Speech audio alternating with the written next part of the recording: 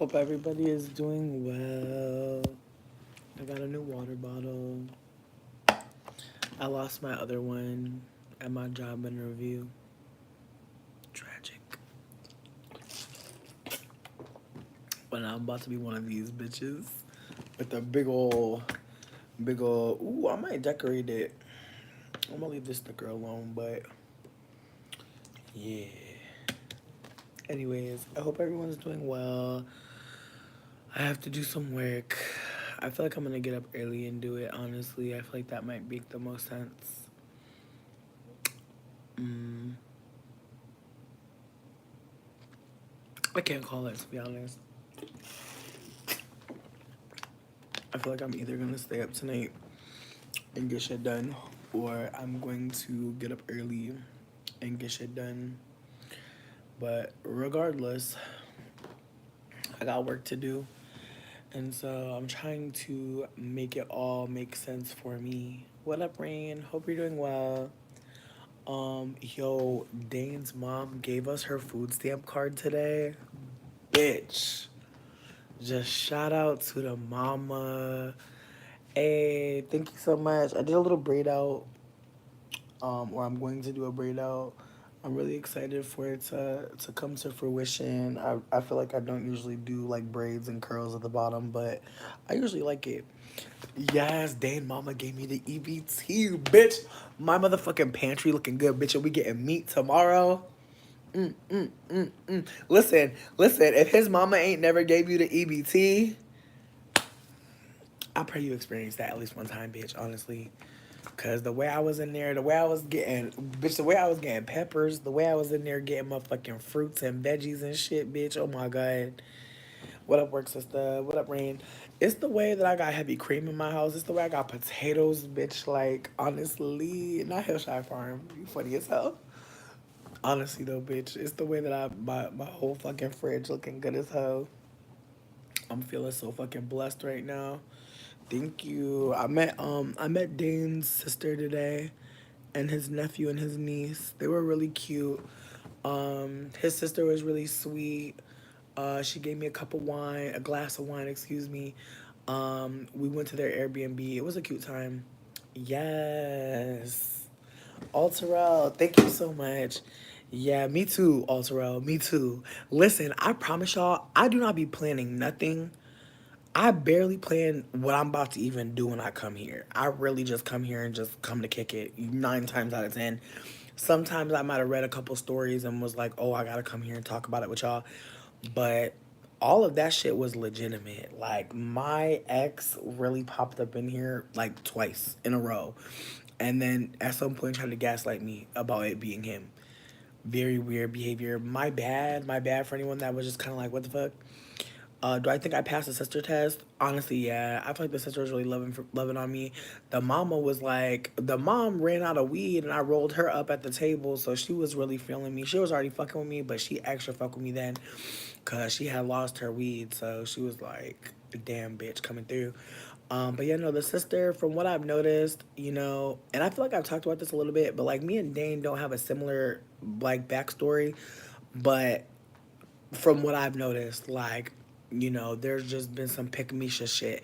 And I feel like, as much as I want to call my mom a narcissist, I feel like, she's not diagnosed, so I'm not going to do all that. But I have. I have absolutely called her that.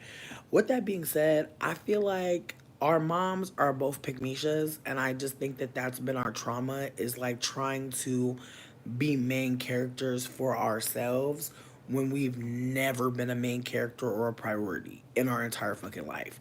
And I really think that that's like something that seeing it in a partner, like I'm usually the one that has like the fucked up family. It's very rare that I don't think I've ever dated anybody who like don't fuck with their family or who thinks their family demonic. What up, Dominique? Hey, JJ. What up, everybody? Hey, Barco. What up, King? Hope everyone's doing well tonight. Yeah, I just popped out. I feel like the only thing that's been said so far is that Dane's mom gave me the EBT, because she said she had $700 on there. She said she ain't even really needed it like that, and I was like, girl, say less, say fucking less, bitch. The way I was in that Walmart, my God, bitch, I ain't never been happy like that. Well, that's not true.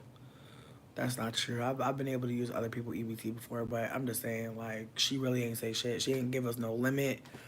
She was like, have fun. I was like, with the EBT? Bitch, I got Oreos. Bitch, I don't never get Oreos, bitch. I literally was like, bitch, get me them Oreos. Got me some new chips. Sure did, sure did. Um, the only reason why I said is because I feel like I'll say this. I feel like if somebody could potentially think Dane is like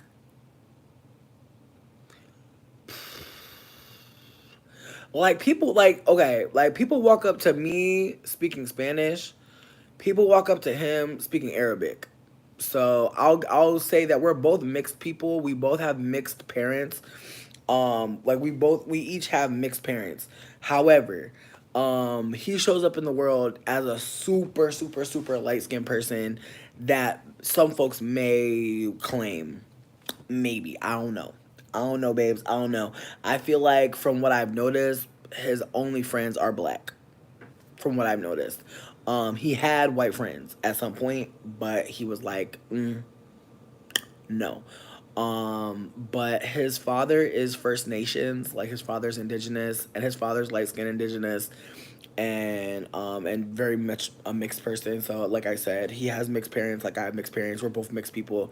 But I think if I had to say, I would say that like he definitely is more aware of African American culture. I'll say that versus any other culture. If that tracks, I don't know if that's gonna hit for anybody. But is he white? Definitely not. However, I have a brown skinned person who was like, I thought they was white, and I was like, that's fine. No, his beard is absolutely on point. Oh, bitch, I got the bitch. Listen, I just bought the caramel sauce. I just listen with the EBT. Listen, I got caramel, I got butter, but I got other things going on. But trust me, I'm gonna make that caramel at some point because in my mind, what I'm thinking is that caramel sauce he was talking about. I want to make a pie, like I want to make a pecan pie and use that as a base. Honestly, like I feel like the time for your caramel to shine in my life is coming, because I feel like I might even make that the base for my sweet potato pie, like low key. But I'm pieing this year. Deep fried Oreos, bitch, and I got pancake mix too and panko. Shit, and kettle corn mix, kettle corn seasoning. I could really make something crazy. But yeah, what up, baby Ether? Now, hope you're doing well. But yeah, no. When I like at the end of the day, I feel like one time Dame was talking about he getting dark because of his tan, and I was like, babe, you're getting French fry. Like no shade. Like I just feel like I wonder what he looked like in winter, cause he is like the color of banana. You feel me? Like it's giving banana. You feel me? Like he's very much like I was looking at like I feel like my hand and the bottom of my hand, the bottom of his hand is the same. But then I got some tone, and I feel like his tone is banana and pajama. No shade, but he very yellow. He a very yellow man, and I feel like when he talks about getting dark, getting tan, I feel like I told y'all before. Like some of us light skinned people, white looking people, white passings, like they be getting little saute marks, little grill lines, and start acting like they getting a tan. So that's low key, bitch. Like, is he tooth? Is he envelope? Is he white refrigerator? No, but is he? Hmm. I feel like in winter, popsicle stick. I'll give him that. In winter, popsicle stick. In summer, banana Foster, bitch. That's all I got, bitch. The plantain, bitch. lightly sauteed plantain, bitch. Like, I'm not even trying to be funny, but he literally goes from cashew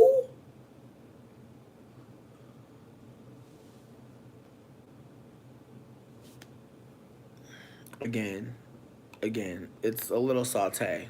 It's a little saute. Yeah. It's like he go from when you first peel the plantain to when you lightly, very lightly saute. Yeah. Yeah. Walnut. Yes. Yes. Walnut to cashew. Walnut to cashew. Walnut to cashew. Um, dried pineapple.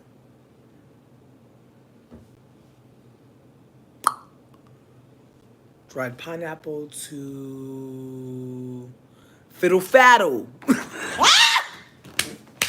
sorry, bitch. I'm so sorry. Now I said fiddle faddle, bitch. I'm so dumb. Oh my god. You don't like getting tan anymore. Word. Listen, going out into the sun is nice. I definitely got a nice little glow this summer. Don't regret it at all. Feel great. Feel beautiful. But yeah, I'm gonna go back to banana. You know what I mean? Right now, it's giving toasted coconut. You know what I mean? It's giving a toasted coconut. It's giving pecan, but it's going back to banana. Can you see through him? No, I can't see his veins. I can't see his veins. I can't see his veins. Um,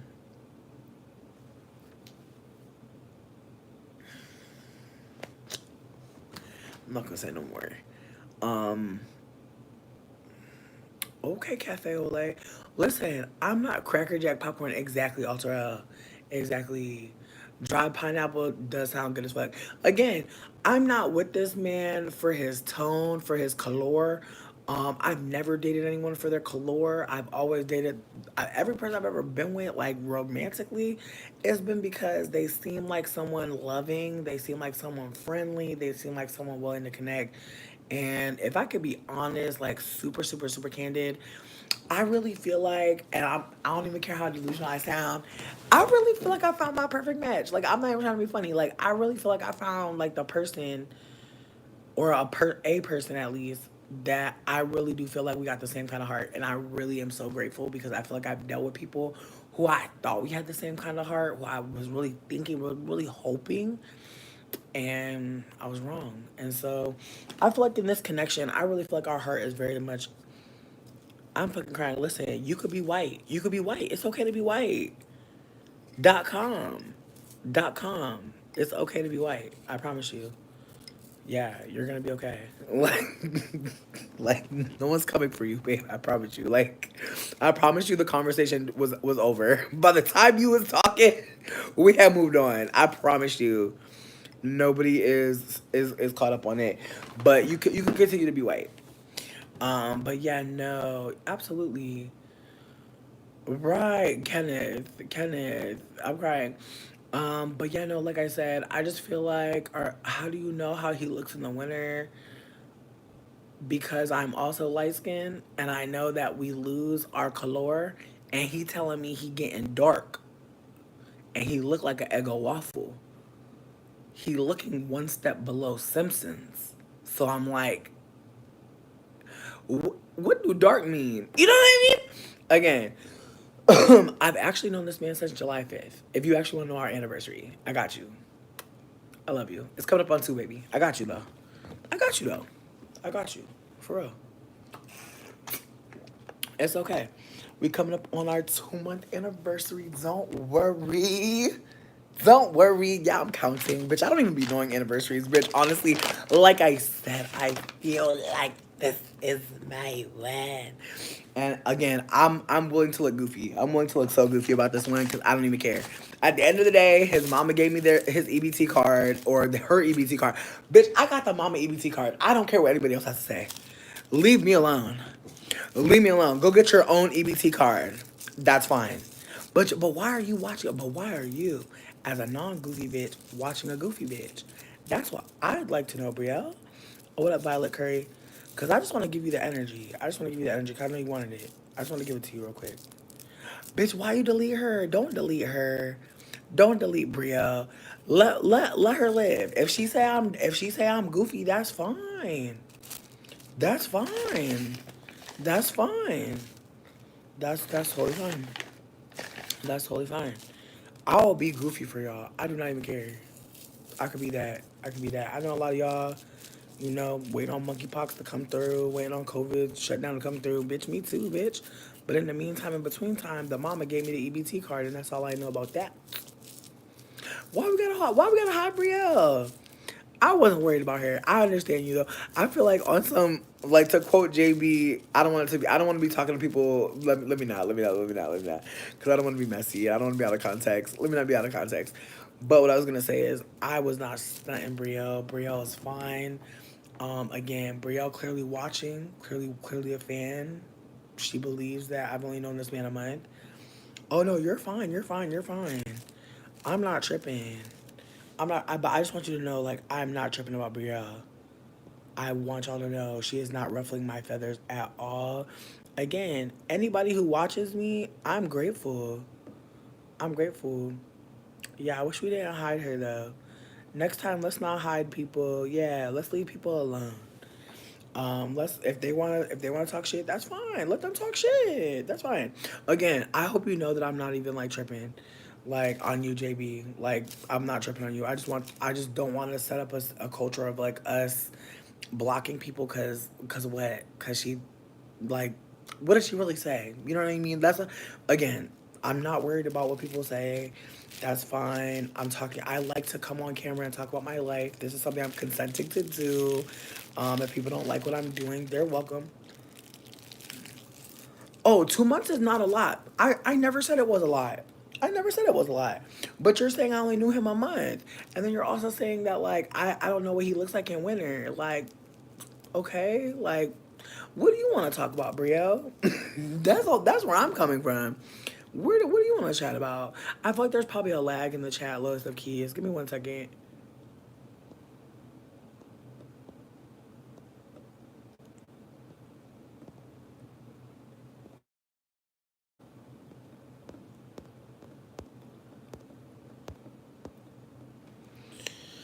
Okay. But yeah, no, I'm pretty sure there was a lag in the chat. So my bad, JB Superstar. I feel like the way that I was communicating and then the way that the chat was going, it was going, ooh, I love it. Right. I'm like, Brielle, give us some more content. Honestly, because I really didn't have nothing. I was just coming here. But if you want to talk, let's talk. Because I don't disagree with you. 2 months is a very short amount of time. I don't disagree. True. True. True. Um. Oh, I mean, Brielle, I don't disagree with you, but again, as a light skinned person, I know in the winter we become ashen. We truly become the color of ash. It's just the case. That's all I was trying to offer is that in the winter, I'm pretty sure he's going to become ash. That's it. Oh, you're so sweet. Honestly, I just wanted to look like someone that you would trust your little brother to want to be with. You know what I mean? I was trying to give like a lady you could trust. I got the wet and wild on the eyebrows, bitch. That H2O, bitch. Look, girl, girl, girl. H2O, girl. I'm telling you, for the sweaty bitches, for the big back, big back, bitch. If you got a big back, this heat is coming for our backs. So I just want to catch your front.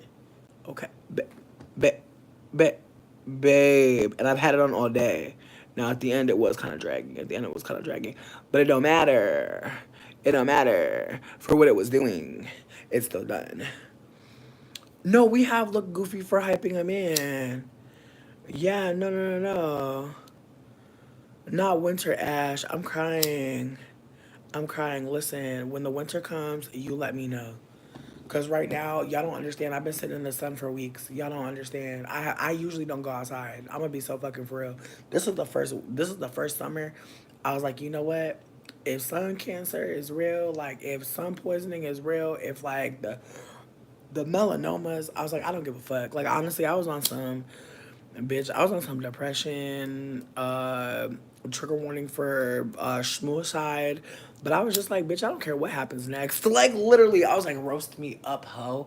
So, yeah, bitch, I feel like I am the most warmest shade of my life in in this moment. And it's only going to get more ashen from here, bitch. And I'm depressed. I'm depressed already about it because, bitch, the way I found this $1 fucking concealer or foundation rather that was the perfect summer shade for me. It hurts, bitch. It hurts. Like I almost want to get a spray tan. Like that's how fucking much like I'm loving it. Cause like bitch, it's to the point where like when I don't have foundation on at this point, I can tell because I really haven't had my face in the sun like that. I did for a little bit, but I've been kind of because it's been real powerful, and I can already tell, bitch, I'm losing my motherfucking face tan, bitch. Oh my god, I'm hurt. I'm so hurt. I'm crying. I'm crying. I'm crying. Listen, the mom. I'm gonna be real, Brio. If I could be super candid with you, like the mom. I talked to her today because okay, again, Brio. You bring up Nat as well because I literally just talked to him today. But getting back to it, I usually am the one with the toxic family. This time, we both have a toxic family system, and between me and you, I genuinely do think that after talking to the mom and talking to him, I just feel like this is just a natural progression in life. Like if our relationship don't work out, that's fine. I can blush. I can. Again, this is like the warmest tone I've ever been. I've never been warmer toned. I'm not trying to give myself too much because I still am a lighter skinned person. With that being said, it is summertime. I've been outside. That's all I'm trying to say. I don't know if Brielle's a regular or not. I don't really remember talking to them like that. But what I'm trying to also offer is like I can be goofy. I can be wrong. That's fine. Um, the Mexican family. What? When did I date a Mexican? Sydney's family. Sydney mama didn't like me. Everybody else liked me though. But her mom didn't like me because she was a homophobic. Like Sydney's still with a lesbian right now, and it's the same energy. Again, this is a super fan. This is why I'm talking to you. Chris' mom was a narcissist. She just wanted her son. It was like a Scorpio thing. Like I don't know if y'all noticed this, but like Scorpios be regenerating. So her Scorpio ass was like mad that her son with a Scorpio stellium was not following in her footsteps. Listen, I don't care. I personally don't care what Brielle thinks. I personally don't care because I know the real story about what happened in my life, and I've already told y'all what happened. So Brielle watched all this information and came to the conclusion that the family's always gonna dislike me. I don't think I did. I don't remember dating a Latino dude recently. The lady with the brown baby, no. Again, I don't know. Everybody getting mixed up and shit. Like I said, I think Dane is my person. I think I found my match. I'm very happy. It's okay. His mama don't dislike me. Me and the mama cool. I actually don't really like her. And I already told him I don't like her. And I already told him I don't want to meet his father because his father is on the sex offender registry and he believes that that makes sense for me to not want to meet someone who's on the sex offender registry. Again, I already told him he don't gotta meet my mama or my daddy. He don't gotta meet nobody in my family. So again, y'all could feel how y'all want to feel, but we are in a good fucking place, bitch. It's very respectful, very loving, very uplifting. Um, the half Latin was a roommate. The half Latin. I don't know who we're talking about. I wish we had names. That's what I'm saying, Brio. That's what I'm saying. But again, Christopher mom was a narc. Like I don't even know why we would even bring up Christopher mom because if you really want to go there, Christopher mom didn't like me so much that she made me and her son homeless. She knew the consequence of making me homeless and it didn't matter. So even if you don't like me or you could say I have a pattern, I think it's safe to say that that woman was a psychopath. And again, what's sad is that a white person got to be harmed with me for people to see the shit is crazy. But that's okay. That's okay. Again, I'm in a place where I'm able to see like behavior that really makes sense and behavior that is not making sense. So again, some people are just going to show you that they think certain behavior is cool or certain things look like this to them. I accept whatever you think. You see, that's fine. Oh, Aaron. Oh, fuck it. Dude, Aaron has a brown baby who thinks they're white. You really think I'm worried about Aaron not liking me? Bitch, she don't like her damn self. Like, come on now. That don't make sense. Come on, you guys. Let's be fucking for real. Like, it's fine though. No, I heard you saying the families dislike me, but I literally came here and said that the sister fucked with me. I said I had a lovely time. That's why I'm just not sure like how you're coming. That's why I'm just that we're asking questions. I'm being curious with you. I'm being curious. I don't see defending. You literally call me goofy, babe. You don't have to gaslight me. It's okay if you're not a fan or you don't fuck with me or whatever. What? Oh wow. Oh wow. This is getting really deep. This is getting really deep. I'm not used to anybody mammying for me. I'm not used to that at all. At all. Like, I don't even know why you would say that. That is so strange. Like, cause now I'm sitting here like, what? Like, what? When have I, what? Like, I'm literally so confused. And again, I'm only confused because babe. Okay, Brielle, can we just like start from the beginning? Are you trying to stay here and have a conversation and kick it? Or like, are you just trying to drag me for Lipstick Alley? Like, I just don't understand. Like again, I'm just trying to get to the bottom of it because it's like if you don't want to talk, who did I talk down to? To be fair, most of my followers I don't have a most of. My followership is literally split in half, which I know sounds crazy, but if you want to go there, it's 51% men. I actually have more male followers. It's up to you. It's up to you. Not you haven't seen me in a decade. Then how you know about Christopher? Christopher was in the 2020s. Like I don't understand what's going on.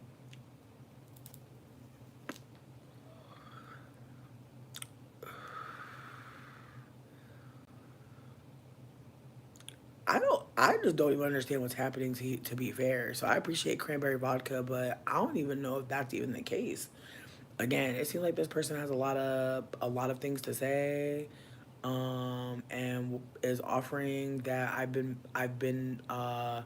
I'm used to black women mammying for me. I'm just trying to understand like where that came from, genuinely, because like that's a big statement. Like, plain Jane, I don't believe that we're addressing you. We're definitely addressing Brielle. I'm sorry if you feel caught up. I don't, again, I'm down to move on. Okay, word, word. I mean, listen, Brielle, I'm not even gonna block you because if that's the case, like you're more than well. Like, listen, you're more than welcome to come through and laugh if that's the case. Like, if that happens, like if that's who you want to be on the internet, cool. Like, if this the coolest shit you got going on, baby, that's all I gotta say. Like, I'm letting it go.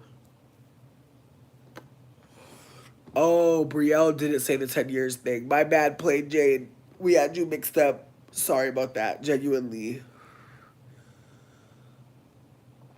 JJ, here's my thing. I'm not trying to say that a lot of black women don't follow me. What I'm trying to offer is on YouTube, I recently looked at the algorithm. It actually tells you the demographic of people following. So, yeah, there are a lot of black women following me. 49%. That's a lot. But there are more men following me. I'm not trying to say that to be a gotcha. I'm just offering that I'm aware of who's here. But I'm not sure how is that connected.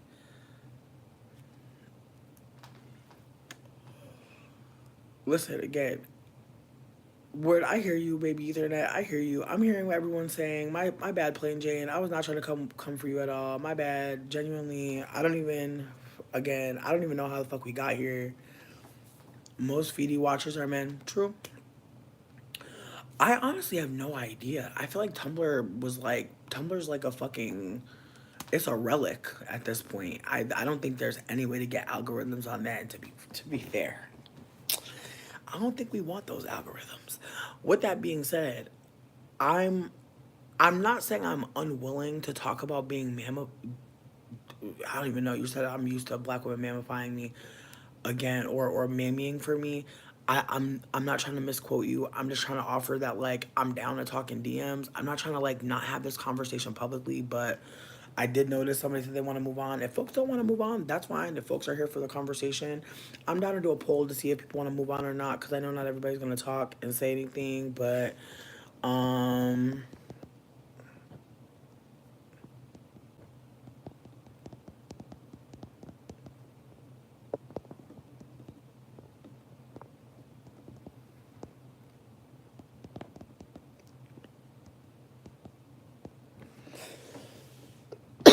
okay. So I started the poll. Oh, cool. So you're leaving. So the poll doesn't matter anymore. Good to know. Good to know. Well, I'm gonna leave the poll up because I already put it up. So, anyways, and I feel like everyone's gonna like move on. Oh, I'm dead at people saying stay. I'm dead at people saying stay. That's interesting. Fascinating conversation. People want it. People want the combo. Again, we're still at 60. We're at 67% that want the combo. 62%. Okay, we were almost split. Okay, now we're at 14 votes, and more people want to stay. The whole time, people are saying they want to stay. So again, I'm down. I'm down. If Brielle wants to go in, they're more than welcome. But Brielle said that they're leaving. If they don't leave, that's fine. No, I didn't wear this outfit to see the family. I wore like a hoodie and some black shorts. Like it was a taco night, a white people taco night. Bitch, me too. Cause here's my thing. I'm not saying we gotta go. Like again, as I said, this person's not ruffling my feathers at all. Like I don't feel no type of way. Okay, so far on my day off, I hear you. Not the poll has you gagged, Brielle. Why? I don't. I disagree. I disagree. I feel like Brielle, if I'm goofy, if you think Dane is gonna play me in 4 months, like that, maybe you'll motherfucking a fortune teller, babes. Who knows? Who knows? Maybe you watch your own card deck and you pulling cards. Who knows, babe? I don't know what anybody doing over there. I'm the only one that gets to be seen. I'm sure you do. I'm sure you do. Again, I was never coming for you. You came in here, you came to my house and dragged me, and I'm asking you to just explain where this is coming from. So I'm just not sure what.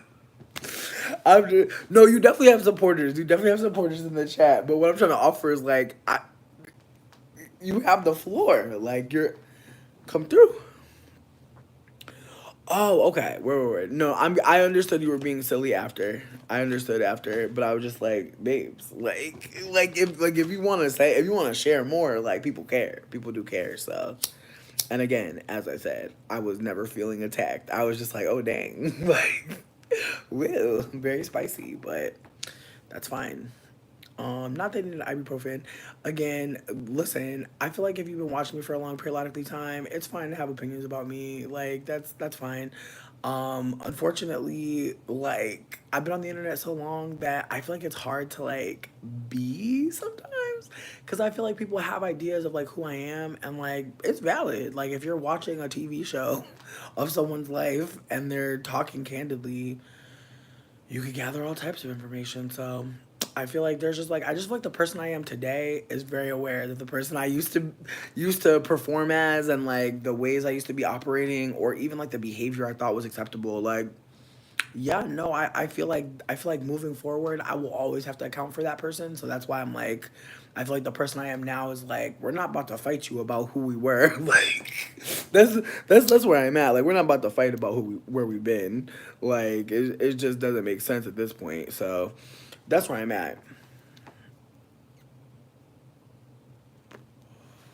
Again, yeah. No, again, I'm not trying to make it seem like I've always been a reasonable person. In fact, actually, I would like to talk about a situation where like I feel like something unfolded and I just want to be candid about it because I feel like I was like really confused. But then I had to sit with like just being on the internet so candidly and just like the ways that people like take in my energy. But like I've been online for since like 2007. So, what's that? It's 2024. Y'all know I'm not a math person, but what's that, like 14 plus 3?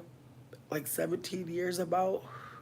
That's a long time to be perceived. And I feel like it's not like I came online when I was an adult. Thank you. Thank you, math person. It's not like I've been an adult the whole time either. Like, and I feel, and I truly believe, like, when they talk about the 25-year-old frontal cortex, yeah, I don't know if that's everybody. I don't know if everybody frontal lobe is done at 25. I don't know. I feel like my shit was still cooking, bitch. Oh, nothing. I don't think a lot of things are very personal at this point. I don't think a lot of things are very personal at this point. Truly, like I feel like I prefer to share these things because again, I've realized like as an autistic person, like I've been autistic for my whole life, and like the ways that I've operated have been very autistic, and the ways that I'm communicating even now is like probably wild, but like again, I don't. I personally believe like a lot of us autistic people, we do not get enough support to even get to a level of communication to where we can even be reflective. See, Brielle, I'm glad we didn't get you out of here because look at you, like look with the information. You be knowing things. We be appreciating you. But yeah, with that being said, like I do not think that I've always been like making sense over here, and like I'm still attempting. I'm still attempting, so that's like where I'm at. But oh, I appreciate. Yeah, no, again, I'm being open because again, I feel like I know that like there are other people like me, but like they're just not in a safe enough space to say what they want to say. They also don't have access to drugs.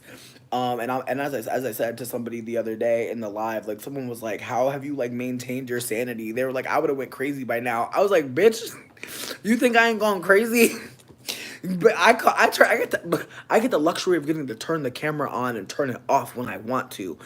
I don't get to turn on and turn off the insanity that I feel from being homeless multiple times because of white people being fucking shitty.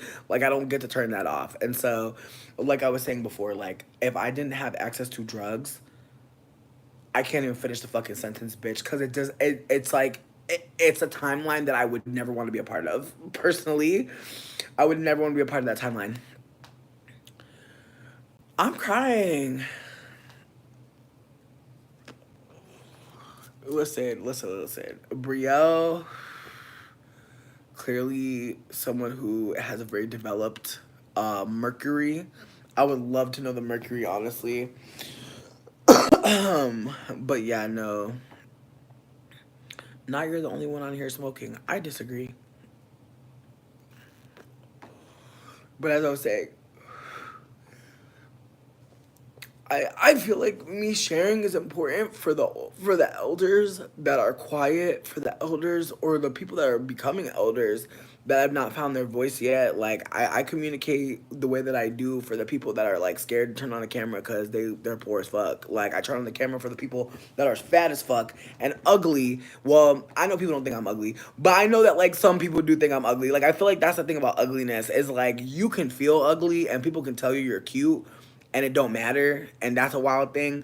But then you can like have people tell you you're ugly and you can feel cute. So it's just like one of those things, man. So again, I know some people are not going to see me as ugly, but I think that unfortunately uh I feel like ugliness is a spectrum, and I think that we don't talk about it enough because I think a lot of us are trying to get to the beauty.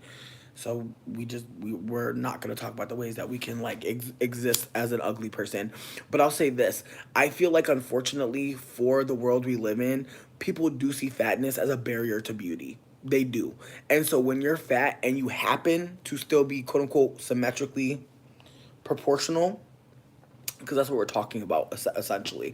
We're talking about your facial features not being symmetrical. We're talking about your whole body being symmetrical in a particular way, because unfortunately a lot of beauty rests on symmetry.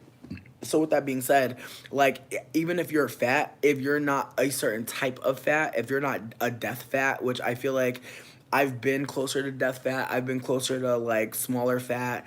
I feel like right now I'm eating good, bitch. So I'm definitely getting closer to death fat for sure. But I feel like as someone who just does not give a fuck about like fatness, like as like a negative thing, like I just feel like I grew up in a household where I was always being shamed that like my family thought I had diabetes when I was a child. So as far as I'm concerned, I'm Gucci. Like I'm not worried about it. Ooh, Brielle, if only we were a plant, if only we were native plants. That's all I gotta say. If only we were native plants. I feel you on saying you're ugly, but you still have worth. That part.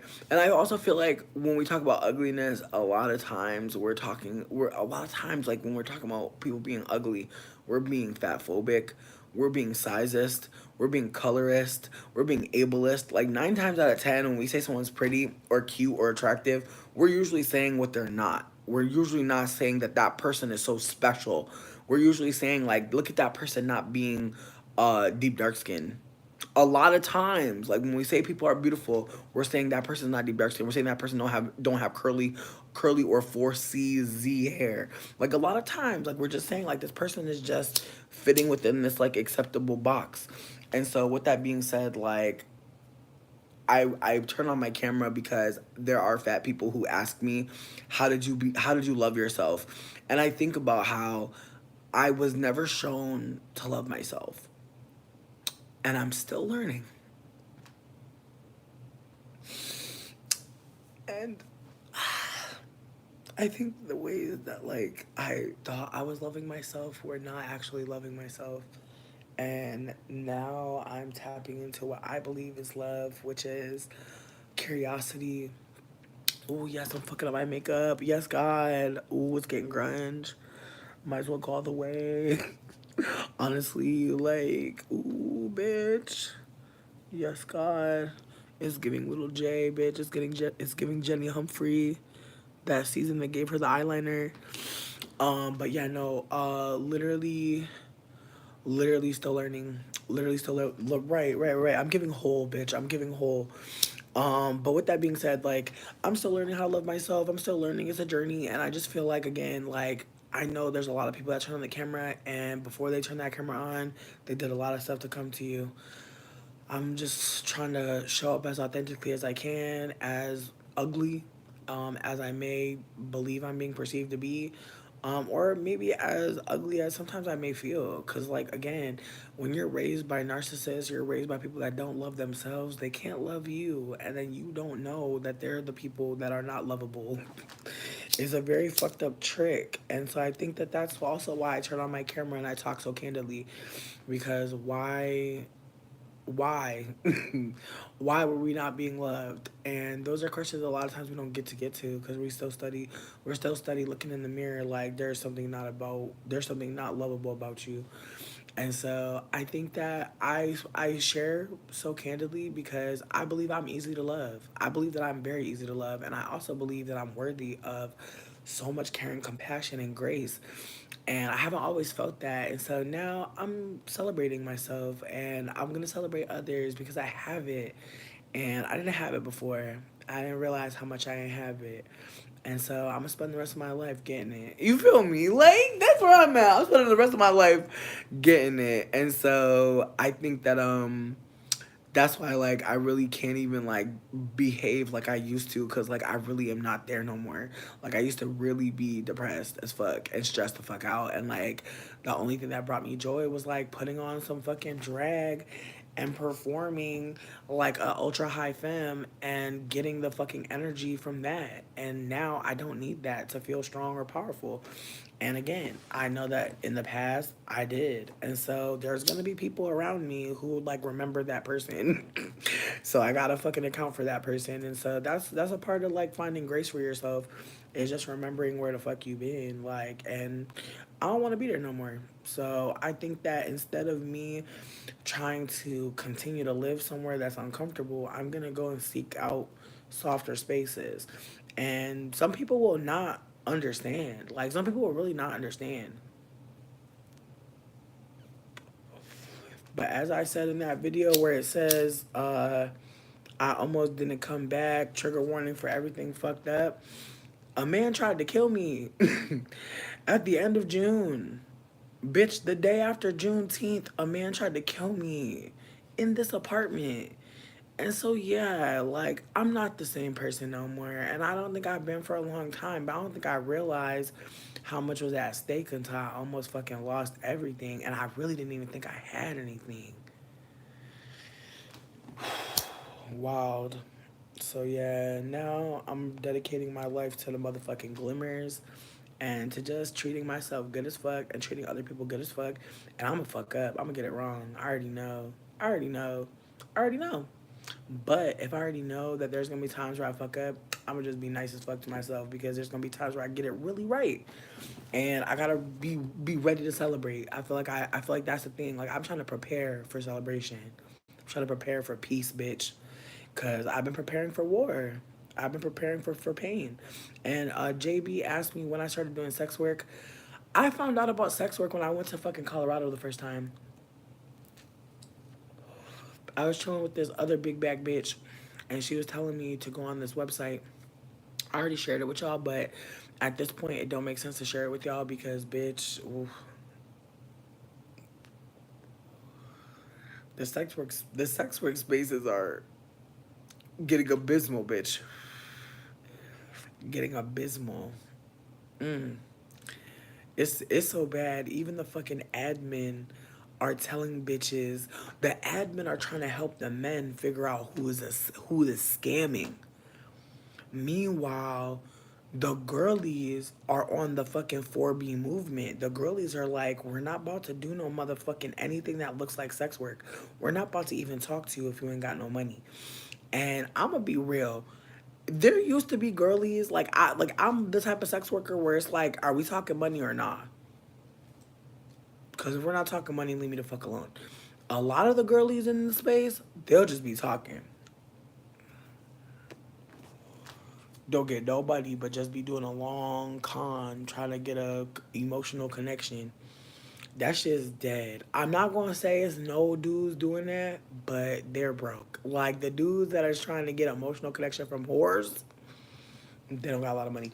Especially if they're under 40. Like I'm gonna be so fucking for real, bitch. Like don't entertain no sex work client under 40 at this point. It's no point. There's no point. And I only got involved in it because she told me, she was like, bitch, this website, if you go on there, it's men that will treat you like a goddess. What she didn't tell me was that, like, there's, like, again, I don't think she was a fairy hoe mother, because I feel like if you're going to tell a bitch about sex work, I just feel like you should have to do a little bit more than say that a bitch gonna be treated like a goddess. Because it's a lot of layers to being a sex worker. On top of that, she was white Latin. I don't think she realized her time in sex work spaces was gonna be a lot longer than mine, because I feel like in my 20s, yes, in my 30s, and I do think it's the economy. But what up, Nubia? Do I feel like I've healed from that experience? I don't think I've healed from any experience. Like just today when I was with Dane and his family, I seen his niece and her father like having a really sweet moment, and it just really fucked me up. Like it just fucked me up. And then I saw like this man like grabbing his son like really harshly, and his son was saying that he was in pain, and I just wanted to talk to them so badly, but bitch, I took mushrooms earlier too. I took a little bit of dust, and it just had me feeling like hella emotional and hella fucking sensitive and hella fucking open to talking to any motherfucking person. And I want to intervene so bad, but I know that like I can't say anything. I can't say everything to everybody, and like I had to sit with that, and I had to think about how like people really have kids, and they're like, that's my property, like that's mine. And some of us do not even get to be property. Like that's the other part. Like some of us are so like uncared for that it's like we're not even property. We're not even worthy of being owned. And I think about that all the time, about how like my family, they only value boys, they only value boy children. And I hate to say this, but I feel like they only value domination, they only value violence, they only value male privilege, they only value the children that can give them something tangible.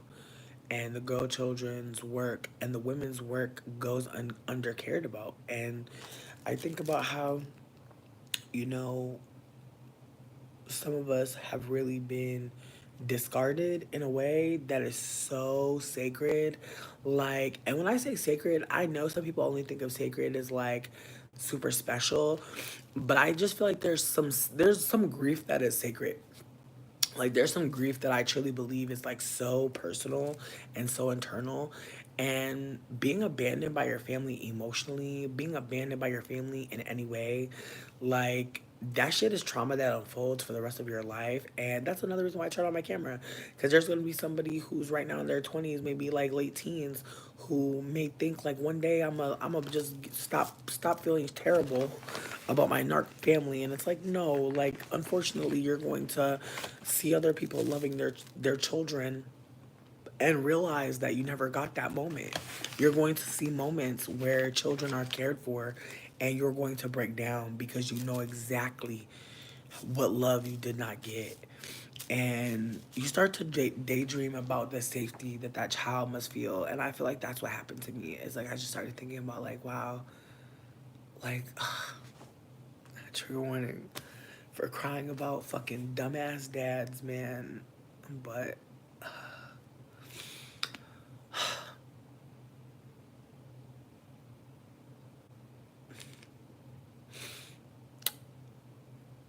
it was such a simple thing.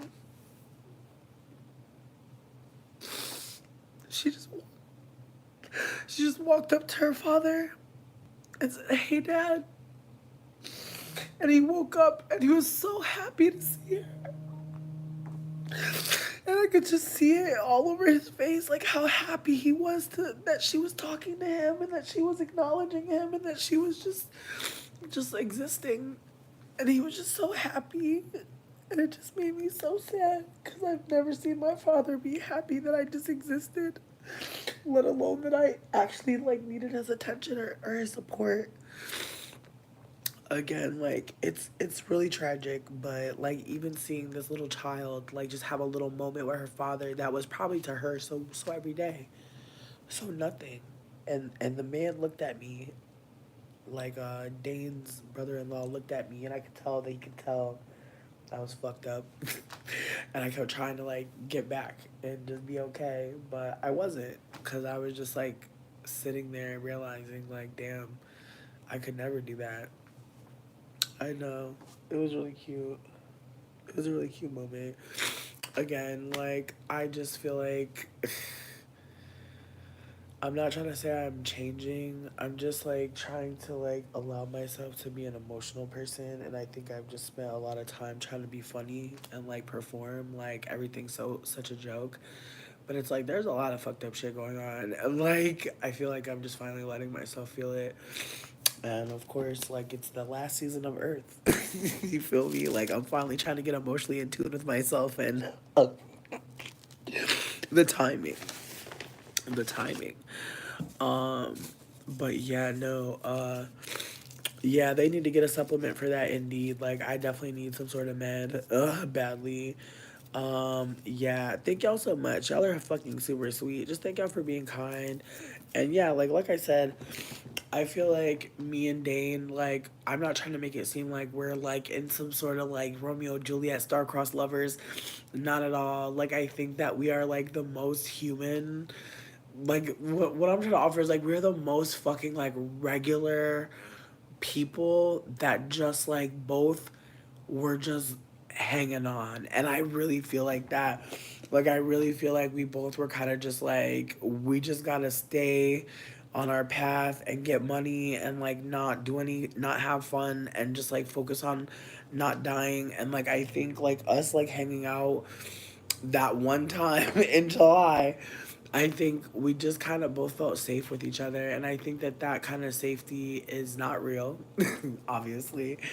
But I think that, knowing that we wanted to feel safe, knowing that, like, that even though we were, kind of just happened to connect, that there was something here. And I fought it at first. Like, at first I was like kicking him out like every other day. Like, no, I can't.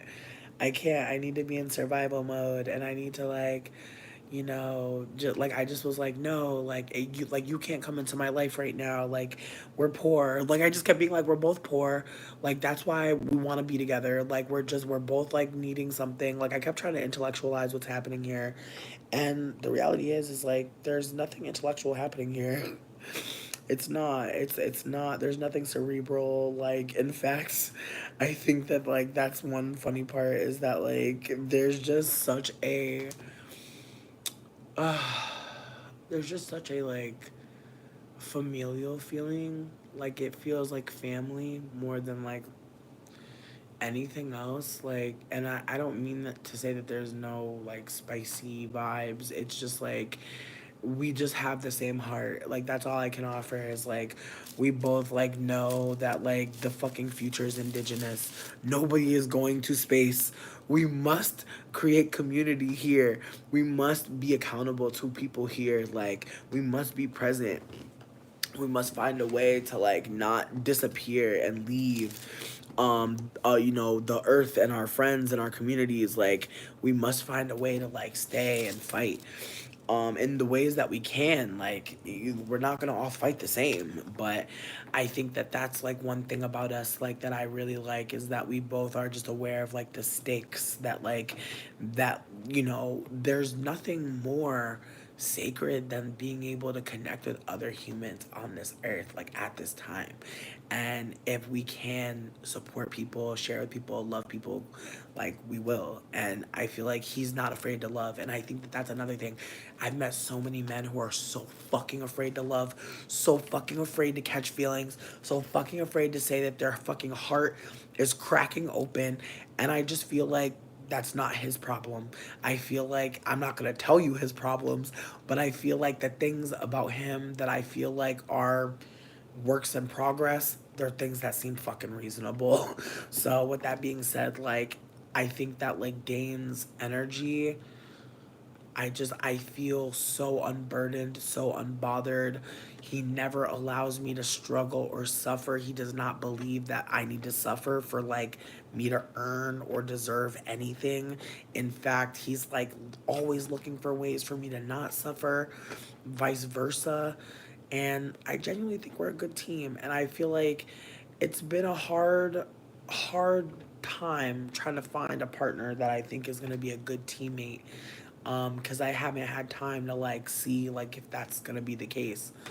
Kind of just jumped into it, and so I'm not gonna say I didn't just jump into this, but I feel like the way I was fighting it, the way I was trying to break it up, I'm gonna give myself a little grace because it's like I really did try to like not fuck with him.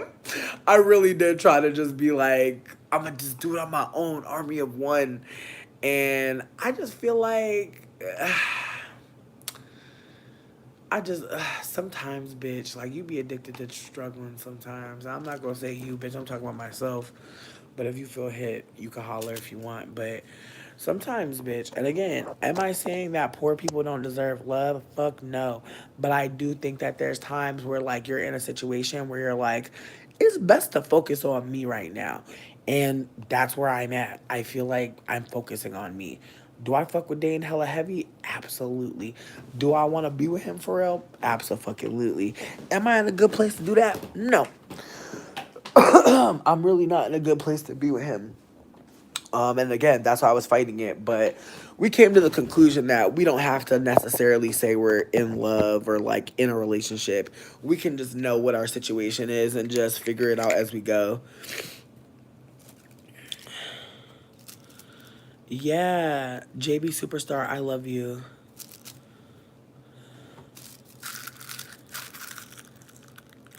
You're so right. You're so fucking right.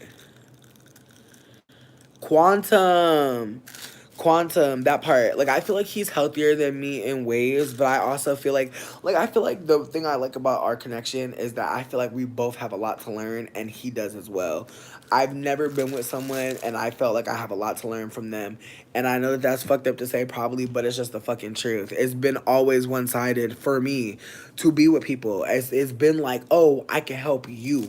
And like maybe, you know, we was going 50-50 on rent, but it's like if I gotta still pay half the rent, we're helping each other.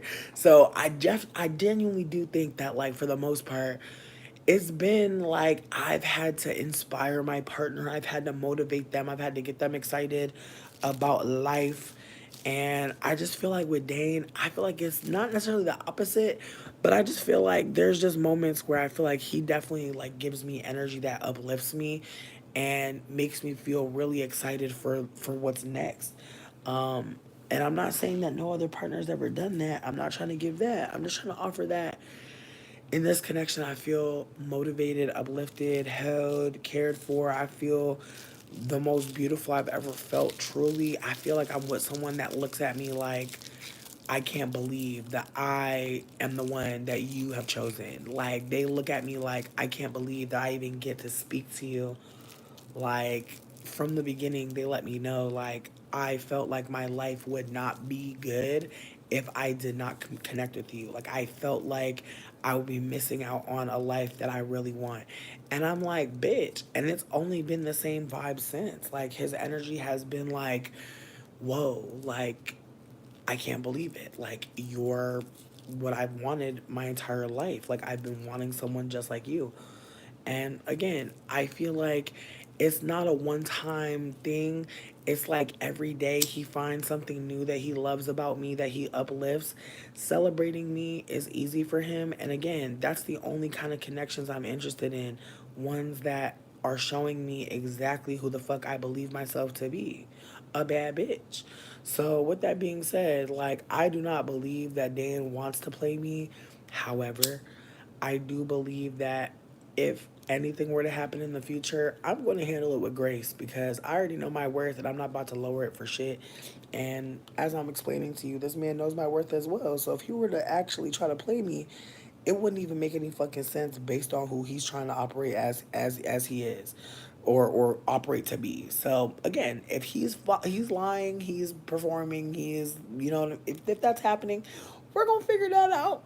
But in the meantime, in between time, from what I noticed, I think that he's actually someone who has been just trying to keep it together, because I think he always knew like there was better out there for him. And I'm glad, you know, I meet a lot of Libras who in the early parts of their life go through a lot.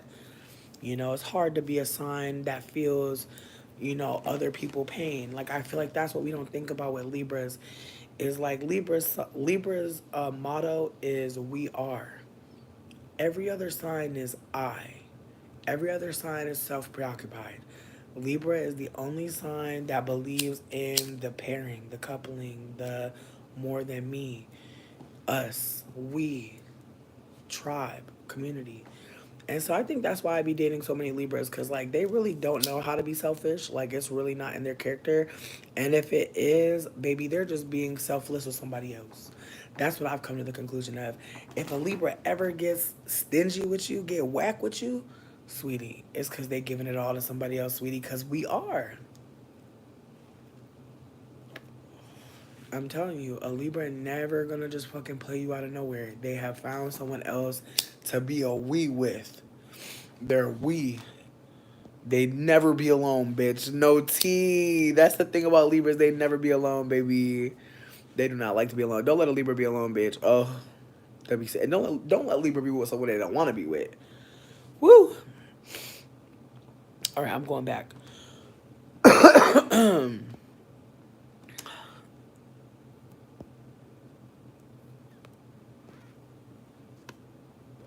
Baby Ethernet, not you saying that astronauts are motherfucking trapped in space. Ooh, baby Ethernet. Nubia, I can't wait for you to get into the shrooms. Oh my god. Sex in the City. They are we. Look at the mottos. Capricorn is I use. Um Aries is I am. Real cunt. I'm sorry. I'm just being so for real. So I don't know. I just think that his Libra, Scorpio is I obsess. Scorpio is I obsess. which I think is funny. I feel like that's why I be staying away from Scorpios, because the stellium, not even the sun sign, the stellium. Mm. If you got a Scorpio stellium, you already know what I'm talking about. If you ever been with one, you already know what I'm talking about. They are just so sensual, like, but I'm telling you right now, like Dane, Sun in Libra, Moon in Scorpio. I don't remember the rising, no shade. But Virgo Venus, mm, that Virgo Venus bitch. Cause I've been wanting to get a Virgo for a minute, bitch. I just know that that's my true match, a Virgo. But I didn't know where I needed it in the chart, and now I know I needed it in Venus. I need the Virgo to be working in love, bitch. I need the hands of love, okay? Cause you gotta think about it. Each sign rules a different body part. Libra, I wanna say they rule the back or the titties. I could be wrong. I think it might actually be the booty. I could be wrong. But I know for the Capricorn, it's the knees, which is goofy to me. I hate that for us. I hate that for us so bad, bitch. Not the knees for the goats. Mm. Bitch, low key, I don't know what Taurus is, but I want to say I relax. I sleep. I eat. Oh, Taurus is neck. And you know what though? You know what, knees are vital. I'll give you that. I feel like perhaps to think about it in a Saturnian way, like the knees, like, they help us stand up. You know what I mean? They help us get the fuck up. But they also help us, I feel like the knees can also bend, the flexibility of a knee. And so I think about that. I think about trying to be more flexible because I think about how a lot of Capricorn people that I've met have been very inflexible. Like I've met Capricorns before. I've tried to date Capricorn before. Whoo! That shit hard, bitch. I don't know how people be dating us, bitch, because we be so calculating, bitch. Oh my God. And don't be with another Capricorn as a Capricorn, because you like, girl, why are you talking in the 3D, 4D? Like, when did you think, like, what the fuck? Like, how you come up with these plans, babe? Southern Capricorn. Oh yeah, no, my knees been knees in, and I fell earlier. I got a bone bruise, bitch. It's not a game. Taurus is neck, shoulders, and arms. Okay. Yo, and that's the thing. The Capricorn men that I've dealt with, they were not boring, but they both wanted to use me, bitch. And I feel like that's the thing about Capricorn energy, bitch.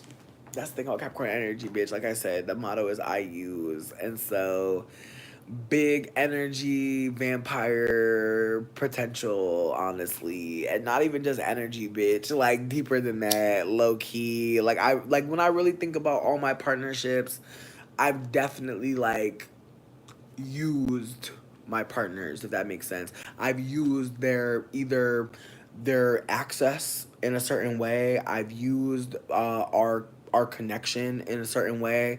I've definitely used their resources. So, but when it comes to my Venus in Aqua, I know. And so my love language is cerebral. And so I think that for my partners, like they get a conversationalist. They get to advance and develop their fucking throat chakra because I feel like everyone I dated with done learn how to cuss somebody out real good after me. Before me, I taught these hoes how to cuss real good. Aries. Aries, I believe, is I'm first. No, Aries is I am. Aries is I am. You got scammed by Cap? Probably did. Probably did. For Leo, hmm. I would have been like I shine or some shit like that. Dating a Capricorn man is an Aries sun. Caps are not for the weak. No shade. Cap, Sun, Merc, and Venus. Dang. Eighth house Cap though. Hey bitch. I'm a ninth house Cap. But nah, like I said, like Capricorn mottos I use, so be careful, bitch. Like we really don't play. Like I really feel like between me and you, like I really feel like when I really love my partner, I'm aware of how much I'm using. If I really don't care, bitch, what money? Real talk. But my Aqua Venus, my Aqua Venus be balancing the books and be like, hold up, because they done did all this and this, so you could do this. Like my Aqua Venus be keeping it together. But the stellium, mm, yeah, no, no. And again, I feel like the Cap and the motherfucking and the Mercury, it could really be a dumb bum for me, bitch. Like I feel like sex work could go really left for me. Like I feel like I'd be doing good in sex work and then let them piss me off, bitch. I'm cussing them out. Not they ain't got nothing to use to me. Listen, I hear you. I hear you. I'm just trying to share my own experiences. As a Capricorn stellium, I've absolutely benefited from every relationship. I don't think I've ever been with somebody and I wasn't benefiting. Now, was I benefiting the most in every situation? Definitely not. Because some of these motherfuckers I love, if I love you, then I'm gonna make sure you benefiting too. But if I don't love you, I'm not gonna make sure you're benefiting as well. And that's why I said like the Venus matters as much as the stellium. Because as much as my stellium will eat a man up, my Venus will have me looking goofy. My Venus will be like, you know what? I could pay for this burrito. That's not too much. I'm telling you, like the Venus in Aqua really just be like, you know what? This will make them happy. I swear. But yeah, no, I think when it comes down to it, I'm not trying to say all Capricorn people are users, but we know we see. And again, when I dated this last Cap, the way he was basically letting me know he was trying to find housing, like he was like being very like it was very dry bag. It was very much like, yeah, I gotta find housing, and I was like, true that, same. And so it kind of felt like we was both trying to figure out like where we moving. You know what I mean? And it was funny as hell because I'm like, bitch, not we both trying to figure out. Okay, no, this is silly. So I ended up robbing him by accident. Like he left some shit at my house and I blocked him. So it was a charger. You know what I mean? Again, who hasn't had a man leave a charger at their house? Is it really robbery? I feel like the robbery came when I blocked him because like, I feel like, you know. But again, I feel like at the end of the day, he wasn't worried about it. He wasn't worried about it. On top of that, I just feel like the way he was talking, I feel like that like the third time we chilled, I feel like he's trying to let me know like, oh, I found a place to live with this man. And I was like, okay. I don't know. It was just awkward, bitch. Because I was just like, all right. And I even brought it up. I was like, I could tell you're about to move in with Eduardo. I could tell you're liking that plan. And he's like, yes. And I'm like, all right, you know. Again, he left the charger. But he was like, this is my rider. He was like, he was really hyping the charger up. So I was just like, I don't want you to come back to my house and get it. Like, actually. Again, I feel like living here, like, it has been so stupid. Because, like, some of these men are like, I'm about to try to live here with you. And it's like, you're not. I promise you, you're not. Baby Ethernet, thank you. Yes, Libra, I balance. Virgo, I analyze. Absolutely. Gemini, I think. LOL. Cancer, I feel. Leo, I will. Woo. Ooh, also, I'm just speaking of Leo. So I was trying to say this a while ago, but I got caught off track. But I had an interaction with somebody that I feel like was kind of awkward, but I want to bring it up here because I just feel like I want to be candid about it. Because again, maybe there's moments that I don't see that are fucked up. Maybe I'm like not seeing the situation all the way correctly, but I'm bringing it up just to be candid that like I welcome people reaching out to me like outside of YouTube. It's nice. I've definitely had conversations with people outside of YouTube that started off as like a parasocial relationship, and next thing I know, you know, I'm video chatting with them during brunch and like meeting their kids on live, like just all types of things have happened from me being candid and being here. And I've been able to be fortunate enough to like break the fourth wall with some of y'all and connect with y'all, and that shit has been rewarding as hell. Not just because I get to meet people that I would have never probably met on the street, but also I feel like a lot of y'all that gravitate towards me have had family situations or family systems that have been toxic. And so for the most part, I've been really fucking grateful to just be able to connect with y'all, you know, and like be able to hear from other people and their life story. Like it's just been enriching. Like I can't explain how every connection has enriched my life. It would take days. But what I'm trying to offer is whenever people reach out to me outside of the YouTubes, outside of the chat, I'm always really grateful. I'm always really open. With that being said, I've had some conversations with people in the chat, and I'm talking about one person in particular at the moment, but I'm sure it's happened before, so I just want to address it. Where I've been super generous and I've been like, oh, hit me up. I want to send something to you. And maybe it just didn't happen.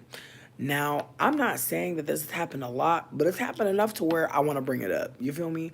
So I'm saying this to say that if a bitch forgot, a bitch has been smoking for 1,000 years. If a bitch has forgot you, if a bitch has said they were going to help you with something or do something, just bring it up to me. You do not have to worry about me like trying to be shady or thinking or trying to be weird. If I offered you something and I literally forgot, let's hold space for the fact that a bitch probably forgot. A bitch probably just didn't remember. Let's not internalize it as a bitch hates you or a bitch is trying to play with you. But unfortunately, I offered something to somebody years ago. Years ago. I'm not trying to diminish how they feel. I'm just trying to offer that it's been years of this person being upset about this, about something that I offered to them in a chat that never came to fruition. And so, unfortunately, when that happened, I didn't know about it. I had no idea, obviously, because I forgot. So, that situation had happened. Another situation happened where, when me and my ex were homeless, this person sent me and my partner, and maybe we weren't homeless. Maybe this was before we were homeless. I'm not sure exactly when this was, but I know it was when I was dating my partner that I became homeless with and was living in a van with. They had sent me a playlist, and I was grateful as fuck for them even sending me music because I love finding new music. I don't venture out of my music taste that often. I try to, but I feel like there's always something out there that somebody knows about that I don't know. So with that being said, they made a playlist for me and my ex, and I told them that I was grateful for it because I was. And they asked me if I would send them a playlist back, and I said I would. But at the time, if I'm being super candid, I do not remember me making many playlists. I think that I was in my era of just listening to music I already knew, and so I kind of flaked on that. I'm not saying that that was the right thing to do at all. I'm just trying to offer that I didn't come through, and that was another thing that bothered that person. And so those two things happened. They didn't bring them up to me, and so I had no idea that they were upset. When we spoke again, they had asked me about something, and this was literally days after a man tried to kill me. Babes, let me get back into it. Let me just finish the story because I'm not trying to diminish this person. I'm just trying to be candid about what happened. Because if I'm crazy, if I'm tripping, or maybe it's a miscommunication, maybe people just feel discarded or hurt. Again, there's lots of ways to look at a situation, so I'm not trying to look at it one way. So this person reached out to me a few days after that man tried to kill me. And I'm not bringing that up to be sensationalizing. I'm just trying to be candid as a date stamp. That it was a few days after that had happened. And I want to say that like my connect in like Oregon had been like, yo, like I've been making mushroom gummies. Do you want some? I'm like, sure. So she sent me some. I had a couple left over. I had planned to send some to somebody here, and this person who had reached out to me was like, what up? And I was like, yo, I want to send you something. I had no fucking clue that I had already pissed them off two other times. And so when I said I was going to send them something, we had, exchanged words. They said they were cool with it. They sent me some money for shipping and for the gas money to go ship the shit. And like 15 minutes later, they had sent me a bunch of text messages being like, hey, like, you did tell me that a man tried to kill you the other day. Are you sure you're going to be able to go to the post office? Like a bunch of like suspicious messages about like how, why did I tell them that like this happened? And like, why did I say I was going to be able to give them the gummies? From my perspective, we were having a conversation randomly. They were checking in on me. And I was like, bitch, if I could be real with you, I almost fucking died. And I started telling them what happened. Not the whole story. But I was like, yeah, I was trying to, help out this dude. Me and him was rocking. And then he turned out to be a weirdo and tried to kill me. And I told them like I was grateful to be alive. My energy was very much like, honestly, bitch, like I hope I can send you these gummies. Like I was like, the only thing keeping me alive right now is mushrooms. I'm feeling alive as fuck. Like even though that situation unfolded, like my energy was very much like, yeah, something fucked up had happened, but who cares? Like life goes on. Like let's move.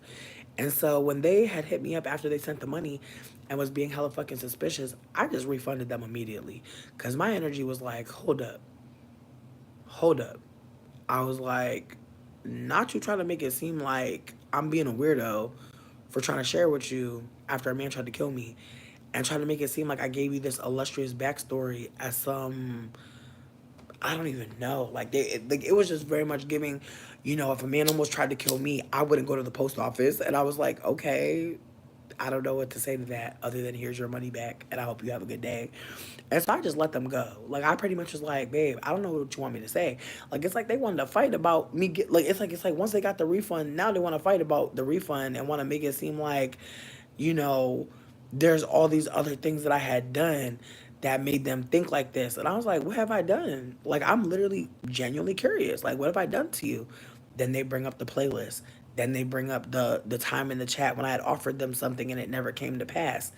And I'm like, wait, I'm like, so you are still upset about two other situations, but you said yes to me sending you something and you sent me money and like, and so I'm just like, hold on. I was like, it's giving that you're people pleasing a little bit. I'm like, you're hurt about something, you're not bringing it to me. I was like, I'm not sure why that is. I was like, I was like, but it seems like you're holding on to resentment. I hope you work through that. My energy was just very much like, this was bizarre, but I hope you take care of that because I didn't even know you were upset. And then they try to tell me I was reading too much into shit. I'm like, girl, how did I read too much into it? You breaking silence on some shit that had already happened. So my energy was just kind of like shook because I was like, damn, I'm over here trying to send you some shit from like this wasn't even no sale type shit. I asked you to pay for the shipping and the gas money, but I just was like, here's something that I was gifted and I thought it would be nice. So I was kind of shook a little bit because I was like, damn, I don't know how the fuck I done left you hanging on two other things and you never brought them up. But like, you acting like there was something going on because I told you what really happened. Anyways, the other day when I was here live, I was talking about how like there might be people that want to talk to me, but they might be worried too or something like that. And this person popped up on me again and had the nerve to be on some, oh, like you're giving manipulator, da da da, you're trying to manipulate me. I was like, girl, when? When the fuck did I try to motherfucking manipulate you? Like they were like, oh, on your live you seem so reasonable, but when on one, it's giving manipulator. And I was like, I was like, bro, I was like, you got your money back. What else is there? I was like, what? I was like, I'm not sure what else you want from me, but like I hope you take care of yourself. Like I'm really not sure. Like, again, I'm not trying to make it seem like the first two situations are reasonable. Like it sucks. Like when people say they're gonna do stuff and they don't come through. But what I think also sucks, maybe not more, is when people know that like there's something that they wanted and it didn't happen and they just immediately go to something's going on here instead of saying, hey, do you remember this thingy? Because low key, just doing that might let that person, like, might make that person realize, oh shit, I owe you this or that, this or that. And then because they forgot, they might even throw in some extra shit because they forgot. And it was just kind of blowing me because it's like, bro, my energy the whole time was like, whoa, my God. Right. I was just letting them know like my energy was very much like I went through something traumatic, but my energy is very much like I'm glad to be here. I still want to do my job. I still want to live. Like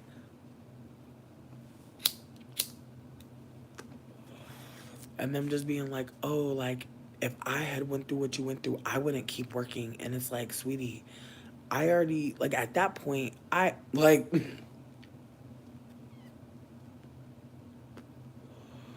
you know how many people told me that they would have just fucking disappeared if they would have went through what I went through? How many times I've heard that? Like I've gone through so much stuff, y'all. I'm sorry, like I'll never stop. I'll never quit. Like that's just not what's gonna happen. It's just too many times that things have happened that I had to just make a move. I'm gonna keep on doing that. Like I literally after that man tried to kill me, I took 30 days off. I did. Worst decision I ever made. Cause I didn't even enjoy the 30 days. I was just in my house crying and fucking worried as hell. 30 days straight of just worry and fear and which is worry. And just fucking just feeling out of sorts. So yeah, no. Like I know some people gonna think like, damn, like you just gonna keep on going. Yeah. Fuck yeah. Yeah, I have no fucking choice. And like I think some of us know that. Like some of us really know what that's like where things are so fucked up, but you really got to get the fuck up and keep going. And I feel like some people be like, "How the fuck, bitch, I don't know." I don't know. I wish I could tell you why or how. I just feel like I know there's more, bitch. Like I just feel like inside of me there's an inner child that knows there's more than this shit and is fighting every day to keep going long enough to see it. And so, like I said, I feel like I finally met someone that got the same kind of heart as me. It's been a long time, but I'm grateful because it's hard to be around people that don't see the world like you. Like, Nat was really pretending like he saw the world like me until I got real close to his ass. And then I noticed that he don't think the world looks nothing like how I think it looks. Mm.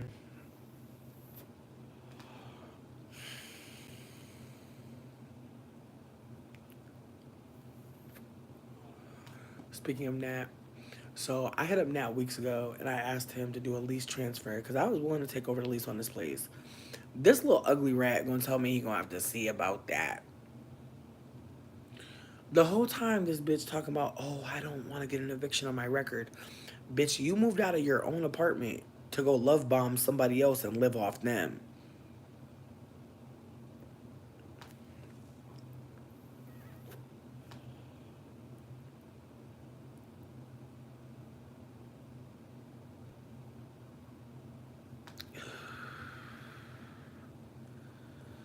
His raggedy ass. So I literally kept telling him, like, girl, I will pay half the rent. That's it. I'm not paying more than half. I'm gonna pay the half. You can pay the other half. But you moved out. So that's your fee. The fact that I was willing to pay half is crazy, in my humblest opinion. Some of y'all may not agree. That's fine. If you were in my situation, you may feel differently. But some of y'all will never be in my situation. So just hold that. With that being said, I told him I'll pay half. His ugly ass was like, we'll see. Then I found out that like he had already called the people to fucking go through with the eviction. And so I hit him up and was like, bitch, like, I already fucking told you I would take over the lease. Like, what's wrong with you? And it's at this point that I'm realizing, like, this bitch really hate me, like, to that point. Like, he hate me so much he gonna take an eviction. Woo! But you know what, though? What he don't realize and what's really tragic is, like, love bombing this girl gonna last for as long as it did with your baby mama. You might be able to get a baby out of this situation, maybe. But there's definitely no way that like y'all are lasting forever. You're just not whole, bitch. You're fucking a racist also. Like that's the other part for me is like they're very confirmed a racist because they really hit me with I'm not a white apologist and I'm like, what are you apologizing for? Shut your ass up. Like what are you saying, girl? Like he one of those white people who like perform like he really like quote unquote like with brown people with BIPOC, but not at all, bitch. Like very much a demonic entity. Exactly. Yeah. Right. Keep moving forward. Indeed. Nah, you can't get rid of me, bitch. I'm crying. Right. Right. Right. Right. Right.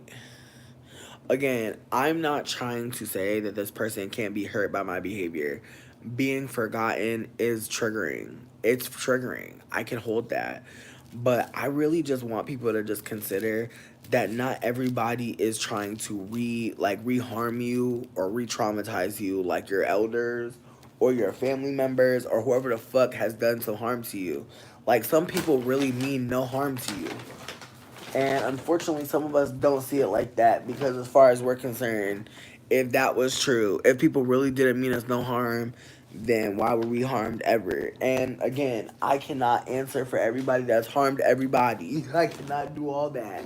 But what I can do is offer that I truly don't believe that anybody is ever really trying to harm us unless they are our fucking op.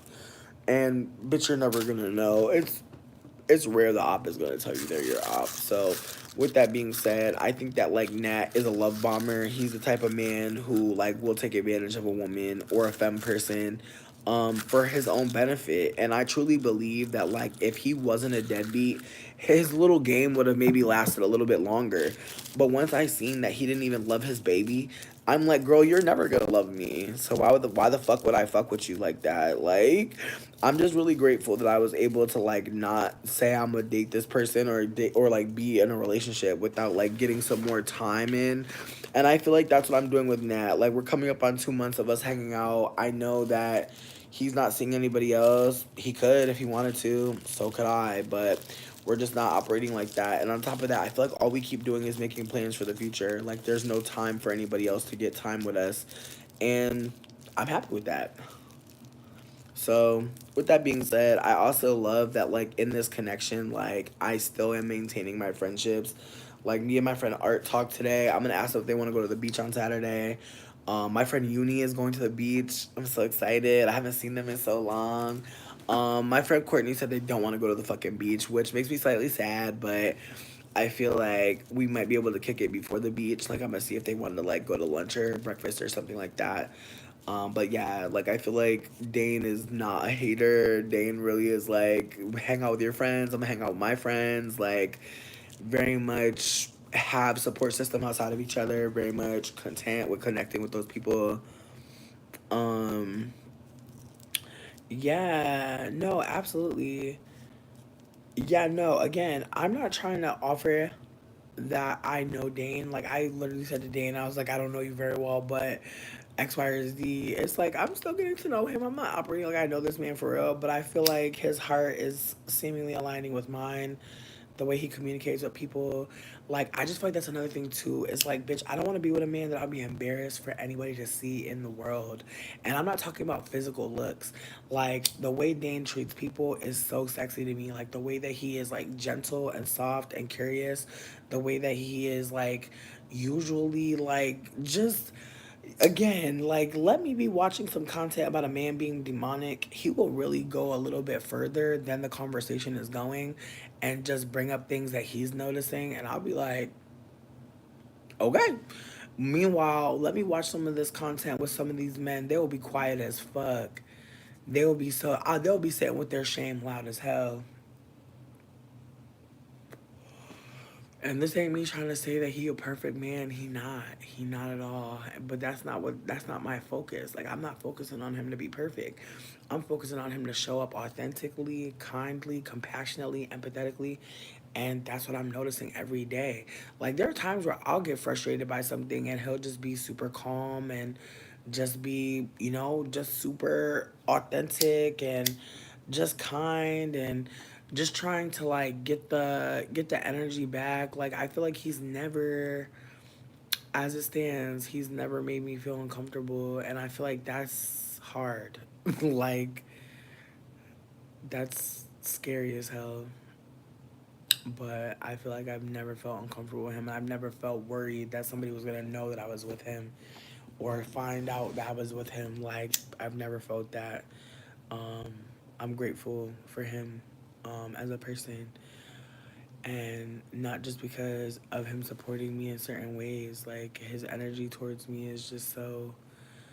It's just so friendly. Like I feel like I've genuinely met a friend, and someone that isn't just there for like my physical or my romantic. Like I just I feel so much more appreciated and yeah, I feel like that's the thing. It's got me really thinking about other relationships and like if I felt these feelings before and I've never felt like this. Like I've never looked back at other relationships and held them up to this one. I've never looked at any relationship and was like, yeah, like, hmm. And I know you can't really compare lovers, right? You can't really compare relationships. But I feel like the way you feel in them. And I think about how, like, in my old relationships, I really was, like, feeling, like, I was just like, oh, I'm picked. I'm getting picked. Like, I really felt so excited about that person knowing, like, they wanted me. And now I just feel so much more like, just, I feel like a lawyer. And I feel like I'm just going through the paperwork like, is this gonna make sense for me? Is this like a net positive? Like, just being really analytical over like certain behavior. And just again, like me meeting up with his family today, I got to see some of the things that he does that are part of his survival, part of his trauma response, and just what it looks like for him to be in a room full of people that have gone through some shit and are trying to move through it every day. I don't know, man. I feel like that's the only thing, like, for me at this moment that I worry about is the mama, just because I feel like she's already made a remark about how she thinks we're cute and we can make a YouTube channel. And it's like, like, you think that I want to be a co host with your son on a YouTube channel? Fascinating. And there's a part of me that's like, you know, like, what is she really trying to say there? Because she doesn't fucking know me like that. So, and she didn't even know I did YouTube or anything like that. So, I thought that was kind of strange. But again, I asked him about it and he was like, my mom has never said no shit like that to me ever. And so there's a part of me that feels like the mom sees me as like an extroverted person that likes to be video connected or something. I don't know. But I thought that was weird. I thought that was very weird. And then today I asked her like what her plans were, because me and him have been talking about moving out of this place together. And his mom's energy was very much like, well, I bought my house, so I'm gonna just fix my house. And I'm like, word. And like her house low key dilapidated. So there's a part of me that's like, I really wonder what she about to do, because she relies on Dane a lot. Like, I know Dane relies on her in some ways that I'm not all the way aware of, but I don't know. I feel like that's the only thing, is I wonder how she's gonna take it, because I think that she may feel away. Right. I'm like, damn, she's trying to get that Google check. Let me find out. Again, I don't know what his mama energy is. She hasn't really asked me that many questions. Like, she's not been very curious about me, which is fine. But at the same time, like, she reminds me of my mom in ways, because my mom and my brother are still cool. But I feel like my mom and my brother are still cool because my brother, I truly believe, like, is, and this is gonna sound how it sounds, but walk with me here, walk with me. My brother is a brown skinned mixed man who operates like he is black, even though he's mixed. I don't think he uplifts that he's mixed all the time, but I do think that in some respects, like, I'm sure he does bring it up. With that being said, my brother was came out of a white lady's vagina and saw a white woman as like the first woman that he actually really knew. And there's a part of me that feels like, because of that, I think that my brother's affinity for white womanhood or white woman's or white femininity was already slowly, or like low key, solidified. On top of that, I believe that at some point, you know, I don't know when, but at some point, I think my mom may have realized that she was pretending to be me. And with that being said, I'm trying to put a big asterisk on the reality that, like, me as a mixed person coming out of my white mother looking how I look, and she's over here saying that she's black. I feel like I was always gonna get gaslit regardless. Like, I feel like if I would have came out looking like Mariah Carey, she would have said we're both black. Like, I really feel like she would have just still doubled down on it. And so with that being said, I do think that my mom and my brother were always gonna be able to be cool, because at no point do I think my brother would have ever been on any side of the internet where he would have been uplifted to about like being a mixed man, having a white mom. Like, I don't think my brother's anywhere near those circles. I believe last time I checked, my brother be watching Joe Rogan and shit. So if I could be super candid, I feel like my brother probably is an incel who just happens to be married. You feel me? With that also being said, my mom, um, looking how she looks, and us living in the time that we're living in, me coming to the conclusion that, oh shit, I'm a mixed person and I'm encroaching in black spaces. That took listening. And so I can tell based on how my mom operates, she does not listen to black women. She does not know black women intimately. She has had black acquaintances that have come to her home and smoked a cigarette with her, but I don't believe my mother has ever had any black friends truly. And I think it shows with how late in her life married incel is wild. I don't disagree with you. And Los the Keys again. I'm gonna judge my brother because me and him don't have a relationship really, but I feel like it's insane that like your fiance, because she's not even a wife yet, gave you a baby after 3 miscarriages, and that's when you married her. Definitely has a white wife. And like again, my brother was raised by a pick Misha who never got picked. And so, as far as he's concerned, his white wife had to earn it.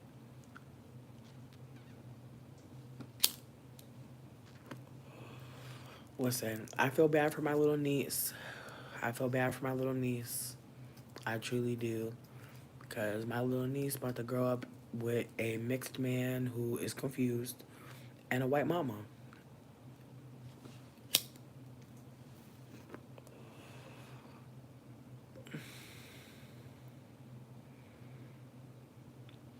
Mm. I feel like that's the thing though. There's a part of me that's like, is that weaponized incompetence though? Because I truly don't believe that men aren't equipped to be emotionally present. I believe that they have been allowed to be emotionally neglectful, that they've never been held to a certain standard. Oh, Sonata. I'm at a point where like I've been listening to black women enough to hear that my brother does not need to be with any black woman. And to be candid with you, there was a black woman who my brother was attracted to, one of my best friends actually, and she entertained him slightly, but I'm glad that she found who she found because she's very happy with 4 babies and with a deep dark skinned black man who appreciates her and treats her well. So I'm glad that that did not work out for him. With that being said, like I I me and my mother in when I was younger, obviously like I wanted her to like me, but at some point I realized that like she wasn't worthy of liking. That me liking her was the problem now. That like I didn't like her anymore. And so I say this to say that like my mother taught me that like white passings are demonic, and I feel like because of that now like when I meet white passings or people who like like say that they're people of color while they look like tissue, band-aid, tooth, envelope, I'm like, okay. And that's how I got my analysis on like white passing people being demonic. Or part of it, like not completely, because obviously growing up with my mom telling me that she's black always had me kind of confused. Because again, she's pointing to Mariah Carey. She's pointing to fucking child. Because at one point my mama had me thinking Robin Thicke was a white passing, and I was shook as fuck.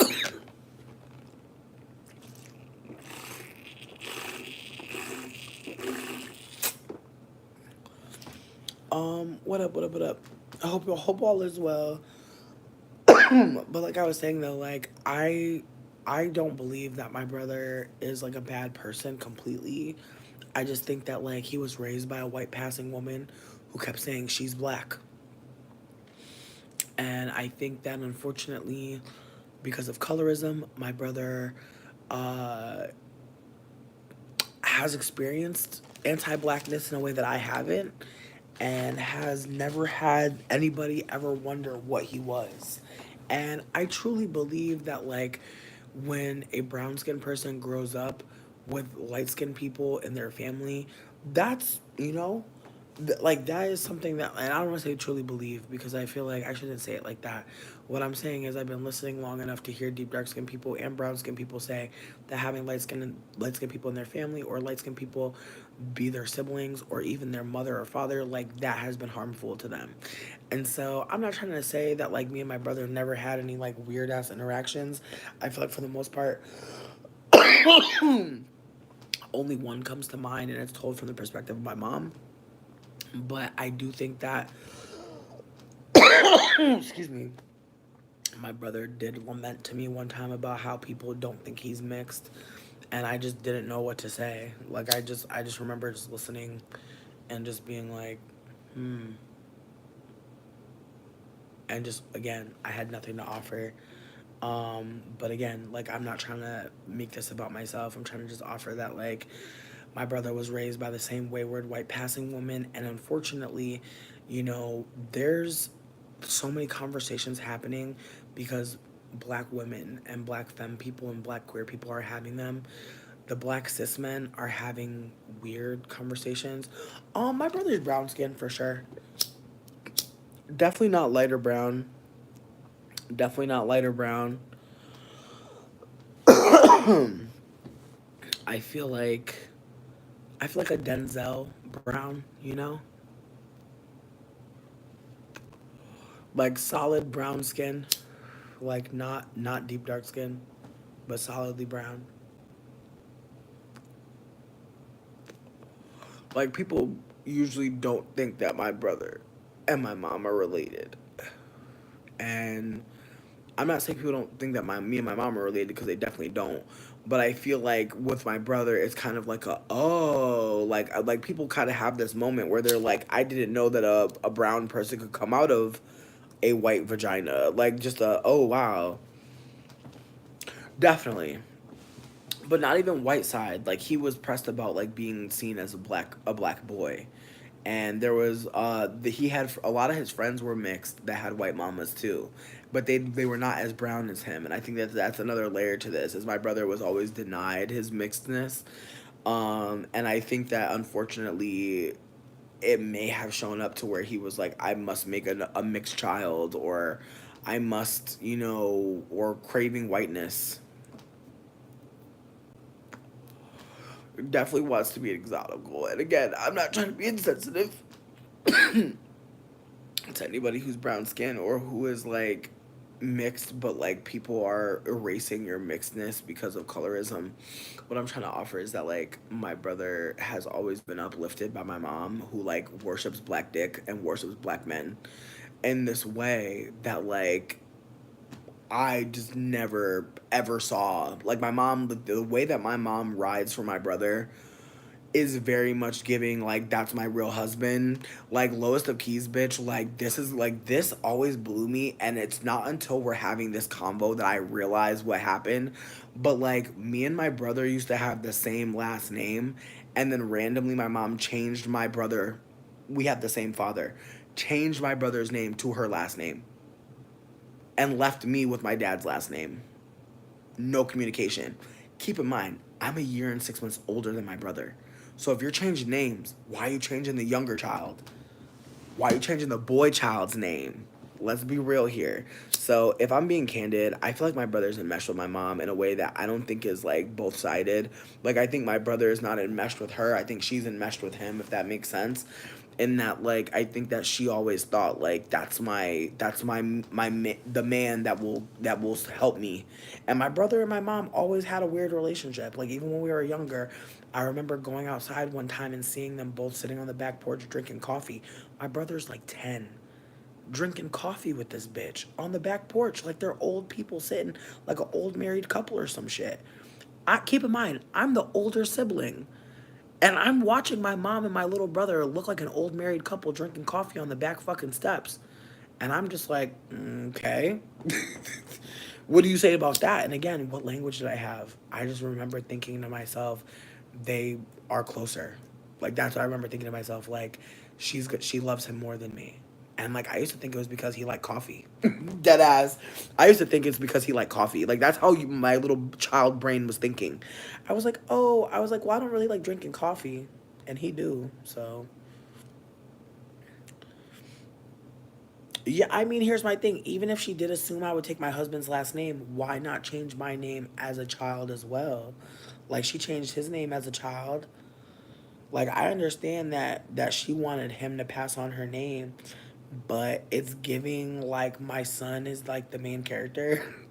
It's giving my son is the one that I really care about the most. To me, in retrospect, it's giving like my son is the one that's gonna have a life that matters, and like your daughter can keep your name. Like, who cares if your daughter keeps your name? Like, it's just like, it's weird. Again, I'm not trying to say that like, you know, you can't be right. I'm just offering that like my mom's a narc. So I genuinely think it was like on some enmeshment shit. Like, I think my mom was trying to marry my brother. And I know that some people might not see it that way, but that's fine. Because it's like, if you really hate that man, why would any of your kids have his last name? Let's be fucking for real. It's othering, yeah. She kept her married name when she divorced because of you and your brother. That's really sweet. I love that. I love that she kept her married name to just stay with y'all. But again, my mom literally never changed her name, was never married, but changed her son's name. Her, and that's the thing. My youngest brother is hyphenated. He has Mitchell Wilson. So again, I just feel like the boys in my family are full characters in the show of life, and I'm a B character. And it sucks because, like, I think about my mom communicating with me, and I think about how the things that she wanted me to know, the things that she cared about telling me. And in retrospect, my mom really saw me as like a fucking servant. Like, my mom, the only thing my mom's really ever taught me was about cooking. She taught me how to cook stuff and clean stuff. That's it. She never once asked me, "How's your day? How do you feel?" I was a pot in a pan, bitch. And I feel like that's the thing about it is like, I was the one that got to keep the fucking Jamaican, fucking, the plantation owner's last name. Not saying Mitchell not a plantation owner last name, because it clearly is. But I'm just saying, like, damn, like, you really said you could keep that Jamaican man last name, even though he don't never come around. Like, that's the other thing, too. It's like, your reasoning for changing my brother last name, it don't add up. No, Sonata. And that's why I say what I say. That's also why I keep coming here, because it's like some of us were really meant to like fucking be a slave. And I'm not talking about chattel slavery, bitch. I'm talking about motherfucking being somebody's house and cook and clean for them and wait on them hand and foot. Like, some of y'all don't get to be daughters, and that's why I post. I post for the girls that didn't get to be daughters, for the girls that was an extra pair of hands in the house, full of men that could do whatever the fuck they want, full of boy children that could do whatever the fuck they want. But you gotta stay a certain type of way. You gotta keep yourself clean. Gotta keep the house clean. Gotta cook and feed everybody. Why? Why? And again, I look at some of the older women I'm around right now, and I see why. I look at some of the older men I see right now starving, and I see why.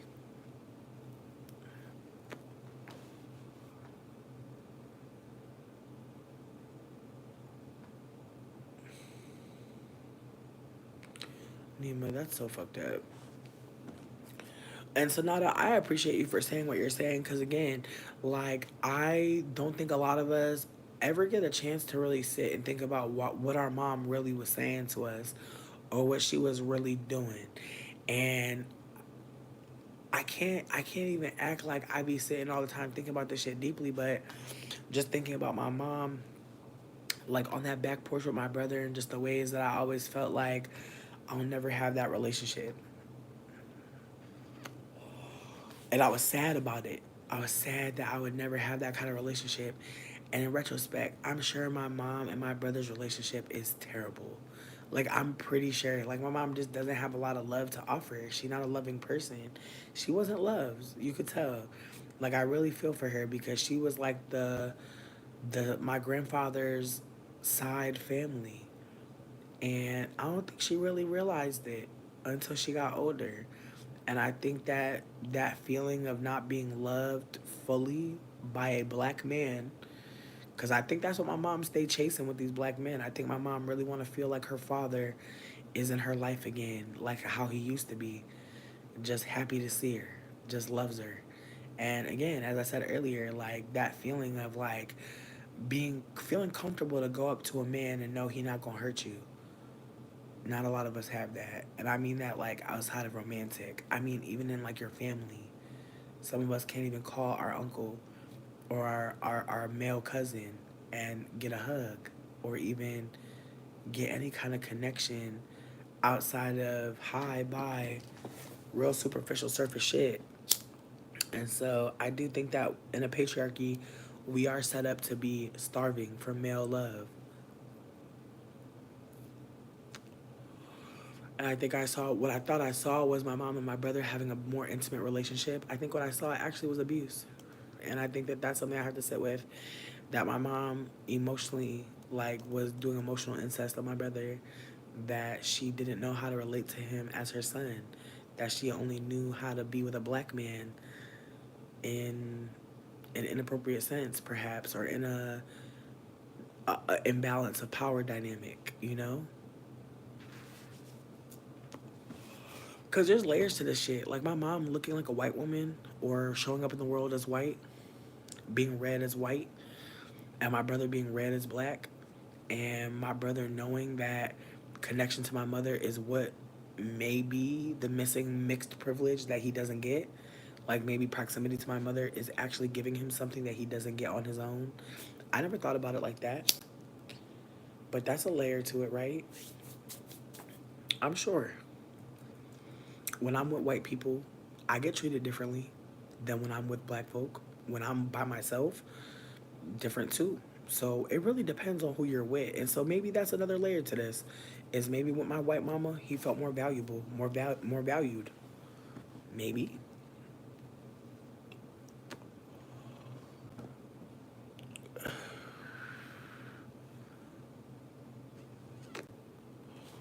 Oh, your mom is a bad bitch. Your mom is such a bad bitch. My mom was always concerned about me finding a partner. She was very much one of those moms who'll be like, "What are you gonna do when you meet? What are you gonna do when you get older?" And da da da. Like, just always trying to get me to be concerned with being older and being a certain type of way. And on top of that, I feel like my mom took my autism personally. Like, she really thought that like my learning disability was like me just trying to be defiant. And lowest of keys, this is unrelated slightly, but at some point, Dane's mother made a remark about her grandchildren, the two little white children, because Dane's sister was is his half sister. Her father is white, and obviously Dane. Well, not obviously, but Dane's mother is uh, mixed, but shows up in the world looking more black to the eye. Mixed. I know she's mixed. I'm sure deep dark skin people know she mixed, but to somebody, they're gonna think she black. So with that being said, she said something about her two white grandbabies being so well behaved, and she was like praising her daughter for doing a good job with them. And I almost wanted to beat her ass because you're praising your daughter that you barely cared about for being a good mother because her children are fucking regulated, you bitch. Like I almost jumped out out that Airbnb chair and beat her ass, cause I'm like, girl, not you trying to make it seem like your kids are so fucking problematic or were so hard to handle, and I wanted to scream so loudly. This is how children behave when they're being treated with love and kindness and dignity and respect. This is what it looks like to be regulated, you bitch. They're being loved. They're being treated with motherfucking dignity and respect and kindness and empathy. Like, I was so annoyed at her in that moment because I felt like she was trying to give her daughter praise. But in the same moment, what you really trying to say, bitch? Because you only got the kids that's here. What are you doing? You know what I mean? You got two kids in the world and you making a remark about behavior with the children that you failed to raise? Girl. What a sick bitch. That's why I don't like his mama. I'm nice to her. I always sit in the back seat whenever she get in the car. But still, I don't like her ass because she messy and she a Sagittarius.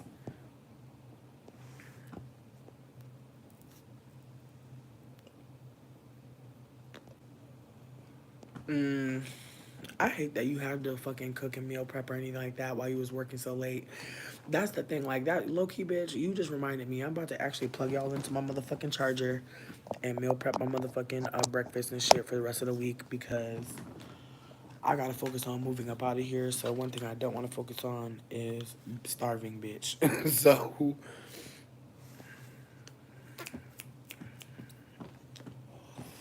Sonata, I absolutely believe that as well.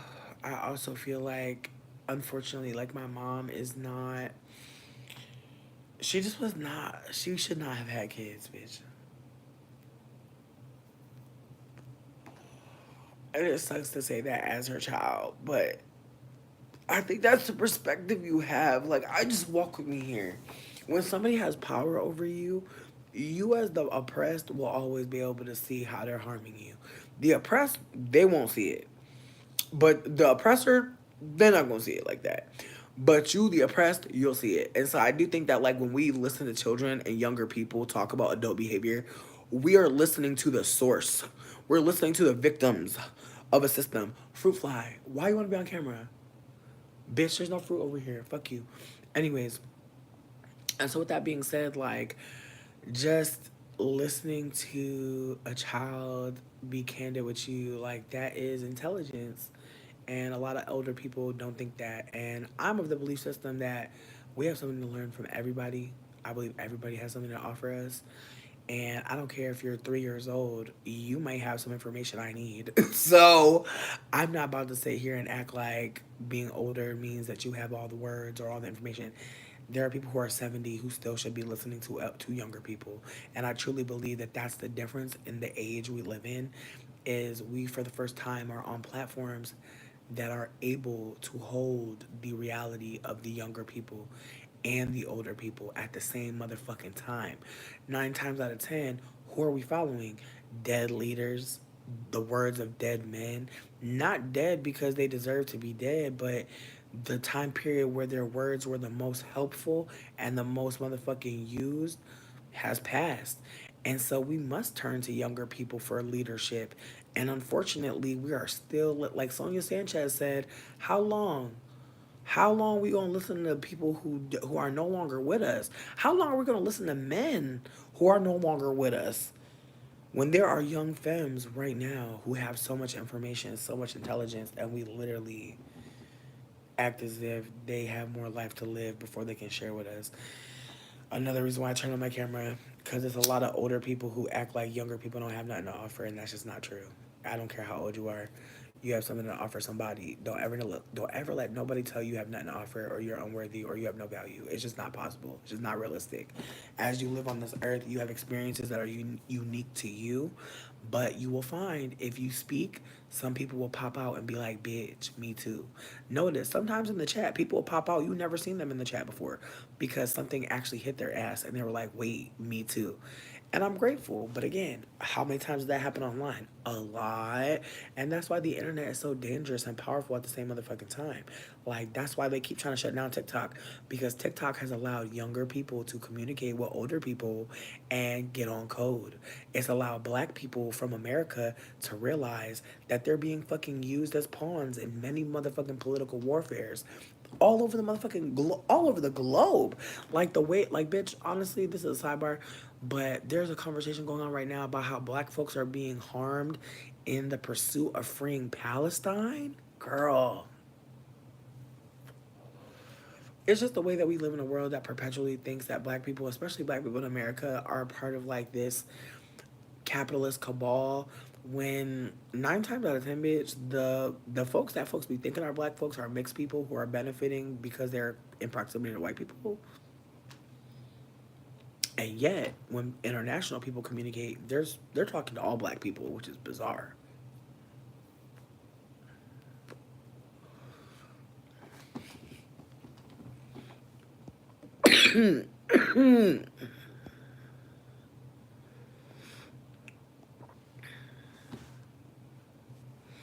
You know what, Sonata, you're not wrong. I also think that like my brother, because of how my mom treated him, I don't think he could ever truly, and like I'm not trying to be messy, but I really don't think that he could ever comfortably be with a black woman. Cause my mom done lied about being a black woman for so long. Like I don't think my mom thinks about that at all. Like bitch, my brother had a whole phase where he was like trying to be like, yo, my brother had a whole dipset phase where like he was really thinking he was about to join some sort of bird gang or some shit. I'm not trying to be funny. I'm just trying to offer that like my brother was tapping into like this aggressive, violent hood culture that he knew nothing about and that his friends knew nothing about because they also were raised by a white bitch. So it was just a bunch of mixed kids acting like they were like ghetto and they were nowhere near the ghetto. Nowhere near it at all because their white mothers were trying their hardest to keep them from it. So it was just kind of like what's going on here in retrospect.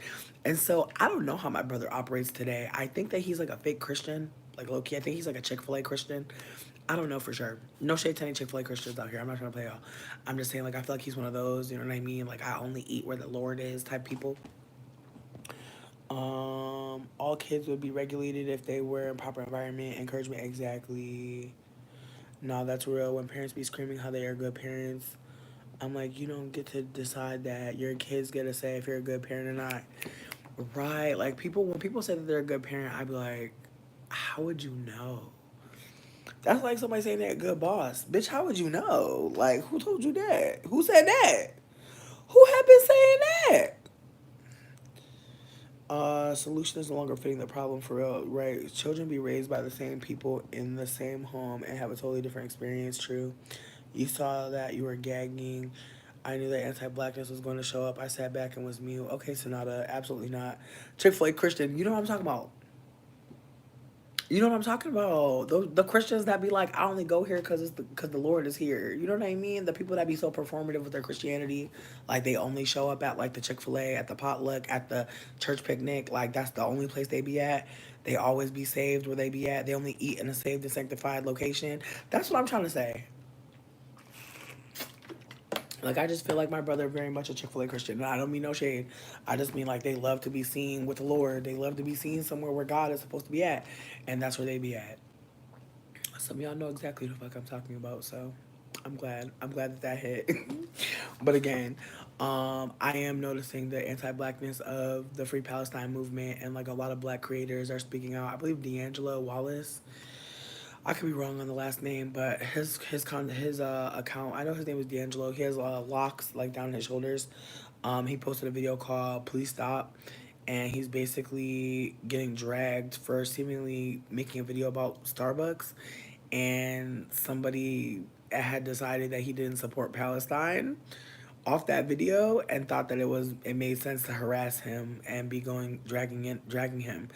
And there were a lot of black women who made a lot of content in response. And one person said, you know, the people in Palestine not on TikTok. Like they're not on TikTok looking to see who's going to Starbucks. That's not where they are. So doing all of this performative ass activism is actually violent and harming black folks. And that conversation is one that I am not seeing uplifted enough. And so I just want to put it out there that um, the content creator, I want to say it was either Priscilla Boyer or I believe it was Priscilla Boyer. I'm pretty sure it's Priscilla Boyer. I could be wrong, but I know D'Angelo definitely spoke about it. We aren't raised by the same people. If you have siblings, you will get a different parent and different parenting because we're different and because they became parents at different times.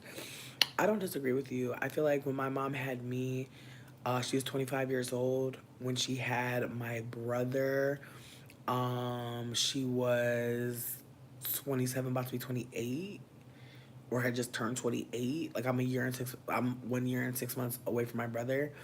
And so my mom got pregnant like literally 9 months after me, damn near. Uh, yeah, like very, very quickly after me was with child. So with that being said, yeah, definitely. And like had a Capricorn that had an Aries, then had a Cancer girl, and she's an Aqua, sweetie. She had all the cardinals in that bitch. The only one she ain't have was damn, who's Cardinal Water bitch? No shade. No, not Cardinal Water. Ooh, Libra. The only energy, we just didn't have air bitch. We had earth, water, fire. We just didn't have motherfucking air. Thank you. I appreciate you. Not y'all be the same age for a month. Girl, 11 months apart. Yo, my goodness. Um, oh, Kip. I appreciate you for asking. If you wouldn't mind emailing me, marshmallow@gmail.com. I will send you my info. I will appreciate that. I'm only gonna be here for like another week and a half. So if that package, if you don't think it's gonna be sent like very soon, let me know because I can give you another address. But thank you so much for even asking and bringing that up. Like I hella appreciate it. Truly, like, whew, I'm just looking around at all the stuff that I'm bringing, and I'm like, LOL. Like I'm about to have a laundry bag, bitch. Like I literally have nothing here. Like I'm gonna have some home goods and stuff, but I feel like I'm probably gonna donate that shit, till I get a more permanent spot. If I get a more permanent spot, as of right now, my plan is just to like rent an Airbnb, um, and pretty much just like spend a week here and there around the city. That's my plan. I know it's not the best plan, but I feel like I don't want to commit to something long term. I did reach out to somebody about a 6 month lease. I'm open to a lot of things. Like I'm talking to this white person, who is like trying to operate more indigenously and is trying to like offer resources, and I don't know what it's about to be, but I think it's more promising than not because like they are like a social worker, so I do think that like something will get done, but it's not living with them. It's just like looking for housing information. Oh, D'Angelo is gorgeous. I'm really grateful that we get to perceive them. And yes, a follow up. You wouldn't have made a follow up video. I hear you. Okay, Sonata, you better go in. You better go the fuck in. Sonata, thank you for talking more. I appreciate your takes and your just your ways of sharing and your perspectives. Thank all of y'all for sharing, but I don't know. I feel like Sonata be popping out every now and then. I just feel like this is the most they've talked in a while, so I'm just really grateful. I just want to uplift that. But with that being said, I don't know where the fuck I am and any of the things that I was just telling y'all about. I feel like we're all over the fucking place, to be real with you. But getting back to the Palestine conversation, I appreciated the words that were uplifted by some of the black women on TikTok who are saying that, like, the people that are being harmed in Palestine are not on TikTok like dragging black folk. And I do want to hold that there have been some Palestinian people, unfortunately, who have dragged some black people. I just want to be candid that, like, I do be on the internet and I do be seeing shit. And so there have been some Palestinian people who have also apologized to black people in America specifically, for dragging them, for not being seemingly more interested in communicating. However, one thing that I did find in like just doing some research was that there have always been black American people like uplifting like the plights of anybody black anywhere else. And so with that being said, there is conversation happening where there are black folks who are talking about the anti-blackness happening in Palestine. And it's an awkward combo because on one hand, it's important to talk about anti-blackness, period, but the timing sucks. I'm not trying to laugh. I'm just like trying to be candid that the timing is really unfortunate because again, I am seeing like a lot of black folks saying like straight up like why should we be doing anything for anybody, like who is here helping us? And there's a part of me that's like, yeah, valid. There's another part of me that's like, damn, like, and again, please drag me if I'm not making any sense, but there's a part of me that's like that worries about like the fact that we live in the imperialist nation, and so while we live in the imperialist nation, we're also part of imperialism. And when I say we, I mean all people on this soil, even if we don't want to be. But there's a part of me that wonders, like, is that flattening the experience of black folks in America? Like, do black folks in America feel like they're part of the imperialist regime? Do they feel like that's not possible to be truly a part of it? But do other people believe that? So that's kind of like where I'm sitting. Like it's like there's a part of me that feels like it's actually super valid. Like that's the part for me, is like it's actually quite valid, because like one black woman was like, the genocide is still unfolding here, so what are we talking about? And it's like,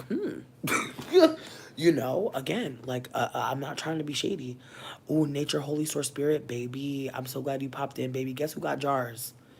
Guess who got jars of honey, bitch? Guess who got a tracker tomorrow, baby? I got you, boo. I'm glad you're here.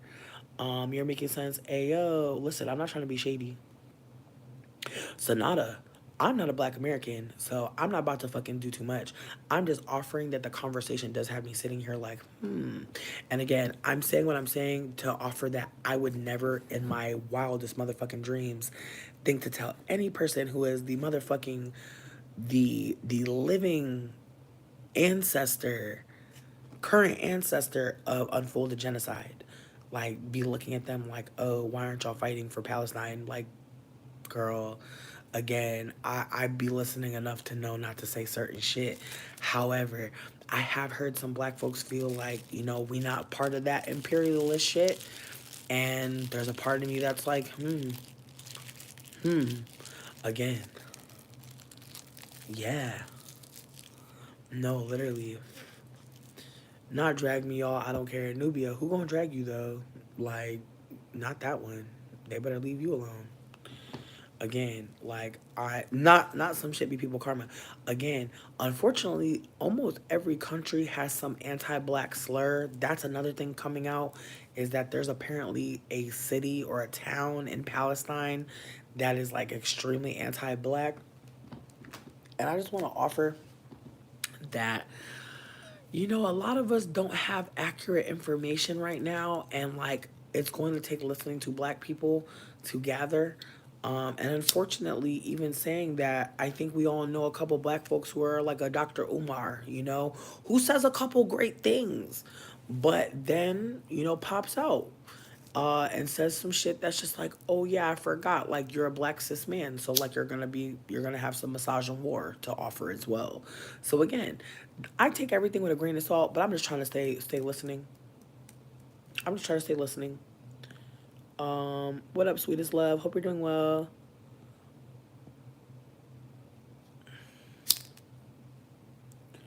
Yeah, Sonata, I appreciate you for uplifting that. I be saying free Palestine, but I be meaning like the people that are being harmed. I know that not everyone in Palestine is non black. I know there are some black people in Palestine. However, do they want them there? You feel me?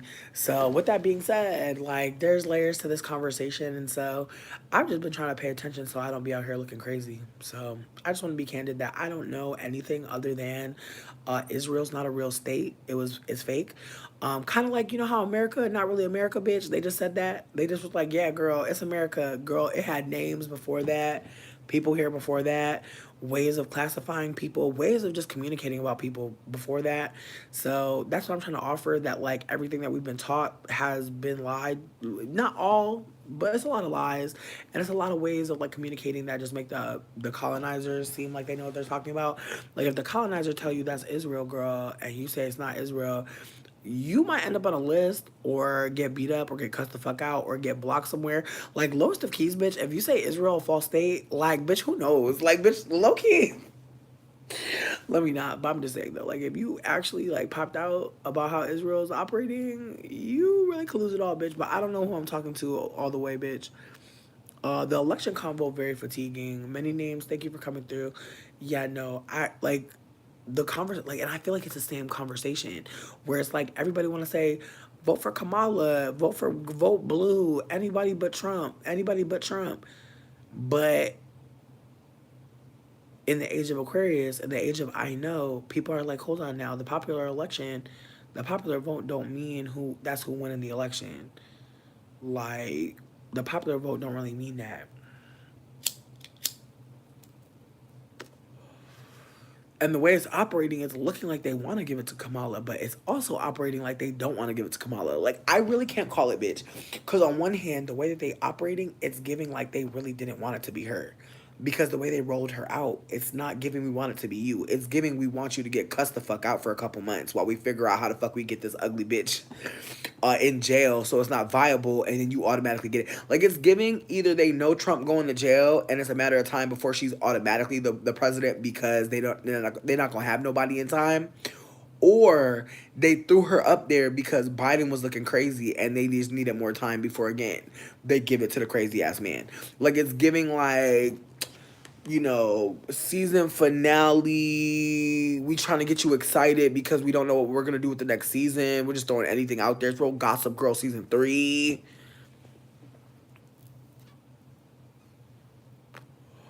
It's like, who said that Vanessa needed a storyline? It's giving they gave Vanessa a storyline at this point, and it's so boring. It's like, Jessica Zor, I don't know how they hired you. I don't know how they hired you, but I do. But I honestly do, actually. In retrospect, like, they really didn't want nobody of color on that show, and they were like, she'll do. She's out there looking like a damn old tooth. It's shocking to see that people are out here supporting the fight between Israel and Palestine. Literally has nothing to do with black people. Here's my thing. Here's my thing. I don't disagree with you. I think it's more about the fact that we live in the imperialist nation.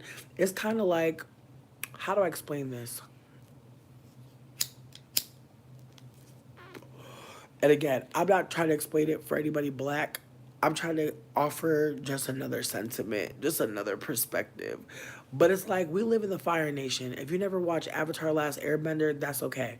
But we basically live on the territory that is causing a lot of grief. So when somebody from the places where our money and our energy, all, like, because when we work, when we power this country, like, we're also causing harm. Unfortunately, a lot of people are doing a walkout on work, a work walkout. Again, it's a perfect storm, bitch, because nobody got no money to be doing no fucking walkout. I don't know when anybody had money to be doing no fucking walkout, but that's what the whites are talking about. The whites saying they're not going to work, which is funny as fuck, because it's like, girl, y'all don't run the country. Like, notice white people talking about something gonna take a day off, bitch. I hate that shit. Like, white people are so crazy. We're gonna walk off of lunch. We're gonna walk off of our job and go where, bitch? To Tim Hortons? Where the fuck are y'all going next? Like, that's what irks me about white people trying to do anything, cause they think it's something. They like, oh, we're gonna stop work. How? Y'all literally are the ones that are putting people to work. If management leaves, bitch, you're literally putting, like, bitch. I mean, maybe the workforce might have a good day. One, but my God. I feel sorry for loss of life. I feel sorry for, like, demonic energy.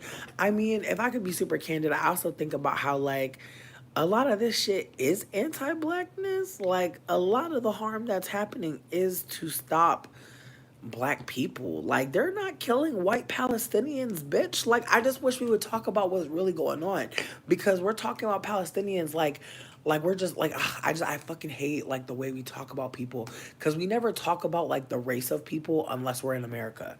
Like, outside of America, motherfuckers just be their country name, bitch, and it be stressing me out, bro. It's like, when we talk about the Holocaust, we rarely talk about how the Holocaust was to kill the gays, the trans, the fat, the disabled, the non white. Like, we do not talk about that enough for me. That the Holocaust wasn't just about making sure everybody was white with blonde hair and blue eyes and could see and be physically able bodied. It wasn't just about that.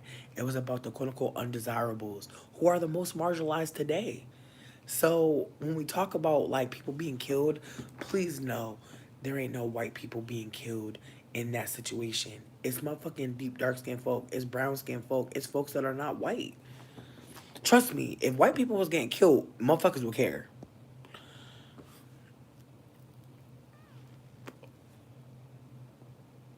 Oh, Maria, I am definitely not, never trying to advocate for anybody who is marginalized in America to be like, putting themselves on the front lines.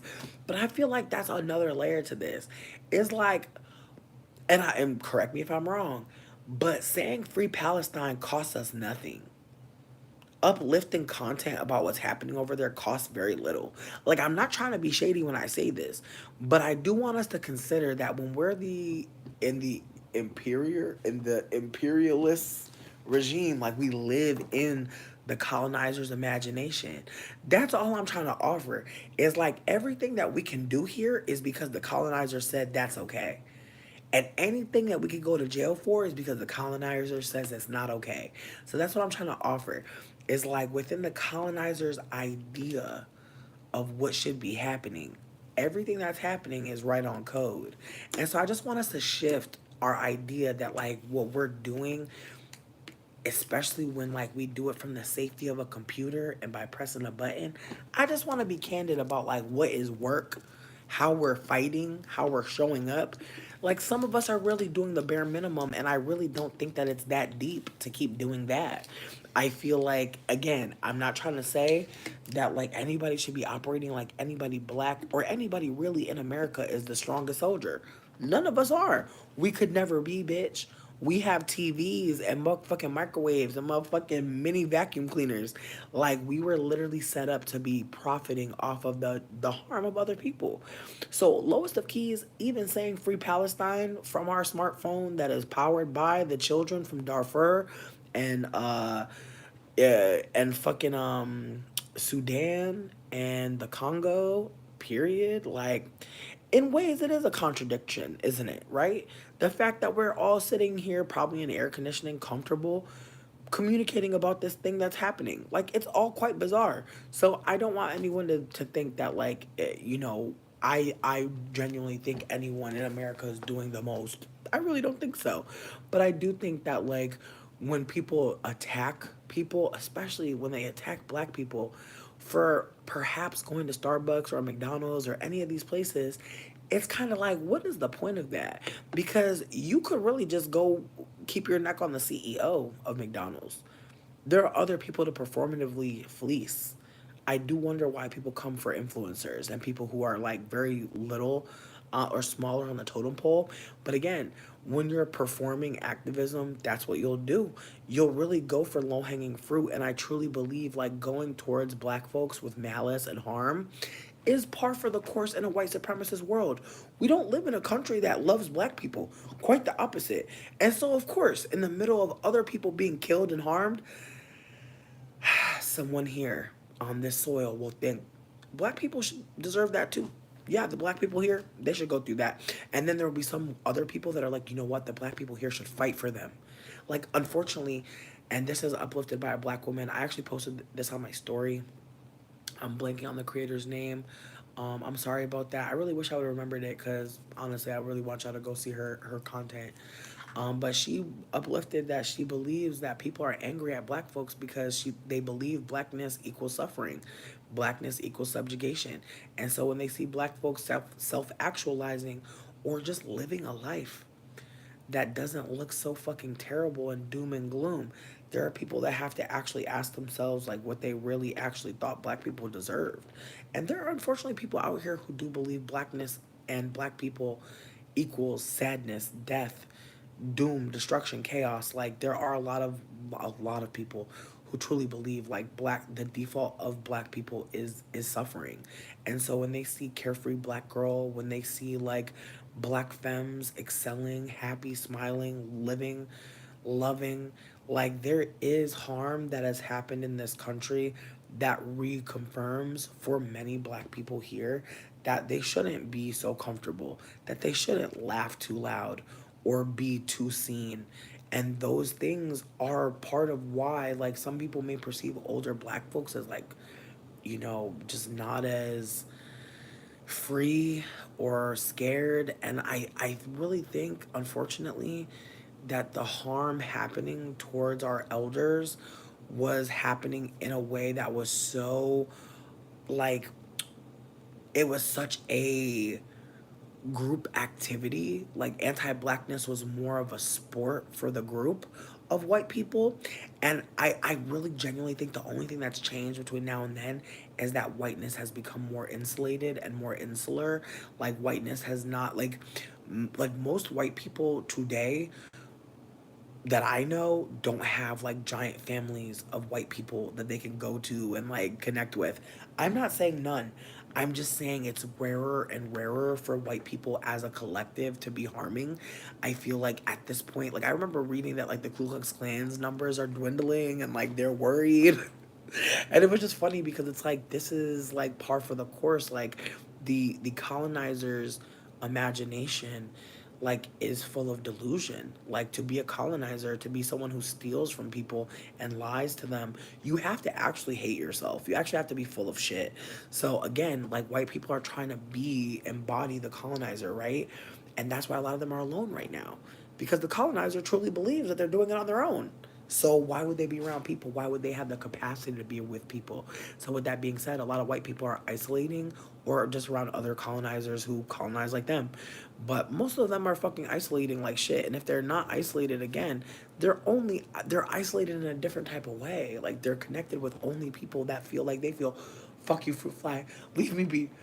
But yeah, I'm gonna get off my soapbox. I'm just trying to offer that like I was talking to somebody earlier about whiteness and like how it shifted, and I was trying to offer that like I was trying to like just trying to figure out how to communicate like that whiteness is still just as crazy and dangerous, but that like you're more in harm's way with a one-on-one because white people are not in groups like that. Like they used to be more in packs. I'm not saying they're not in packs anymore. I'm saying that it's less likely now because of how fucking isolated they are due to COVID, due to identity politics. Like there are a lot of white people who are like alienated from their family in a way that they would not have been 10, 20 years ago because they would have just kept going to church and shutting the fuck up about being gay. Now there are white people that are like, oh wait, my oppression is connected to anti-blackness. Like there are allies or people that are seeing themselves as implicated as casualties as well. And so I think that that's part of like the difference in this time, and I use difference really fucking loosely because there's always been gay and trans people, but at this point in time they're able to watch a cute little TikTok video about how their oppression is connected to the black people that they hate, and then they have to sit with the reality that if they want to be free, black people have to be free as well. So I do believe that some of them, unfortunately, not because they really want to, but because they are reading and listening for the first motherfucking time in their goddamn lineage and coming to the conclusion that being hateful ain't really about to work out for them. And a lot of white people don't realize that, but I'm off my soapbox. I'm gonna read the comments.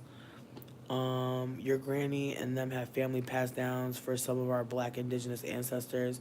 That's really beautiful. You'd vote for a chair over Trump at this point. Not a chair. Oh, it's called. All right, nature. Let me know.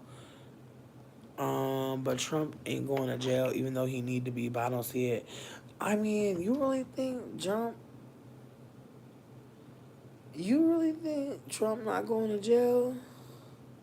I mean, after all this time, don't you have presidential immunity? Like, once you become president, can you ever go to jail?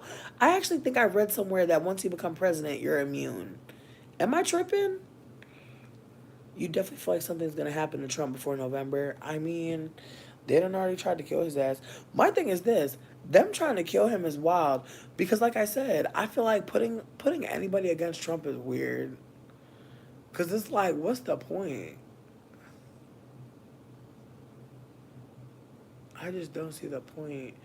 But I feel like maybe that is the point. Like he's like a non-contestant, right? It's like he's not even viable.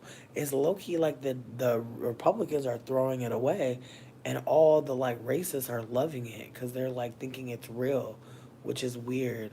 But again, there's a part of me that just feels it feels so perfect. Like it feels like such perfect timing. Like everybody's saying Biden too old to be president, and then they're like, "Well, we're just gonna give you a young, light-skinned lady." And then on top of it, all the things that like they are saying that she can do, or she'll do, it's like, well, she could do them right now. We've never been in this place where like the president that is, or the person that's trying to be president, could actually do all the shit they saying, and they not doing none of it. That's fascinating to me. And like people was really like, man, all the millions of dollars raised for Harris. Honestly, I think that there's like something there, like the ways that people felt like she's black, let's give her money. Like the ways that I feel like people would have paused if she was a white woman.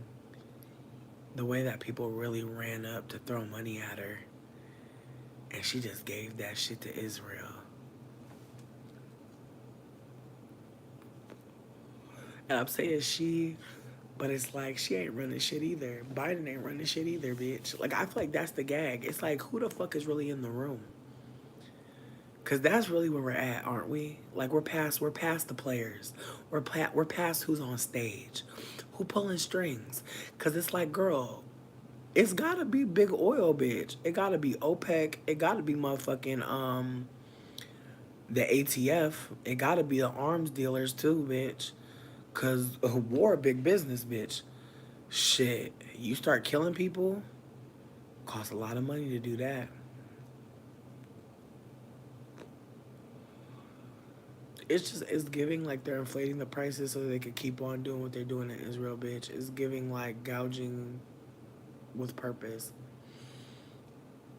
And it's like if the prices are raising while we're in war, what's going my God. My God. And it's like once they get you locked into these prices, why would they go down? When the fuck have prices gone down? Like that's what's even scarier. Sorry, I'm getting back to the chat. Gossip Girl was the shit. I love Gossip Girl. Nubia, I'm glad I got you laughing. Are you working the night shift tonight? You just hate the fact that she panders so bad. You don't trust her, but feel like she's the only choice. But that's the thing. That's the thing. It's reminding me of when they was doing like when they when they were doing that South Park episode talking about some vote for a shit sandwich. Like it was literally like you could vote for a Dookie sandwich. That was the option. It was like I think it was Hillary Clinton or a Dookie sandwich, which I thought was very weird. Like in retrospect, then again, I don't think it was Hillary Clinton. Was it? Am I tripping? I think it was Obama versus a Dookie sandwich. I think that's what it was. And some people were arguing for it because we talking about Trump. But yeah, no, I genuinely just don't think that Kamala is the only choice. I think that that's what it looks like though. That's what it's looking like for sure. But I just feel like what's the Republican Party looking like real crazy to me, like crazier than normal, cause it's like he your pick again.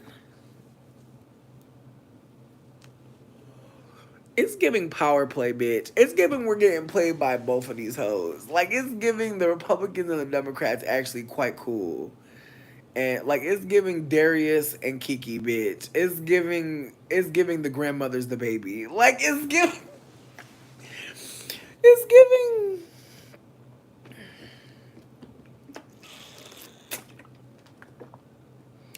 Yes, individuals who resettled it. Cap Mole, we need listen. If we really want to know who controls the country, we just need to figure out who the fuck benefits the most from any of this shit happening. Who benefits from Palestine being leveled? Not just Israel, America too. Who in America? Who owns the businesses there? Like at the end of the day, bitch, a lot of shit is public record. At this point, we should be able to figure out who the like, bitch. Not saying I'm about to do this shit, because that's gonna stress me the fuck out. But if you really wanted to know, it's gotta be people that have contracts with the government, people who have contracts with fucking weapons dealers, bomb manufacturing. Like it makes me think of this poem where somebody was saying like, bitch, ain't no Uzi manufacturer in the ghetto. Ain't no Smith and Wesson in the ghetto. There ain't no machine gun being built in Harlem, being created there. And it's true. It's like if you really want to know the source of shit, it's whoever created the fucking weapon. It's who has vested interest in stealing that land and stealing those resources. What does Palestine have? What are they trying to get? And it's low key giving like America gouging and at war for what? Like when they get the resources, what they gonna do? Jack up the prices again? Blair was your everything. You know what? I liked Blair more than Serena, but at first I liked Serena more than Blair, but then I was like, no, no.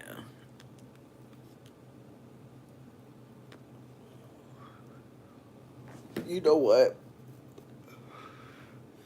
I think for Kamala, it's deeper than her pandering. It's the fact that she's mixed and she doesn't have allegiance to blackness in a particular way. And I personally am looking back at like all the things we know about her and how she made sure we knew that she was a part of a black sorority. She made sure that we knew that she, the coconut tree shit, and she's blendian, and like all these old pictures of her when her hair was curly, and it makes me think of my mom when she was younger and how her hair looked way more ethnic. Like my mom looked more mixed when she was younger, but the older she got, the more Caucasian she looks. And I just feel like there are some mixed people who assimilate into whiteness, and we should just talk about that versus being like, oh, well, she has black ancestry. So her having black ancestry doesn't mean that she's a black person. And like, again, that conversation couldn't have been started at a better time, because now Kamala's like antics are easier to see for what they are. She aligns herself with blackness when it's beneficial. Being a part of a black sorority is a networking technique. Like, I really feel like at the end of the day, her going to a white sorority, she would have not gotten that far. I'm not saying she wouldn't have gotten anywhere. What I'm trying to offer is her having light skin, being mixed, and also going to college and pledging in a certain sorority put her in a certain kind of place.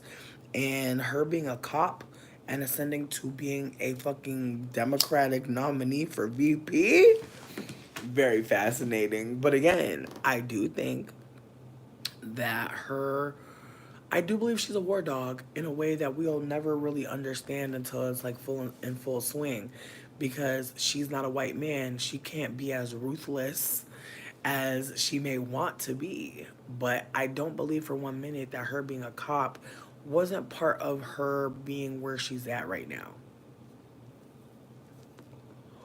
Well, you're a mixed person, and especially if you're mixed and you don't look like a white person, and like I'm gonna just be candid, her getting silk presses is a moment.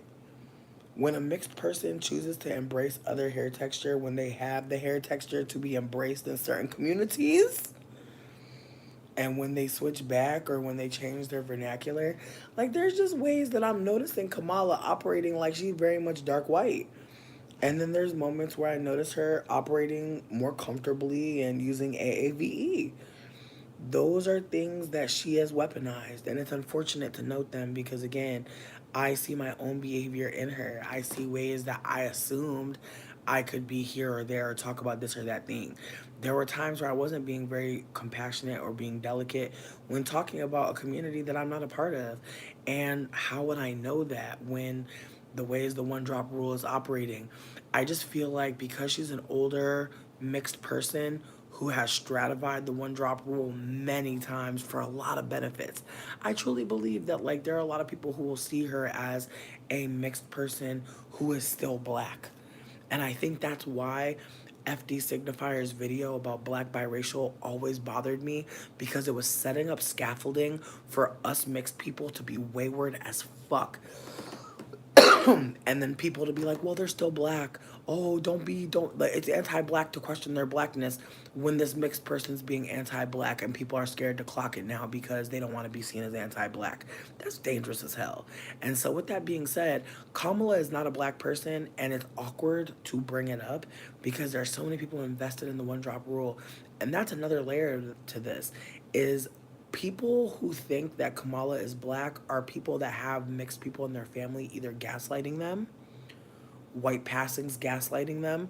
Again, I was gaslit by my white passing mother. I used to think, because of what she said, blackness comes in all colors. She said that shit. Her white ghost looking ass had the nerve to gaslight me and tell me that blackness has many looks. And what was the point of that? To include herself. So again, I just want y'all to pay attention when people start saying that blackness can look like Amber Rose. They're saying that because they want to include themselves or their mixed ancestor or their white partner and the biracial babies they are that they are wanting to have in the future that they will call black. I've seen mostly like men of color, black men say shit like this, but recently I've seen some black women say that if they had a baby to come out of them, their baby is black no matter what. Excuse me. And honestly, I really pray that if you have a white passing child, you socialize them to see themselves as a person who has privilege. You don't teach them that they are a demon. You teach them that they can be an ally and that that's their choice and that they should be making choices that align with that choice. That's what that at least that's where I'm coming from. And this is me reverse engineering my own fucking white passing mother's fucking violence towards me. Like, had someone taught her to be an ally, to be loving, had someone actually loved on her and didn't treat her like a little white fucking trophy, maybe she would see herself as worthy to love. Again, I don't hate my mom no more, but I do think about ways that like white passing people could like not be fucked up in the future. I think about that shit a lot. Cause I've met a lot of white passings who like really felt like they had to uplift how they look white, but they're not white. And it's like, girl, why? Why can't you just be white? Why can't you be mixed but white? Like I have no problem telling people I'm mixed, but I also am aware that like for me it's a privilege. Like when I invoke my mixedness, it's a privilege. For white passings invoking their mixedness while they have no melanin, it may not be seen that way. But I disagree. I think that when you're white passing and say that you're mixed, I think you actually get even more privilege because people now operate around you. Like I just think about how I would treat people, especially like when I was younger and like Latin people, white Latins, mixed Latins would make it seem like, oh well, I'm a person of color. And it's like, but you're not though. Like you're very white looking. And I struggled with those people because I'm over here trying to like understand how my mom is black and these people are also black, but they looking like Cardi B, but they not black, but they saying they black and they getting mad. And they saying the N word with the A, not the R, but it's feeling very bizarre. So again, I speak up and I turn on my camera because I know it's a couple people out here who've been gaslit by white passings, and you're not alone. And I mean that so sincerely. Like, the white passings are diabolical, and like I hope that if any of them are listening, like it's not about you being white passing. It's about the privilege you fail to fucking hold in real time that be harming the rest of us, and we usually don't have the fucking power to tell you because once you start invoking your black ancestry, bitch, let us say anything to you. Now we're getting dragged because we're calling you white. Now we're getting called divisive. Now we're causing confusion. Now we're being divisive. And I'm a light skinned person. I know that when deep dark skinned people be seeing us mixed people in spaces, especially the white passings, the ways that like people will like really make it seem like there's some historical thing unfolding when like really it's been white passing and white people in black spaces historically causing harm, and people will still hold deep dark skinned people accountable. And I've seen it in regards to light skinned people. I've seen like deep dark skinned people communicating candidly and there being light skinned people in the room who refuse to sit with our shame and just being weirdos. And there's this video I want to watch, but I'm terrified. Jubilee literally had the nerve to make a video called "Light Skin versus Dark Skin, Meeting in the Middle," and I'm like, Jubilee, what the fuck are y'all doing? Like, that's so weird. Like, who facilitated this? And it's again, it's like I can't imagine. Like, can you imagine some white people at a production studio? We're like, let's put some black people and white people in a room and just see what happens. It's just so sloppy and it's not content. Also, sidebar, this is unrelated to everything, but I don't know how many people watch Destin Troy's TV. I'm not about to drag that boy too much, but one thing I must say He had the nerve to put up a video talking about some unpopular opinions, and it was pure rage bait. He literally had the fucking nerve to start the video off with a video of Sonia Massey and spread misinformation about how Sonia Massey, the woman who was just murdered, a black woman who was murdered unprovoked, unprovokedly, she called the cops to make sure that her house was secure and they ended up killing her. And Choice TV had the nerve to make a fucking video talking about unpopular opinions and gonna say that Sonia Massey had an attitude with the police and that she was gonna throw the pot of water on the police, spreading active misinformation as a black cis man. And I literally was like, can y'all report this video? Because this is insane. Like, I watch this boy's videos because he be high and eating food and making me laugh. But he really went up there and really decided that he was gonna rage bait today for content. And I knew it was a rage bait, cause why the fuck he had on his tags 222? Bitch, why are you trying to use angel numbers to get views? You're a weird bitch. Like, you're gonna use a black woman's death and angel numbers? Like, ew. Ugh, I'm just so grossed out that I ever even fucked with him or ever even followed him. Cause like just seeing that shit made my stomach hurt. Like, you really posted this video of this black woman's last moments? You really did that? And you really spread misinformation, Destin? My God. My God. And it makes me think of Sky Santana. It's like, what are y'all thinking? Like, what is going on? Many names, I appreciate you. You're very kind. Trump panders to his base and networks, lol. I mean, you ain't wrong. Um,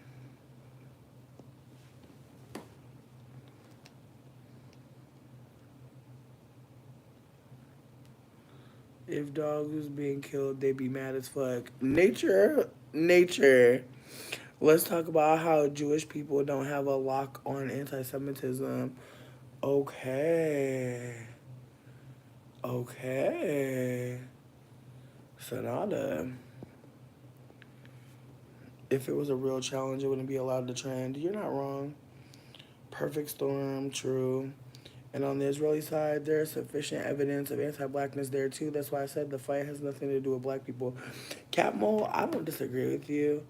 I don't disagree with you at all. As I was saying before, I just feel like it's such a slippery slope combo. As someone said in the chat, like, there's multiple genocides unfolding on this soil alone.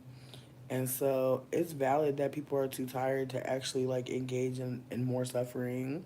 I think that that's like really what the crux of the conversation's about, right?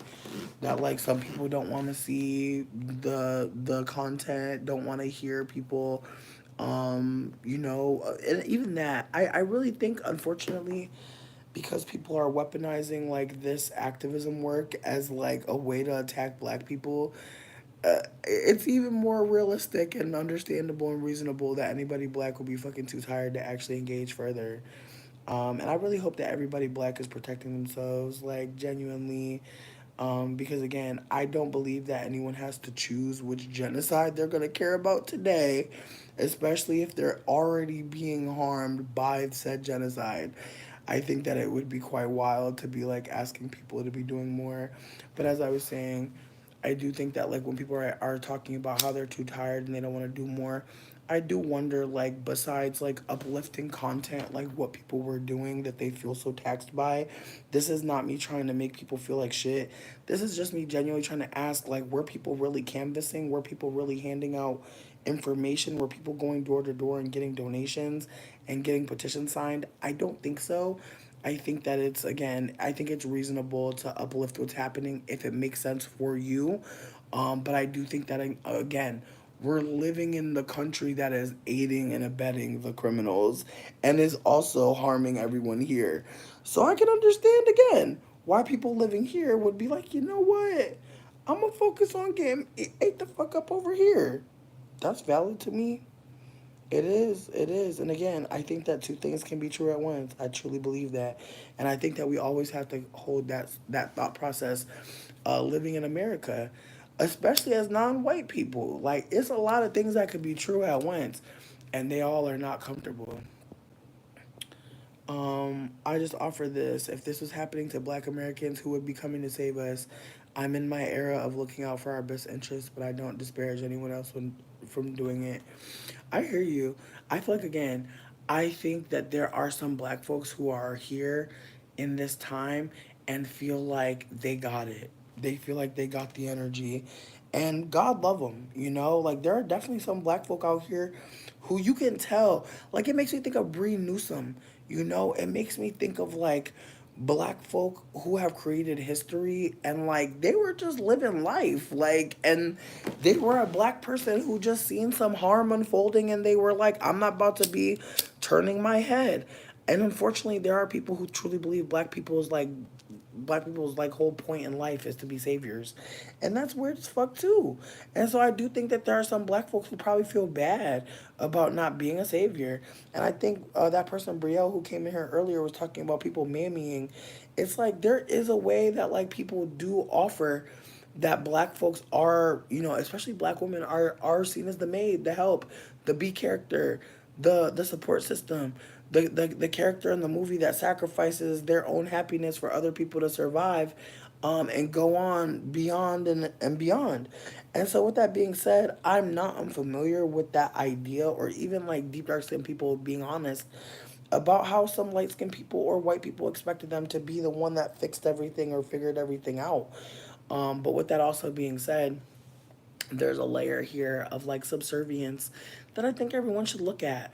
That, like, you know, activist work. What are we really talking about? Because it's like I can tell y'all, I can say right now, free Palestine, and like that may not mean anything to anybody here.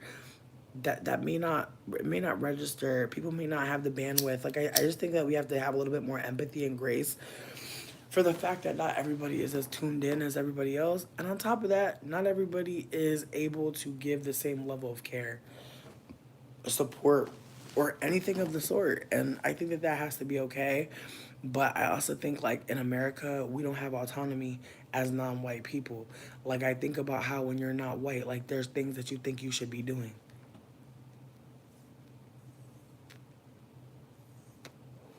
Like today, when I went and I was around all these white people, I brought my notebook so I could sketch because I didn't want to feel like I have to help them cook. I have to help them. Like, I know that that's going to be expected of me at this point in my life. Like, I know when I go somewhere, people will think like I'm the help. And I'm not saying that to be like acting as if being a lighter skinned person, I don't sometimes have options to say no. But there are a lot of times where I've had people assume that I was going to be helpful. And so I just did that shit. But now I'm of the mindset that if someone assumes I'm gonna help them or do something for them, I'm gonna ask them why. Or I'm gonna be like, or I'm gonna let them know the truth that I had other plans with my energy. And with that being said, I don't want to ever make it seem like I've known every time I've been harmful as a light skinned person to someone deep dark skin. That seems like a silly game to play, and I don't want to play any games with anybody. So what I'm trying to offer is that while I am absolutely trying to unlearn, I'm not going to act like I'm going to ever unlearn fast enough or that unlearn is even possible. I feel like unlearning makes the most sense. And so I'm going to try to use language that seems more accurate.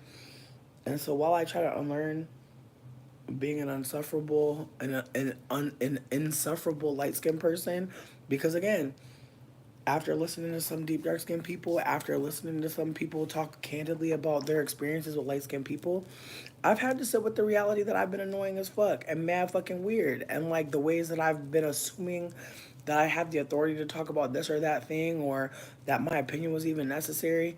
Again, when black men have children with non black women and then abandon them.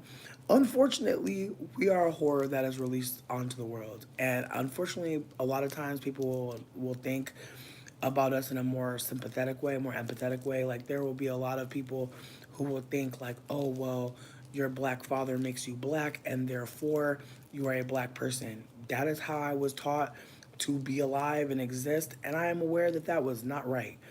That is something that took a long time to understand, to learn, to know.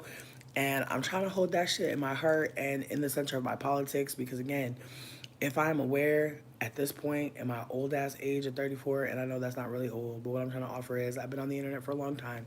But it took me until I was 34 to really hold that I'm not a black person and that my experiences are as a mixed person, and therefore my experiences are just that, mixed. Like, I never know what I'm going to experience or when anti-blackness is about to come. I literally never know. And so because I don't know, I have to be a little bit more aware when I'm talking to certain people, what the fuck I'm saying, what I'm really saying, what they're really saying. There's layers to this shit. Like, anti-blackness is actually quite motherfucking strategic.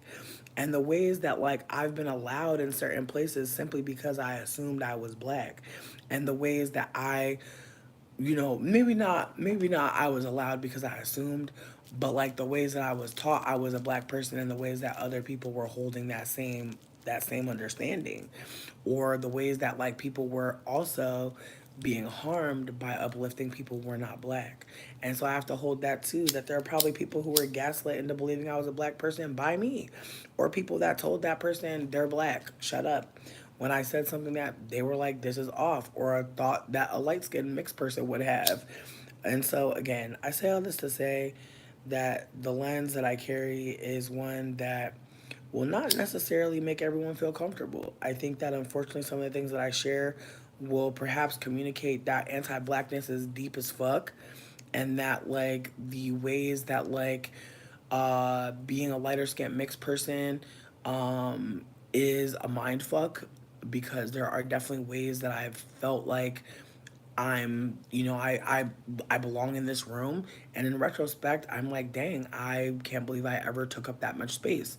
And so there's a lot of ways that I see that like my behavior has not been has been wayward, but also harmful and violent.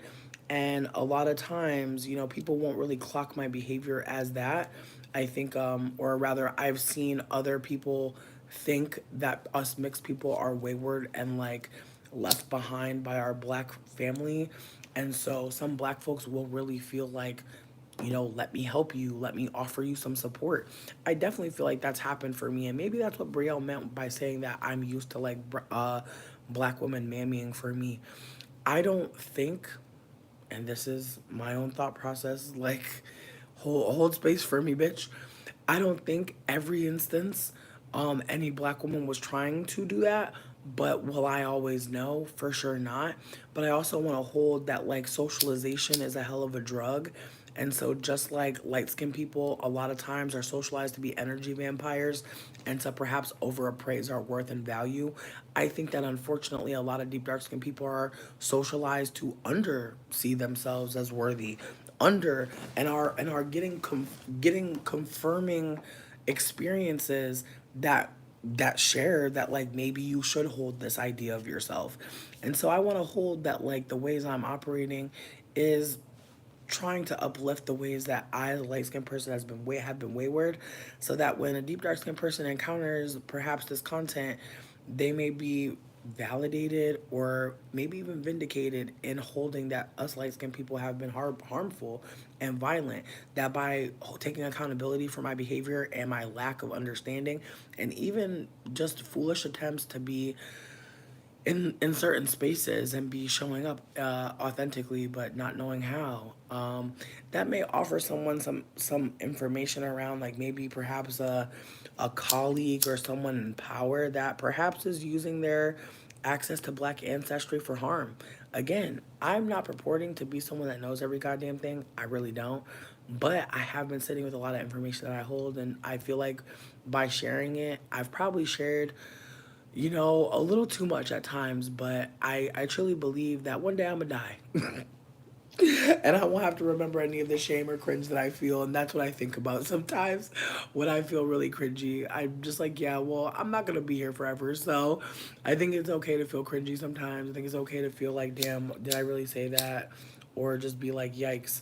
But I think moving forward, I'm going to be a little bit more mindful about certain things that I share. But I think, again, certain shit, I just feel like it's necessary to share because I think a lot of us are experiencing abusive ass experiences, but but the way people talk about it may actually have you thinking like you're crazy, or like you just don't understand that like that wasn't that deep. You know what I mean? Like I just think about ways that we gaslight ourselves and we're like, oh, It's fine, and it's not. And then someone says something on a TikTok, and you're like, oh, I'm a victim of another crime.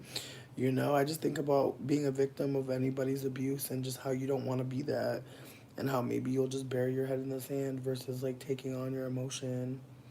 I don't know. Um, I'm gonna keep reading the chat though. Keep evolving. The scapegoat is seemingly always Black Americans. I actually read that a Black American airman actually went to Ethiopia to help Ethiopians fight Italian people from colonizing. And I was kind of shook because I'm just like, damn, like foundational Black Americans really been doing their damn thing, but you know, let the earth tell it. Let white people tell it. Um, Sonata, you're not wrong. Back up, I'm crying. Even if the numbers of white peeps are dwindling, they have set up institutional racism, which does not need groups, packs to make it effective. Catmull, Catmull. I'm not saying white people are like dying out. I'm just saying that again,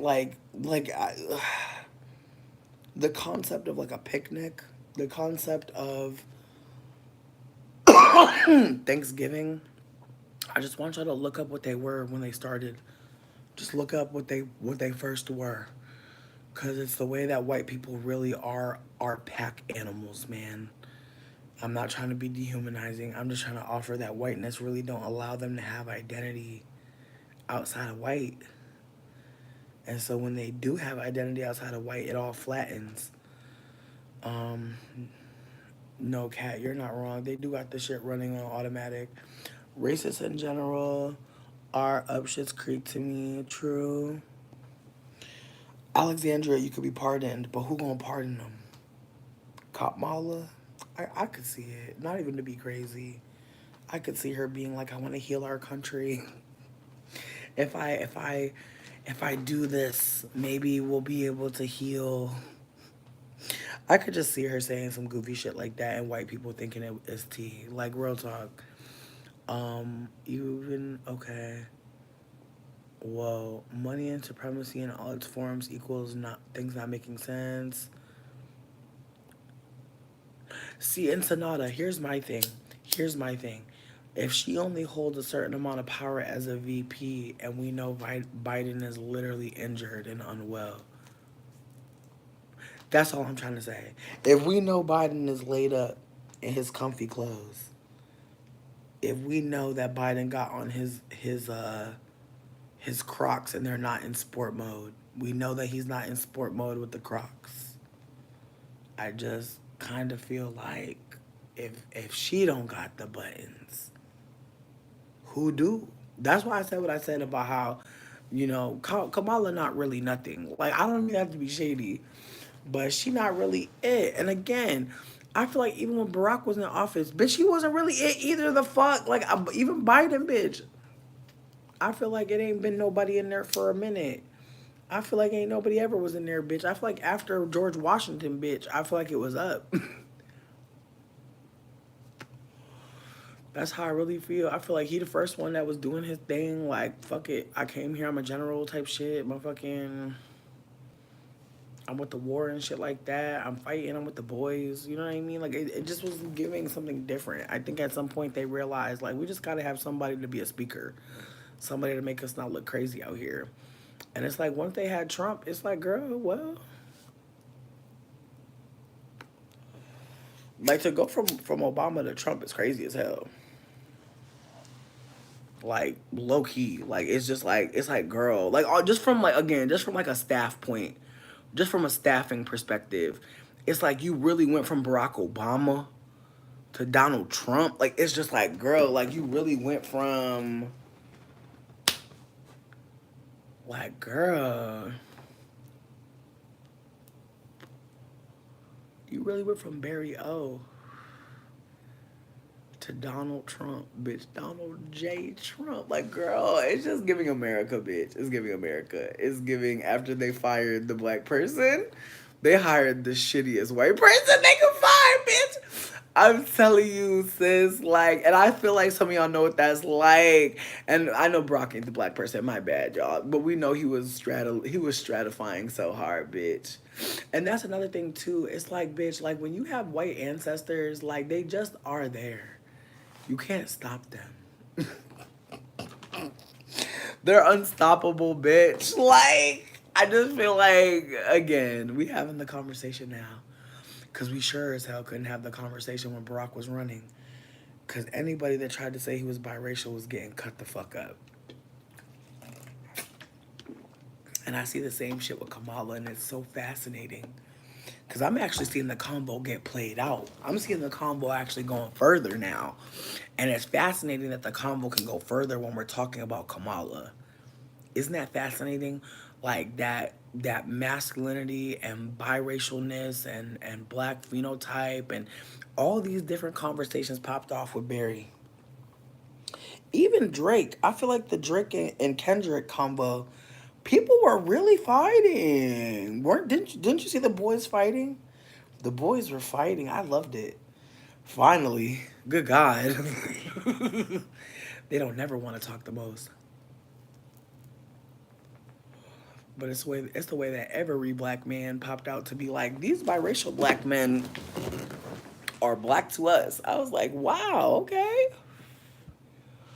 But you know what? It's making me think about, as I said, there was a black woman I saw recently who said, if I have a baby out of my black pussy, that baby black. And I'm like, well, because black men been saying that shit, haven't they? That's why we got the one drop rule at this point. I feel like it's white men and black men in agreement.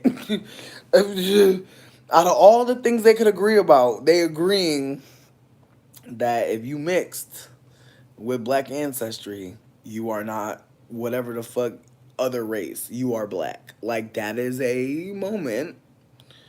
But I do think that it does hinge on, or rather, it hinged at that point. It hinged on color. At this point, it hinges on behavior, socioeconomic, motherfucking group, motherfucking education background. Like at this point, it's like you could be a whole mixed person, but be socialized to be Caucasian. Absolutely. And be brown skin. Absolutely. Mm-hmm. Absolutely. Jeff Bezos' ugly ass. What up, Rain? Um, we might we might start getting used to the prices, bitch. I'll never get used to these prices. A humanitarian sentiment, interest in government, true. I think the government a mafia. Kamala Kamala is like the evil villain in the cartoon, and that laugh is says, "I'm crying." Not, I'm crying, Nubia. I'm gonna stay as long as I can, bitch. But I definitely need to get some rest. Trump is definitely shit sandwich indeed. Um, giant douche versus turd sandwich. Yes, many names. Thank you so fucking much.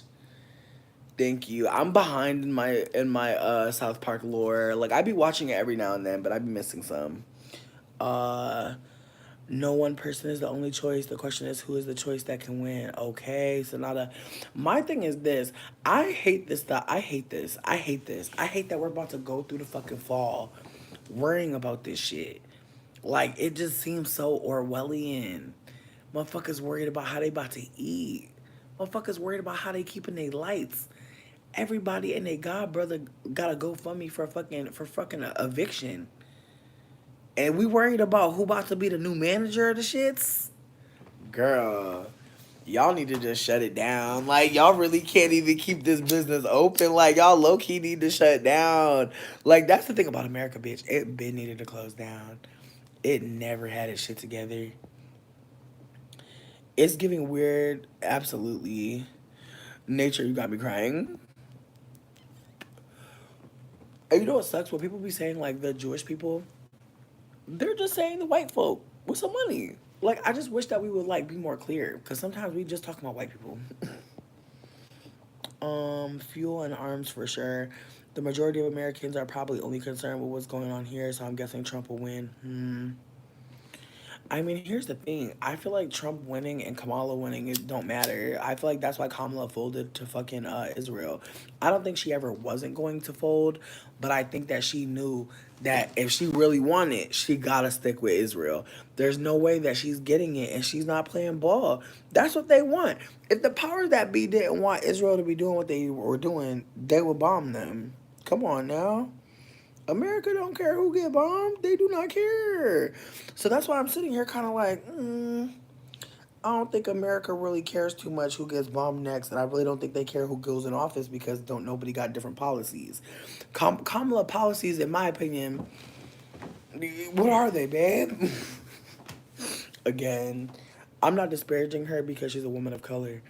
I'm disparaging her because she is not, in my honest opinion, not a real candidate in that she is the one that they pushed up instead of getting someone who would actually inspire anybody.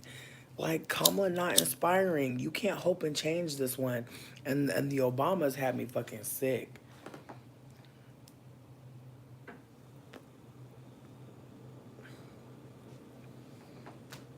But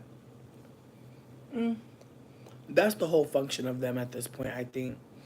Like they're gonna be the black Hollywood elite Democrats that vouch for people. Again, like I again me even me calling them black, I just feel like again, the way Barack Obama like holds himself as a black person, as a black biracial man, and the ways that his black wife do help that image. Because if he had a white wife, I really don't know that he would have won the election. He may have, but it wouldn't have been the same conversation.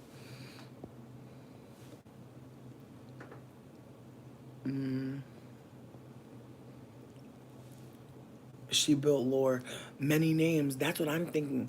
Because it's like, I feel like the people that want to be president, I just feel like they do certain shit before they become president. At least like the last like 10.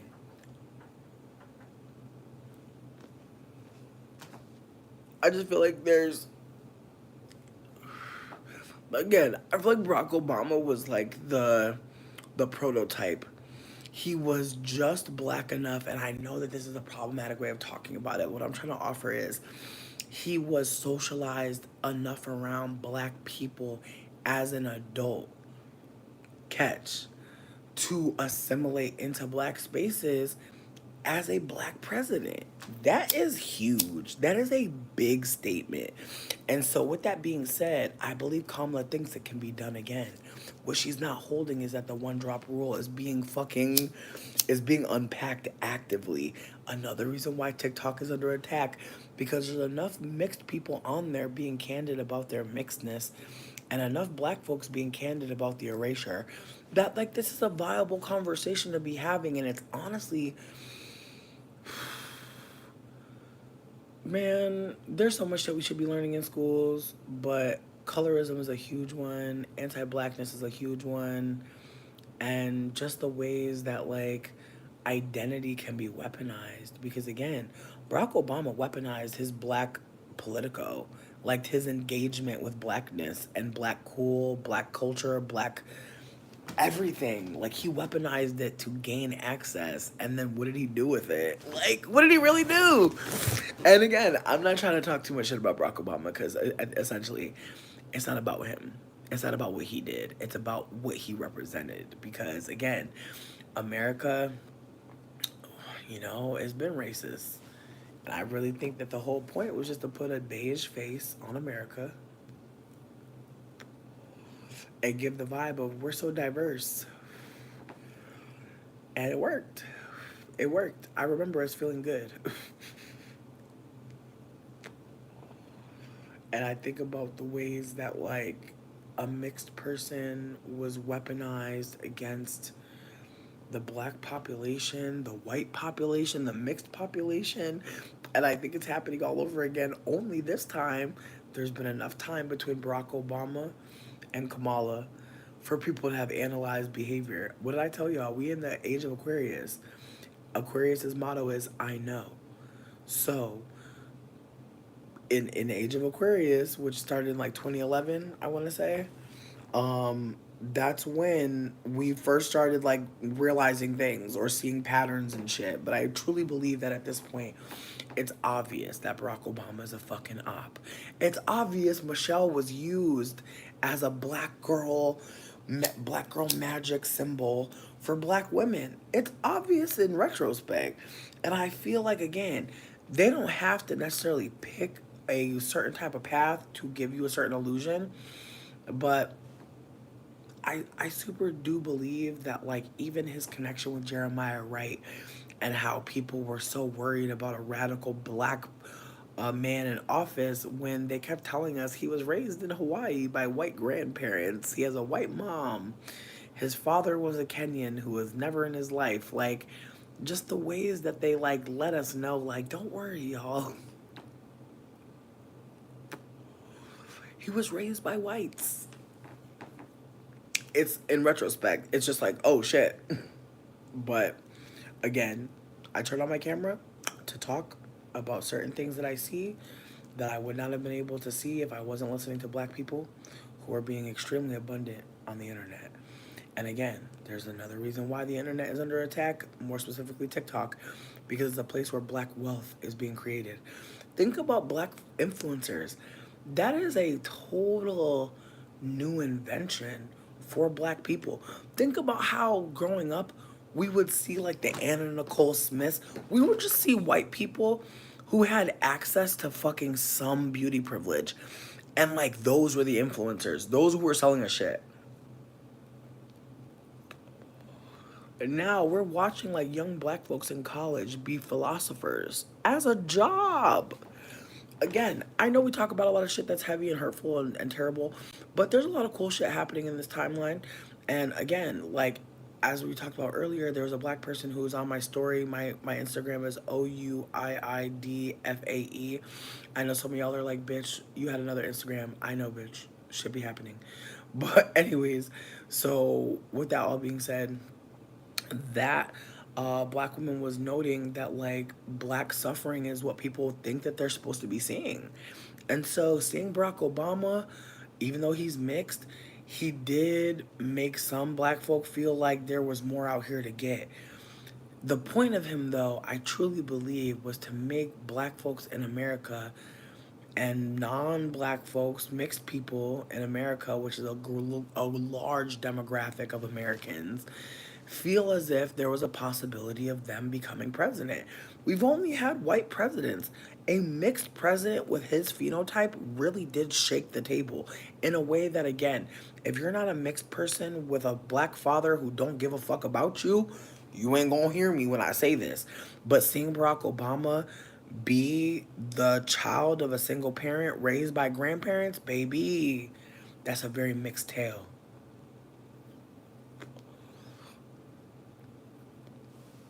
It's also a very poor tale, right? A lot of poor kids get raised by grandma. A lot of black kids get raised by grandma.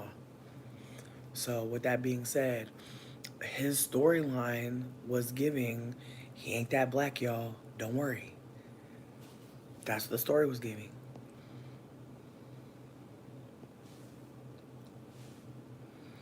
Listen, if people like Kamala, cool. I'm just trying to offer that I think that the presidency is a farce. It's a waste of our time. The future is indigenous. We should focus more on building community. The election is a scam, waste of your time and your energy. And honestly, bitch, you might get monkeypox trying to fucking vote. So I just feel like at this point, I'm waiting for the lockdown. I heard it's coming. I can't wait for it. Hope that they make evictions illegal. Truly, truly do. Do I want there to be a lockdown? Fuck no. Fuck no. Um, but, but,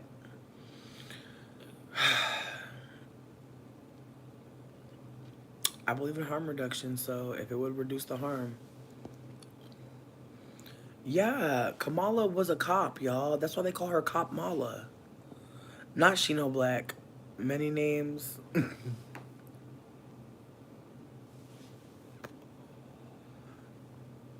Yeah, she was the head cop. She was the chief. And she like for her sister to call her Big Chief.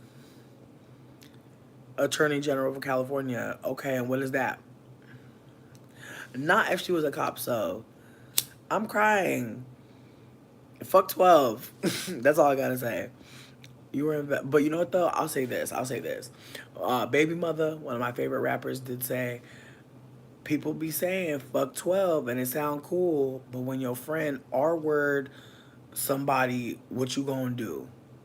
And it made me think about how, as much as I say fuck 12, I still be calling them every now and then, bitch.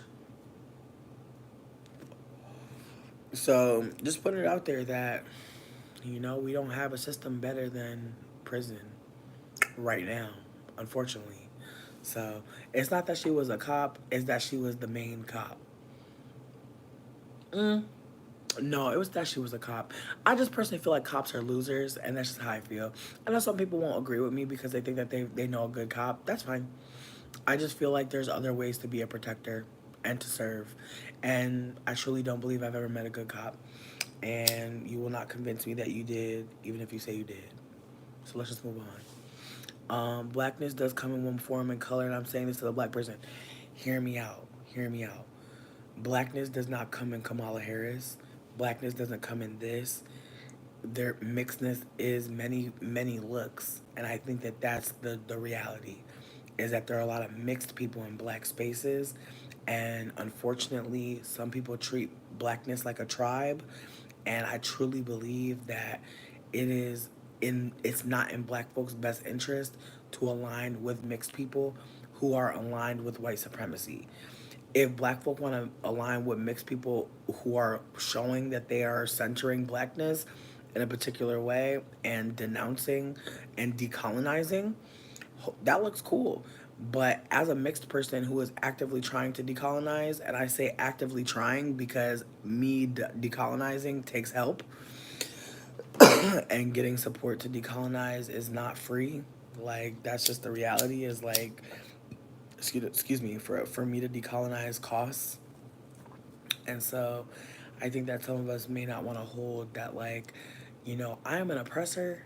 Like as a mixed person, like, I have the privilege to say I'm black and get opportunities that black people may not get because I do stratify the acceptable fat person and uh,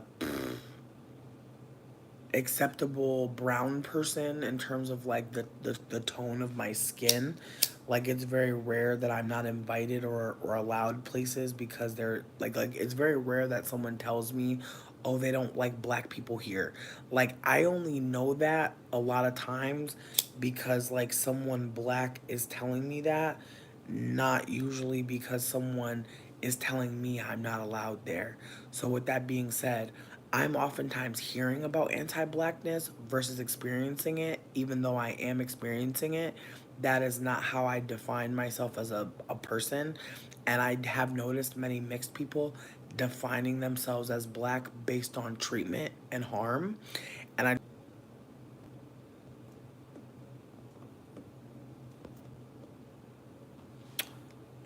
Okay, it says we're still working, but it did cut me out for a second. I know I'm behind in the chat, but what I'm trying to offer is that it is not in anybody black's best interest, in my honest opinion, to be operating like we're all black, because we're not all black. Some of us are mixed, and Kamala is a mixed person. That's okay. She chose to be with a white man. She chose to have, children with a white man. That's fine. But I do think that like there are lots of ways that we can talk about ourselves as mixed people that other people will think like that's a black person or that person has black ancestry, and so they're experiencing what I'm experiencing. And it took me a lot of listening to hold that I was not experiencing what black folks are experiencing. I'm just not. And again, having a white looking parent, having a mixed parent, having a white grandparent, like those are things that not all black people are experiencing. In fact, most of them are not. And so, with that being said, I do want to hold that there are mixed people that people just think are black people because of the way they operate or the way they talk or the way that they move in certain spaces. And again, these are things that I'm finding out as I live, not because I just know things. And so, I do want to hold that Kamala is a mixed person, a whole mixed person. That is how I choose to see her, as a whole mixed person myself. And so being a whole mixed person means that I'm not trying to categorize my behavior as black or white. I'm just holding that, like, there are times where people will hang out with me and they may be like, oh wow, I'm hanging out with a person who is adjacent to blackness or knows about this or that black art. Like, some people will think based on my interests or some of the things I do that I'm very white aligned. Like, I have a friend who makes fun of me because sometimes she says that my white ancestors be popping out. And that shit makes me laugh because there are times where I think about how there's certain shit that I like because I was allowed to like those things. Because nobody made me feel like, "Oh, that's some white people shit." There are some things that people did shame me for liking because they felt like it was some white people shit. I'm at a point now where I realize that I just like certain things because I like certain things, and that it's not necessarily because of like my white adjacency, but because I gravitate towards this thing because that's what I like. And so, with that being said, when I start to think about other people operating certain ways or how we're socialized, it can be kind of a mind fuck. Like, there are some mixed people who are raised to believe that they are one race. That happens. That happens. And then there's some of us who are told that we're one race, but people keep on telling us we're clearly not. And again, I fought for a long time to be seen as a black person. I'm ashamed of that. I am. Because I feel like in my fighting, I wasn't listening to what people were saying. Because nobody was saying that I wasn't black to harm me. I truly believe in retrospect that people were naming that I was not black to acknowledge that they were having a different experience, that like we're not having the same experience, that we're not saying the same things, that we're not meaning the same things. And so it took a lot of time to like get to that point.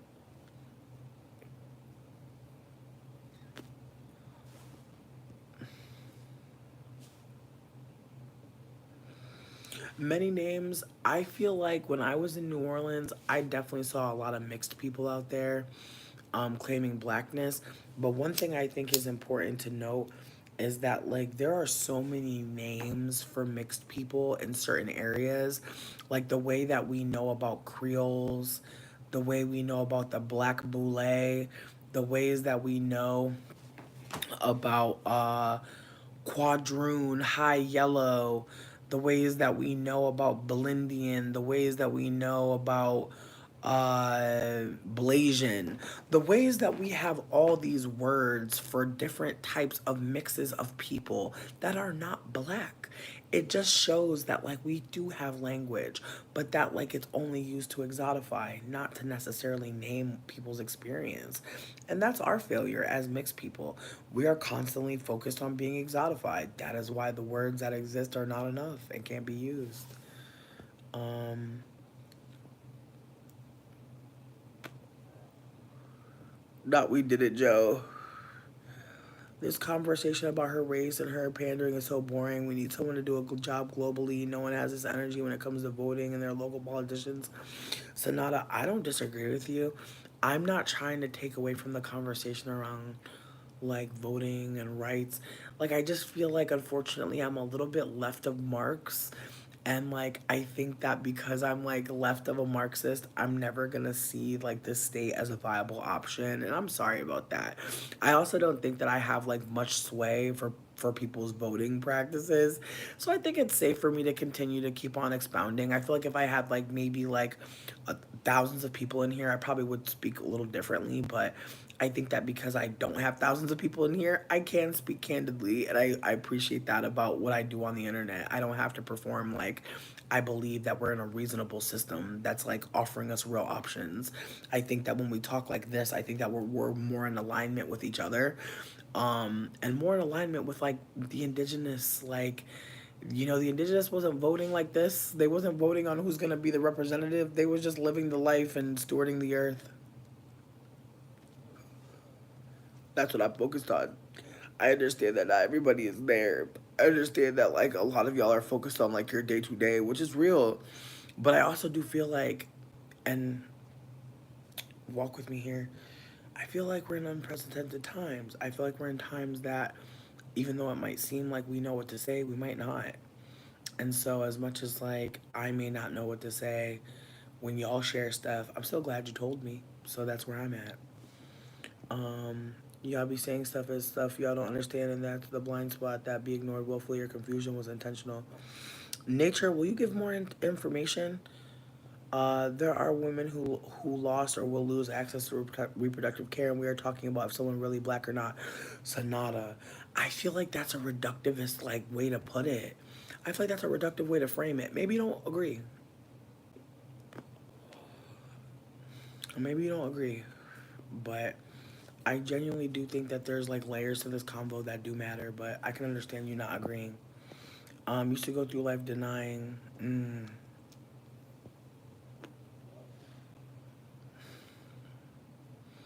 Yes, JB, me too. Choice is your guilty pleasure. He was mine as well.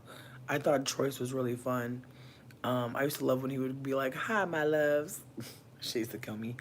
But after seeing him talk about Sonia Massey, I just feel like there are so many black queer men and black men, period, who have no problem throwing black women under the bus for a fucking click and a goddamn view.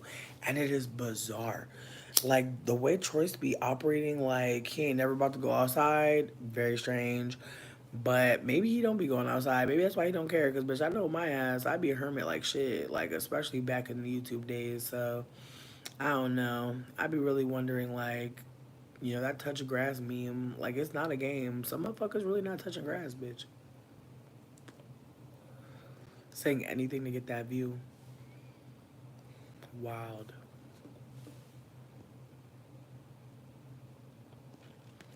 Mango peel. Thank you. Thank you.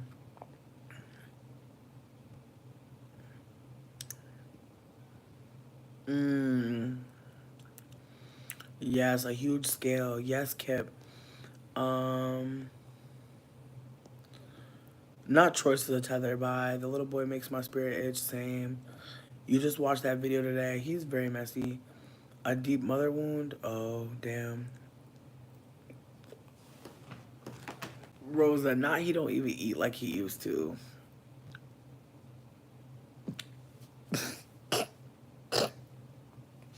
Bitch, I swear that boy got Ozempic. I swear. Listen, I'm not trying to drag the Ozempic girls. Don't at me.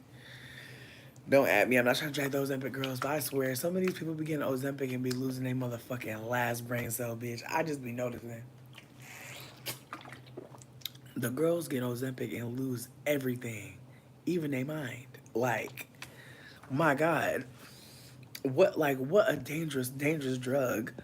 Um, he was being transphobic too, bitch. I bet. What Rain say? Oh, I'm crying. JB, I'm crying. I'm crying that y'all knew that he had mom problems. Did he do a video about his mama? I swear I only seen the messy shit. I ain't never seen Choice talk about his mama. That's sad though. Hey, we in this hole. You're funny. Good night, guys. Oh, good night, Sonata. I love you, baby. Self-preservation is a must. Okay. However, the last should be first. Okay. Yeah. Unravel in the morning. I'm crying. Someone needs to explain what or whom is black, especially when people want to say as a black person, do you really know what that means personally, exponentially, like lived experiences? And see, that's what I'm trying to offer. Like, I feel like when I used to invoke blackness, like it was to be speaking from a place of authority around harm I had experienced. I don't personally feel like I was ever talking about my perspective as a black person when I was operating or under the understanding from the one drop rule that I was a black person. I don't feel like I ever weaponized it to cause confusion or harm. However, I can't say that that's always what happened.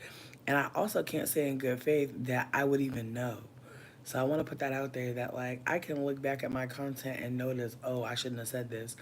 But that's because I listened to somebody who was black do some labor so that I could get there. So I want to be candid that like I don't want to be saying like definitively I did this or that because I probably did. And so with that being said, I'd rather just focus on not doing that anymore and focus on, just moving differently and in a way that aligns with my values as a person who wants to be in allyship, but is also very aware that it's hard to become an ally after you've been someone who's caused harm. And as much as I want to unlearn and recover, there's still layers to the harm that I've caused that will probably never be recovered. And so I'm trying to hold that as well, that I've caused harm that some people may never feel like is recoverable. So I'm also just trying to be gentle and just, again, if people feel ways about my past content or the ways that I'm identifying myself at this point, I want to just meet it head on because, again, there will be other people like me who realize that they are not a black person, who realize that they are quantifying their black ancestry, who realize that, maybe they're not a biracial, but they're not motherfucking black. And that's okay. I think like that's the other layer to this is I was like, well, I have black folk on both sides. Like I was really trying to count all the black people in my family to add up to one black person. And that'll never happen. So with that being said, like I'm trying to hold myself accountable for the ways I've operated so that if there are people like myself around you, you can identify them and get away from them. And or, be mindful about how much you operate around them or hold them as a black person because they are not. And because they're not a black person, they're not going to operate the ways that you may assume they will.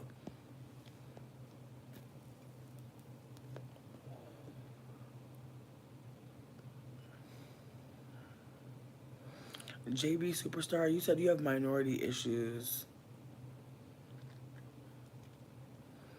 JB Superstar, could you explain what you mean? I just don't understand. What up, Ashley? I hope you're well. Melanin is everything, black is everything. Okay, Rain, come through. Do you think your experience doesn't matter? It's not that I don't think my experience doesn't matter. I just feel like in the context of blackness, no. I truly believe that like I have the most to offer white people and non-black people. I don't believe I have anything to offer black folks. And I say that as someone who was in black spaces. If I had something to offer, I would have offered it by now, don't you think?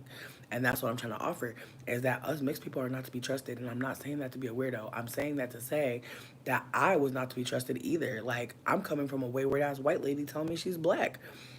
What kind of oppiana shit is that? So again, there are ways that us mixed people don't even know that we're ops and we're ops. And who gonna tell you? And are you gonna listen? Like let's just hold that. Let's just hold that for a moment. Cause if I tell you that we're ops, what's my motivation? And again, this is just to offer that like when deep dark skinned people say that mixed people or light skinned people are ops, people be like, not this one that I know. And it's like, but you don't know all of us. And like, we're not all in the same type of time. And I think that that's why the concept of black biracial is so harmful because it says that there are mixed people who have the same experience as black people. That's not true. It's clearly not true. It's very clearly not fucking true. And again, all we have to do is look at history. All we have to do is type in first black inventor of anything. You will see quadroons. You will see light skinned people who are clearly not black. You will see. But again, the harm that they experienced is what they use to tell them that they are black.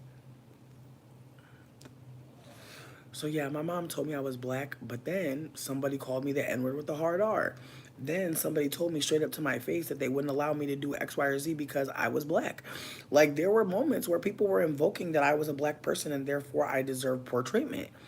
So at some point, I'm like, damn, my white passing mom don't matter, I guess. Again, coming to that conclusion was wild, but it was one that I came to. At some point, I felt like my white passing mom didn't matter in the equation. Delusion.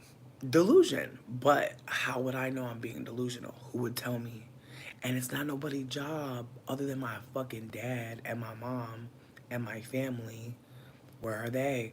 Again, a lot of labor gets put on black people, and if we're unwilling to listen or even read what's already being offered to us, then we are ops as fuck. And so again, I say that to say, don't trust me either, bitch, because I'm a fuck up too, and I don't want to steer you wrong. So take what I say with a grain of salt. If I'm fucking up, I'm open to hearing how I can do better.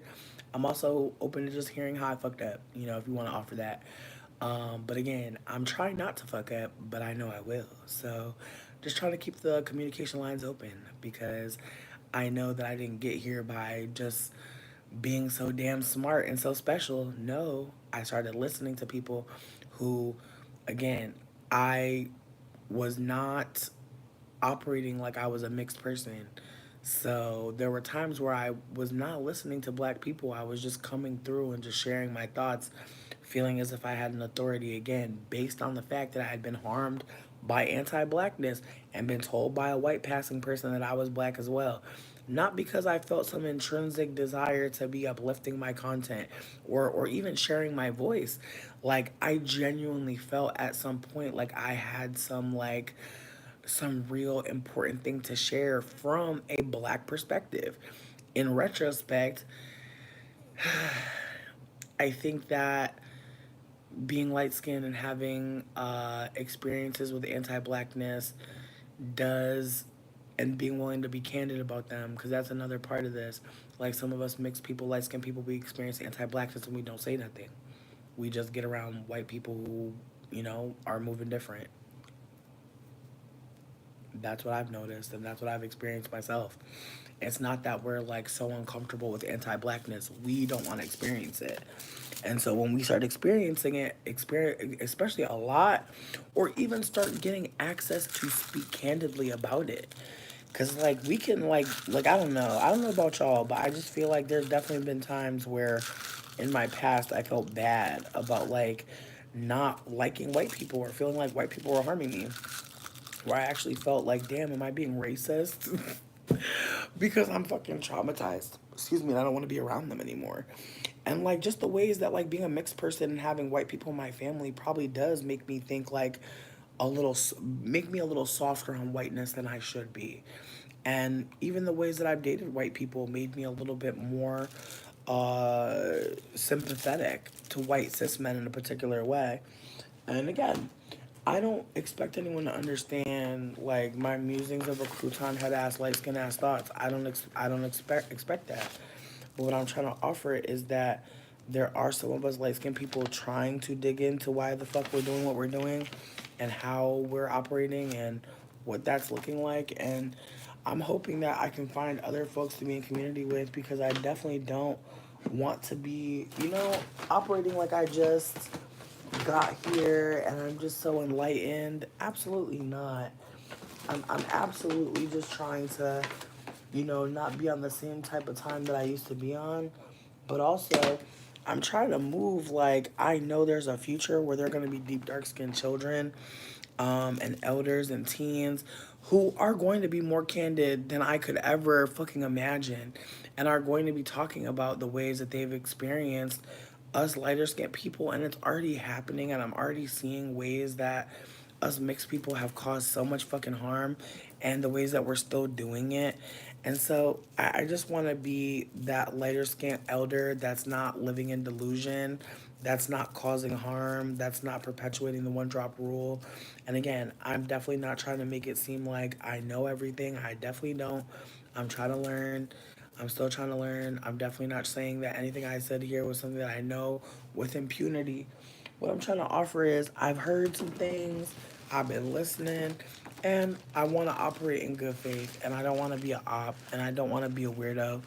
And I do think that that means we have to have certain conversations and expose some of the ways we used to think. Because some people don't realize that there's some of us out here who are wayward as fuck. Like, if people had more context on Barack Obama as a person, who knows if they would have really voted for him. But at the time, he seemed better than the other person. But if I'm being super genuine, I do believe that there are ways that us mixed people get put in places to make it seem like a place is not as anti-black. Low key, that's what I mean when I talk about the first inventors in terms of like black early invention. Like there were all these mixed quadroons that were able to get patents and all types of honors. It's very rare you see a deep dark skinned person as an early inventor, which makes me wonder how many light skinned people stole. Dead ass, bitch. That's where I'm really at. Cause it's just so convenient. It's just so motherfucking convenient. And I know some folks might be like, well, those light skinned people who are almost white looking may have had accents in a certain way. And it's like, exactly, that's also theft. Like even having the access to get a patent, like that's oh, like there's a way that like people are uplifting certain people, and you could tell. Again, look up early black inventors. Just go to Google and look at images. I promise you, even in black and white, you could tell who's light skinned and who looks damn near Caucasian. And so I'm saying that to say that there have been a lot of mixed people making gains in America for a long time.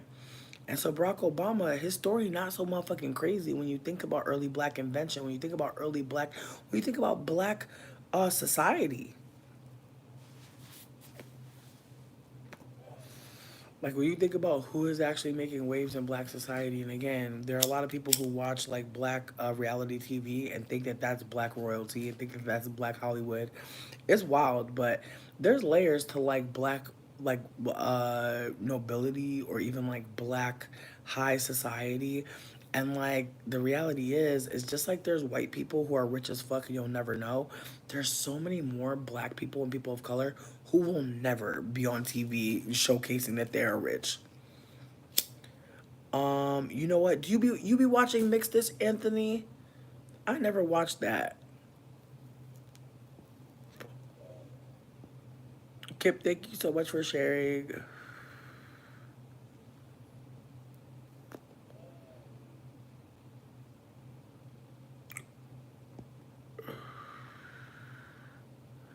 JB, you're not wrong.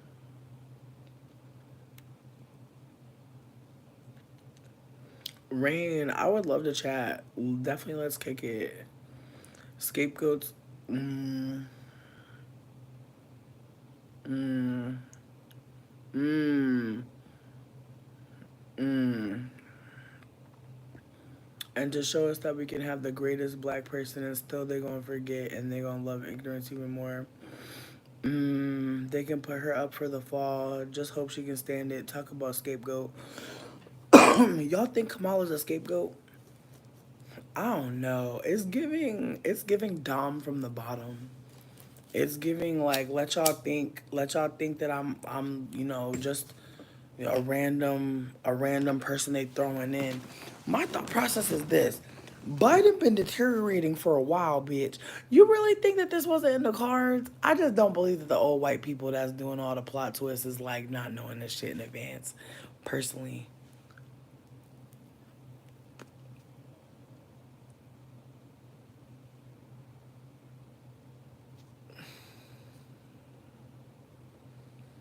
I mean, Drake saying that he was taking time off and then had the beef. It was kind of awkward because I just really think like, and I don't really think about Aubrey no more. Me and him used to go together, but I left him for Rob Kardashian, and then me and Rob got back together, and then, you know what I mean, like, or rather, me and Rob broke up because I caught him with China, and then when I found out about Dream, I was like, bitch, we never getting back together. Like, fuck out of here. But then I found out about Adonis, and bitch, that was a rough motherfucking month, honestly, because I found out about both early. But that's a topic for another day.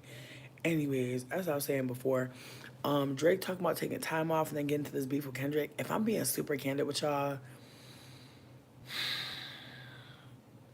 I just want some new people in Hollywood. I just want all my motherfucking independent artists to just to get one album that gets, the kind of fucking press that a lot of these people just got just because they were existing in the space and were light skinned or white. Like I'm just kind of like Drake could really retire at this point. I don't think he has more to offer us, and I don't mean that to be shady.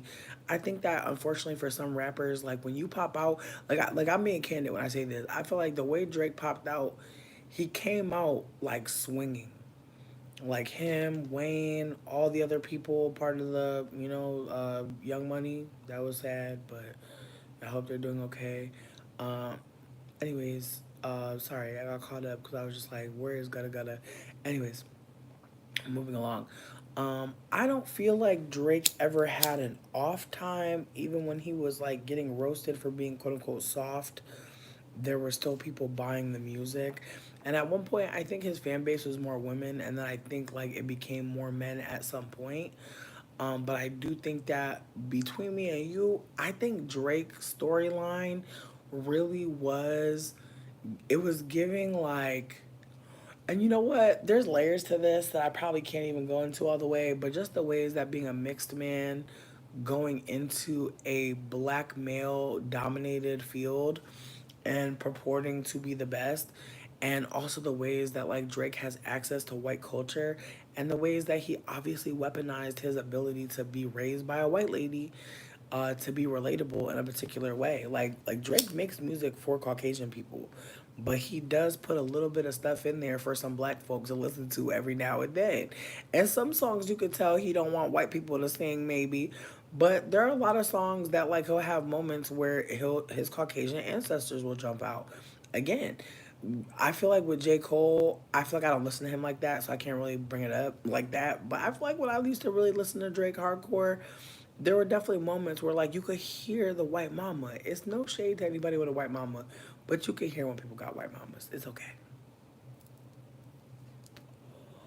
You can hear when somebody got a white grandmother named is Catherine. That's all I'm gonna say. Um, Not you wish the best for people. Times are going backwards. We gotta be careful and wake up to what they're showing us in entertainment and just everywhere low key. We're already screwed, so who really gives a fuck unless they're asleep like a bitch? You feel like Obamas don't fuck with her. Low key, we need Michelle in there. You know, people keep saying that they want Michelle in office. Can I just ask genuinely what y'all think Michelle would be doing different? Because I feel like Michelle is a Capricorn, so she gonna say what she gotta say to get the job done. But I don't know that she actually like gives a fuck for real. Like I genuinely think like she was very happy to be a first lady, and do her thing. But yeah, I don't know. Again, I'm not trying to take away from people's accolades or accomplishments. I'm just trying to ask what people think Michelle would be doing.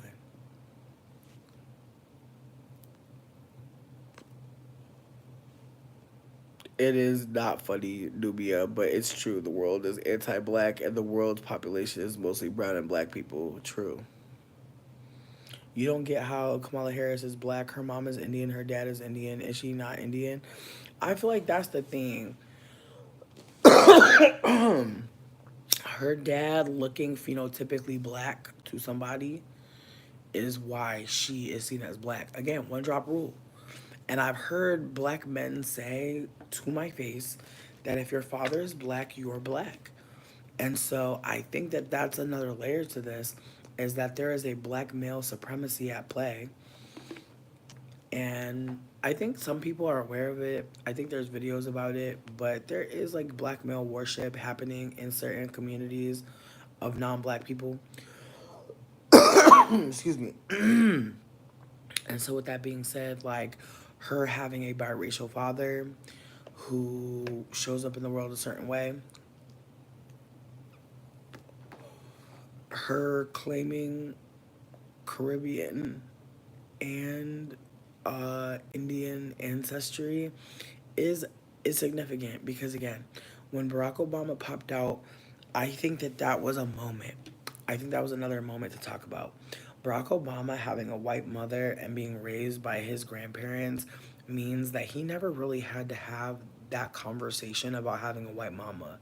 Like him being raised by his grandparents, I just feel like there's ways that men talk about past pain and trauma that kind of closes the door on certain convos because it's almost as if this man is telling you by just like naming what his living situation was that like that may be a traumatic or triggering convo, and the ways that I never really saw America having the convo about the white grandparents in Hawaii raising him.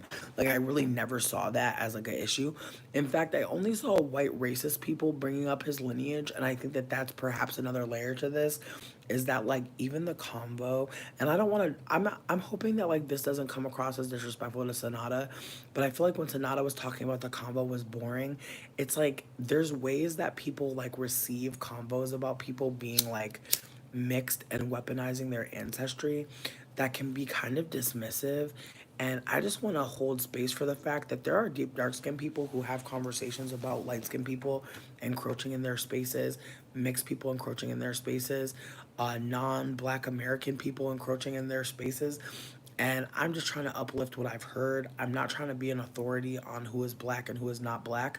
I'm trying to offer that as a mixed person, a whole mixed person who knows that I have mixed ancestry in my family, meaning that I am not a black person, meaning that my lens is as a mixed person. I am now seeing very clearly other mixed people who are operating like blackness is something they can just say they are. And unfortunately, when us mixed people are named as non-black and we experience anti-blackness in the world's eye, people will feel so bad for us.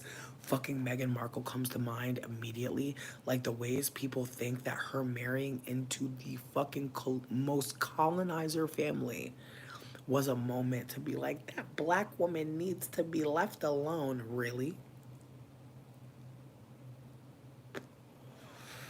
Again, I'm not trying to offer that anybody should be enduring anti blackness. What I'm trying to offer is that she was never enduring anti blackness. I don't give a fuck what anybody says. She never was going through anti blackness. People were being anti black to her mother, Doria. That's who was experiencing anti blackness, not her. And I don't care what anybody says. Y'all could drag me if you want to, but there are times where white passing people get talked about in particular ways. And again, they're not the ones being harmed. It is their brown skinned, deep dark skinned black ancestor who is alive, who has to hold that like their blood didn't create a white enough child, even though if she didn't look how she looked, she would never be the motherfucking princess.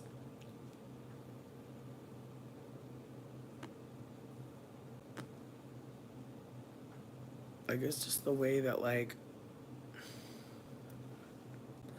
identity politics has really harmed black people in America and really caused like a lot of harm because again, blackness is being held as a phenotype. And so when folks who are from outside of America come to America and they're held as a black person, there's ways that they like shift and they're like, no, I'm not. There's ways that people come from different countries to America. My father came to America and never once did he call himself black. He said he was Jamaican every time, Caribbean if anything. So it's the way that like blackness is really like regional. It's really like national. It's not global. And yet, black folks in America have treated it like it was for a while.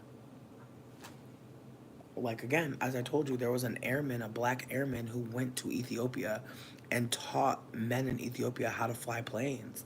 Like there's ways that like black people in America have absolutely reached to hold the hands of people who were phenotypically black, and it was not across the board.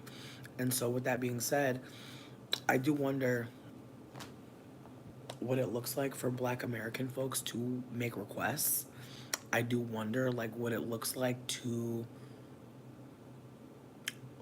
I wonder like what it looks like to seek out leadership in that way. And I just wonder like it makes me think of the poem by Sonia Sanchez. It's called I Want to Know I Needs to Know. And it's basically her trying to figure out like what happens after people aren't rapping anymore? What happens after people aren't doing gele chants? What happens after dashikis? What happens after like she's like what's gonna happen after black folks are no longer weathering this storm? Like what comes after all of the beautiful and elegant things black people are creating? And that's where I'm at like with that conversation. Like that's all I can say is like I want to know too. I need to know too. But with that being said, I think that that's where most black folks are living in the I want to know, I need to know. And so again, Sonia Sanchez, amazing poetess, obsessed with her. I hope that if you ever get a chance to listen to the album where like her face is in the middle of like a bunch of like sunbeams, that's my favorite one. But I'm gonna keep reading the chat.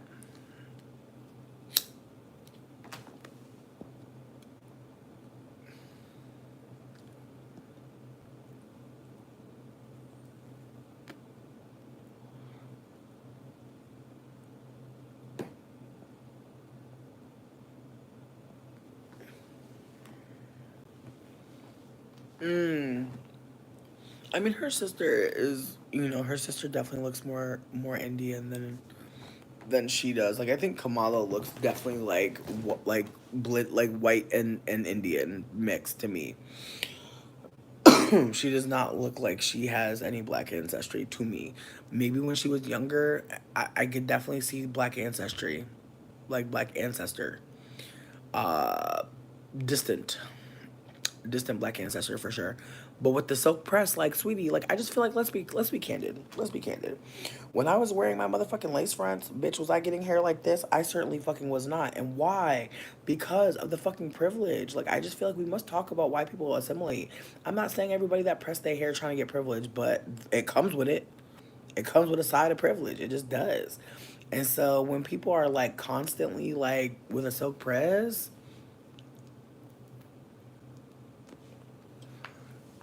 again, I just want us to think about how we live outside of the colonizer's imagination, you know? Because the colonizer want my hair to be fucking bone straight. The colonizer want me to assimilate and be looking non-black. The colonizer wants me to deny my phenotype. The colonizer wants me to motherfucking go out of my way to deny my motherfucking hair. The colonizer wants me to fucking get a flat iron and get a perm, a relaxer. The colonizer want me to relax badly. So we just have to be candid about like how we're operating in the colonizer gaze. You know? Like when the colonizer looks at you, are they happy? Cause the colonizer don't be happy with me no more. Like some white people say they like my hair, but a lot of them be looking shook at me, bitch. Like they didn't expect me to like my hair. Like they never expected me to get to the point where I was. Like they didn't expect that. Again, when that black woman said that some people really think black people are supposed to be suffering, it made me wonder, like, what do people think about me? And again, I'm not trying to center myself. I'm just trying to offer that if black folks when black people are seen not suffering, it makes people feel away. I had to think about how people perceive me when I suffer. That, like, when I'm suffering, what do I do? Like, who do I tell? Where do I go? Who cares? Who uplifts me? Things like that. And again, there are so many ways that I am received and held and uplifted and cared for. And I'm not saying that that tells me that I'm not a black person, but I look at my siblings and my sisters, and I look at people who are looking nothing like me, who hold black ancestry in a way that I clearly do not. And I see them struggle to ask for help because, and as I've been privy to be in some candid conversations with some black women, there's a fear of being needy. There's a fear of being the one that asks for help. There's a fear in being the one that isn't giving the help and the support. And there are a lot of black women who tell me straight up, I don't like asking for help. And I sit with the reality that I have never struggled in that. I've always felt deserving of help, always. And again, somebody could say it's because of this or that, but I have to also hold that nobody ever denied it. I have to hold that like my white mother might have denied me love, but when I tell people about that, they offer it to me. I have to hold that like people have made me feel easy to love more often than not. And even though I've gone through a lot of trauma, like there's still ways that like people still hold me as a lighter skinned person, as an acceptably attractive person, as not ugly, as not unworthy. And I have to hold that again. Sometimes when people think that when people say nice things about us, they're unfortunately at times prizing us for something that we had no control over. I didn't choose my skin tone, but I do get to choose my behavior. I didn't choose like being acceptably attractive, but I do get to choose how I treat people who do not fit that standard. Like I get to choose a lot of things that I do with the privilege I have. And so that's what I'm trying to offer. That I don't know everything, but Kamala definitely does assimilate into whiteness for a reason, for the benefit. Especially as a cop. Like honestly, when you're a non-white person and you're a cop, that's such a fucking like that's such a persona. Like you're literally telling people like I'll put you in jail. I will fight I will enslave you for this shit. I just want y'all to consider what people's jobs are. Like what they decide to make their life work. Just think about it.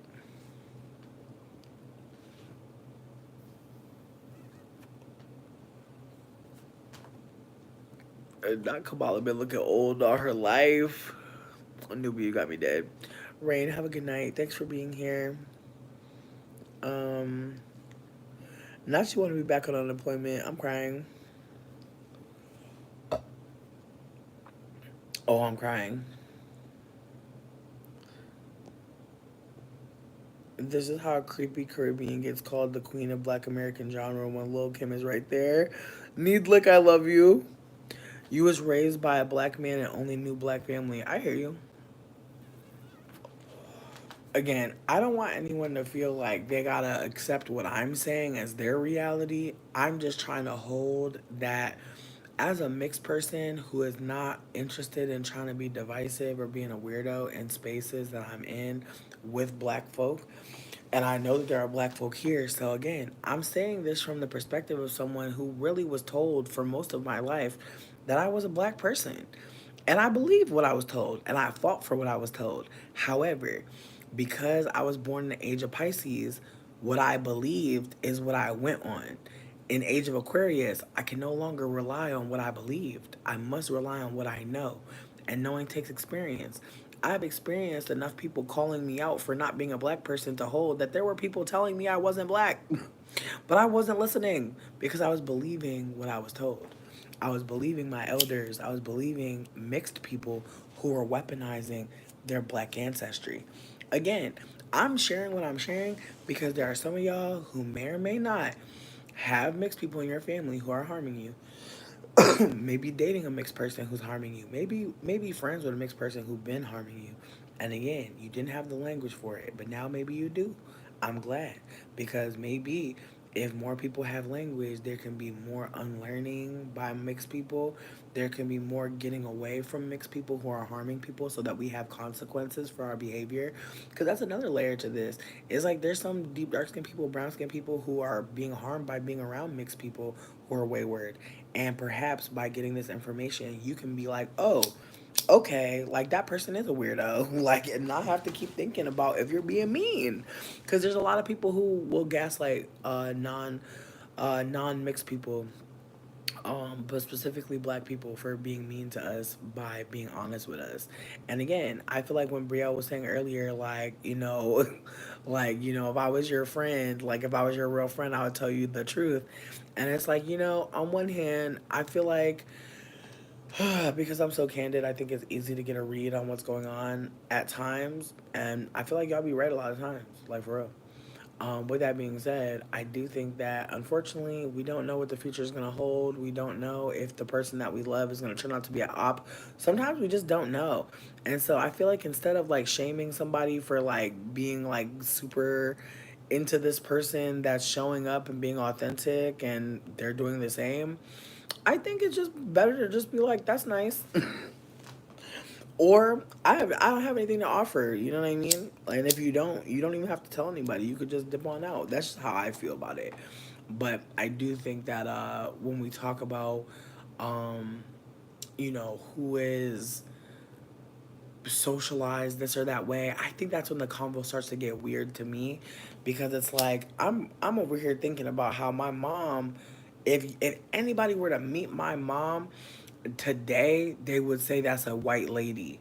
However, if they were to meet my mom 10 years ago, 20 years ago, they might actually think that she had some access to black culture based on what she's doing and how she's operating.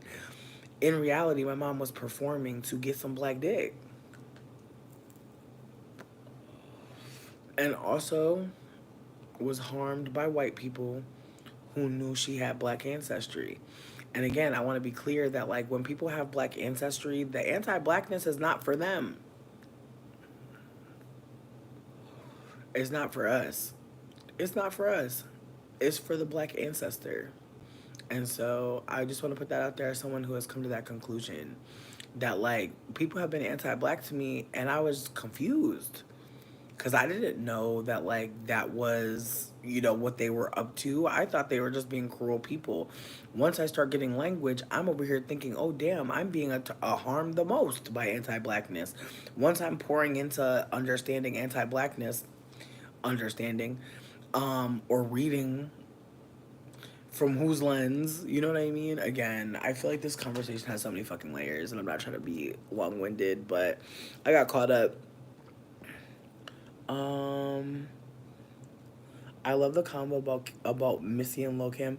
I feel like Missy is really amazing, and I love her, and I'm grateful that we have Missy Elliott. If reparations dropped, would you take a mixed portion or a full blooded black bitch? 83. You're wild.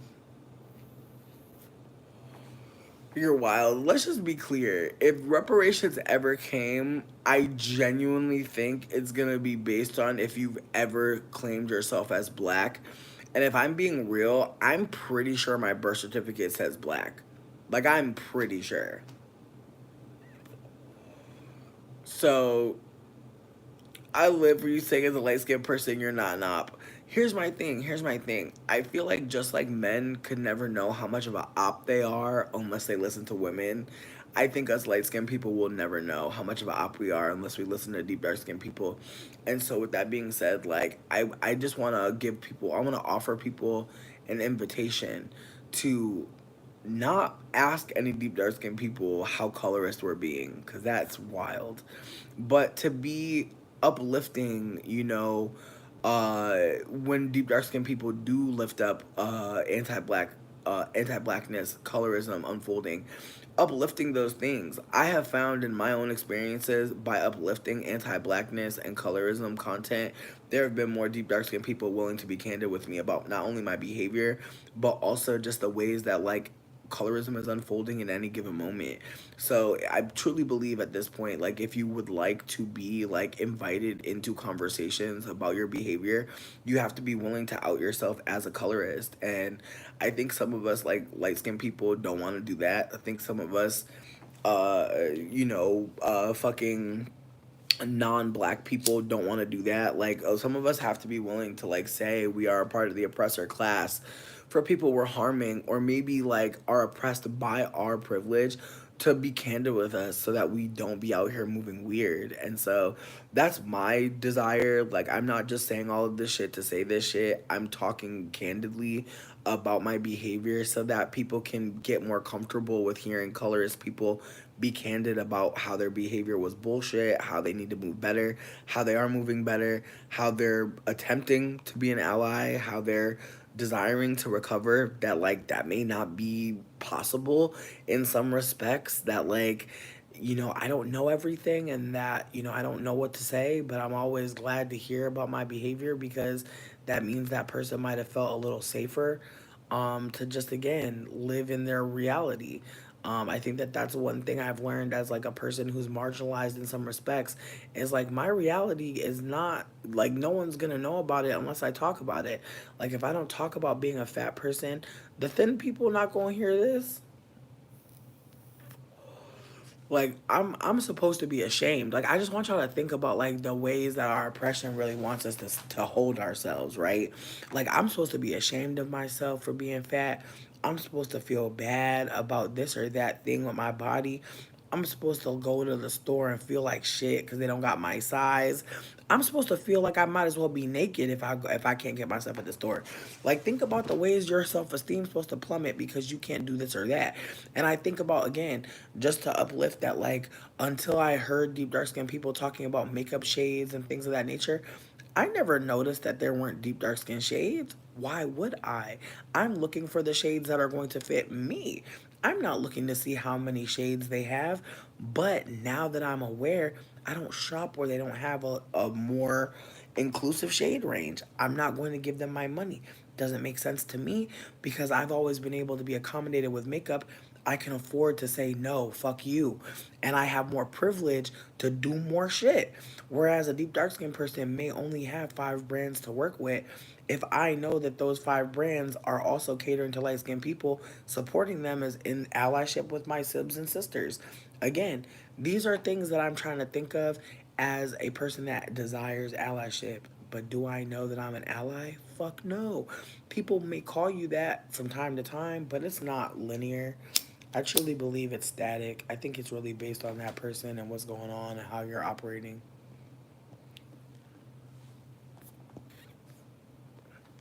The spectrum of blackness was discussed in '07, '08, but it wasn't held in mixed places. Okay.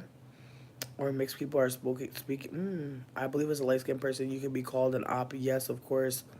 Point I've been making. Okay.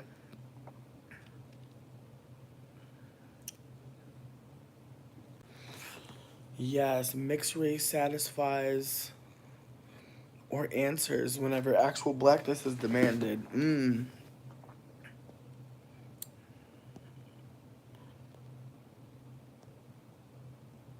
I am still late on the chat. Light skinned people don't look all the same, in my opinion. I don't think it's about light skinned people looking all the same. I feel like that's the thing about privilege, right? It's like we know all men don't look the same, but they all have the same privilege. Even if a man is super short, super fat, super femme appearing, they still have the ability to tap into patriarchy in a particular way. They have the ability to be an op in a particular way. Whereas same can be said for a femme. If a femme is super quote unquote conventionally attractive or not, she's still a victim of patriarchy. So whether or not like we're looking at Beyonce or we're looking at Gabourey Sidibe, they're both at the mercy of patriarchy. We perceive one of them to be faring better, but they're both fucked. And when I say that, I'm not trying to make it seem like Beyonce doesn't have the privilege of light skinnedness, mixedness, superstardom in a way that Gabourey's like. I feel like some people could say it's unfair to criticize them or put them together, but I feel like putting them together does illustrate that patriarchy asks of both of them to be something. And whether or not they're being it enough is why we watch or don't. And so, with that being said, I feel like when Gabourey came on the scene, her character was portraying a deep dark skinned girl going through trauma in a particular way. That was quite hard to watch. To be candid with you, I feel like Precious's life really did have me sitting with like just the mother wounds and just how your mother can be so evil to you that like you don't know how to like connect with other people. You feel scared, you feel worried. And then the ways that like she was also deep dark skin, how she was also fat, how she also like had a learning disability, like her disability coupled with her fatness, coupled with her poverty, coupled with her narcissistic mother, all the ways that she was actually set up to fail, and the ways that the story that she was put in was, again, I enjoyed the movie Precious in a way because I enjoy seeing like period piece movies including black people. Like I love when we're time traveling and we're going to the fucking 80s. That's cool to me. Going to the 70s, that's cool to me. I love seeing black people in film just in different ages and different times. However, I do think that the movie Precious did remind me that we were about to get another fat slur. It did also remind me that like, the ways that like patriarchy looks at a Precious or a fat, deep, dark skinned women from in poverty is very different from what they ask of the Beyoncés, but they still ask for performance. And the way that we know Beyonce's mixed and the way that she holds herself as a black woman, the ways that we see Beyonce realized, actualized, like the ways that we know people want to be her, in a way that we know people don't want to be Precious, in the ways that we know people are always looking at girls who look like a Precious and thinking that they're sick or that something's wrong with them. Or the ways that in the movie Precious, like the ways that colorism was popping out left and right.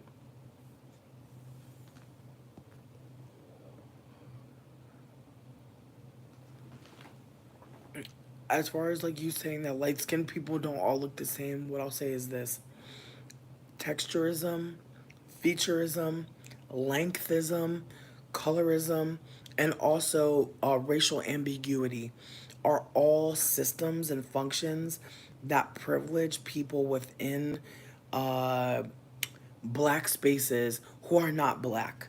And I'll say that as someone who has watched a lot of music videos and a lot of movies from like black directors or from black stories being told, and the ways that like light skinned women who are clearly mixed are being held as a standard of beauty when these people creating the content are not mixed light skinned people. There are deep dark skinned people creating this content who are men a lot of times who are centering beauty in light skinned women. Almost as if to say that they can't show a white woman as a love interest. But they can show a Beyonce. They can show a um what's her name? A Melissa Ford. They can show a Lotto. You know what I mean? Like they can, and then even Lotto, bro. Like her coming out with the name Mulatto, that shit's crazy, bro.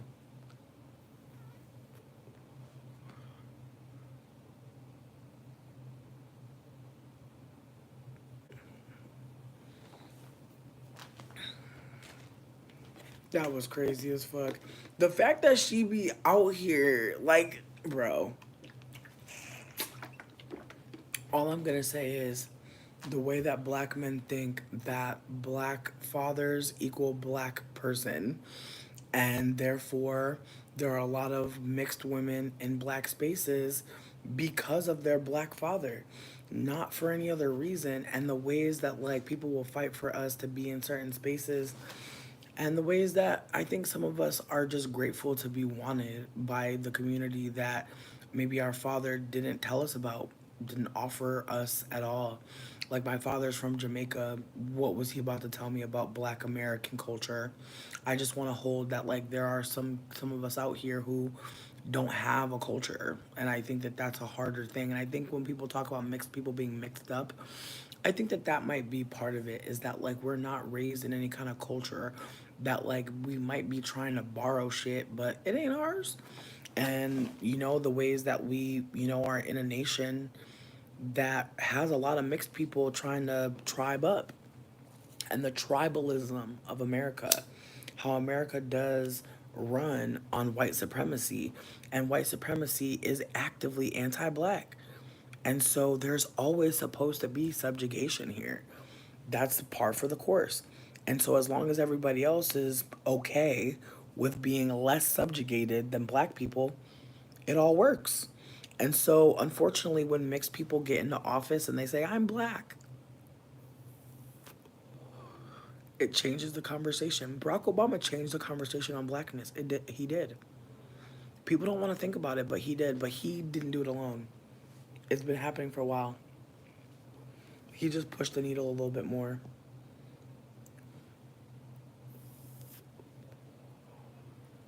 The used to make the space non-black. Cat Mole, you're not wrong. I would say that a lot of times I've been offered to be in spaces, and it's only recently that I've had to start saying like, "Hey, I'm not really interested in being a token. Are there any black people involved?" And bitch, the way that even bringing that up, they want me to be the ambassador of finding all the black people. And then it's like, why are you giving me all this power? I'm literally telling you that I don't want to be there if there's no black people. Why are you telling me to go find them? Why are you telling me to be the manager of black people? That's not normal. And then again, having to break this fucking fourth wall with white people that I'm trying to get a job with, and the ways that like I'm just not doing good at getting a job because I'm unwilling to be a token, and like that's what a lot of these jobs want.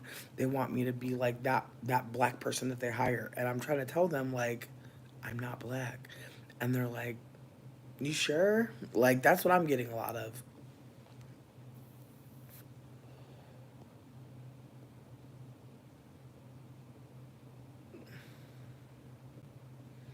What about those that are from African races like Egyptians? Are they considered mixed? I feel like most people are mixed. Most people are fucking mixed.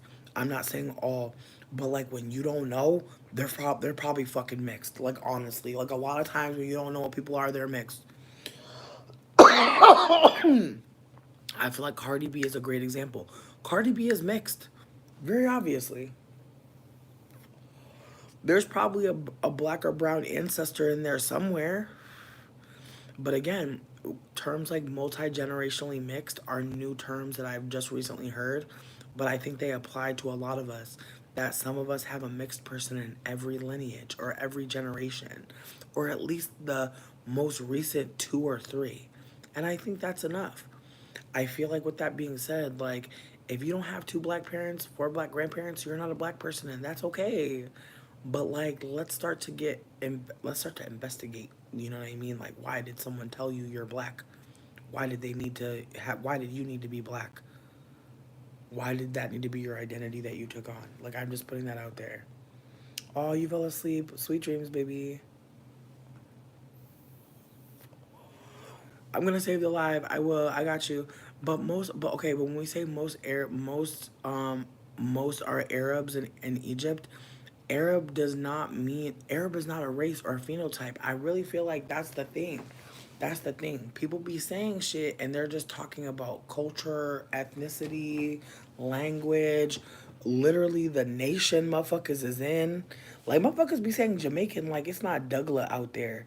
And if you're not familiar, Douglas is low key the equivalent of fucking Creole in Louisiana. It's mixed people. It's mixed people. But there's different terms for mixed people out there. When people say they're Jamaican, a lot of times they're trying to say they're black.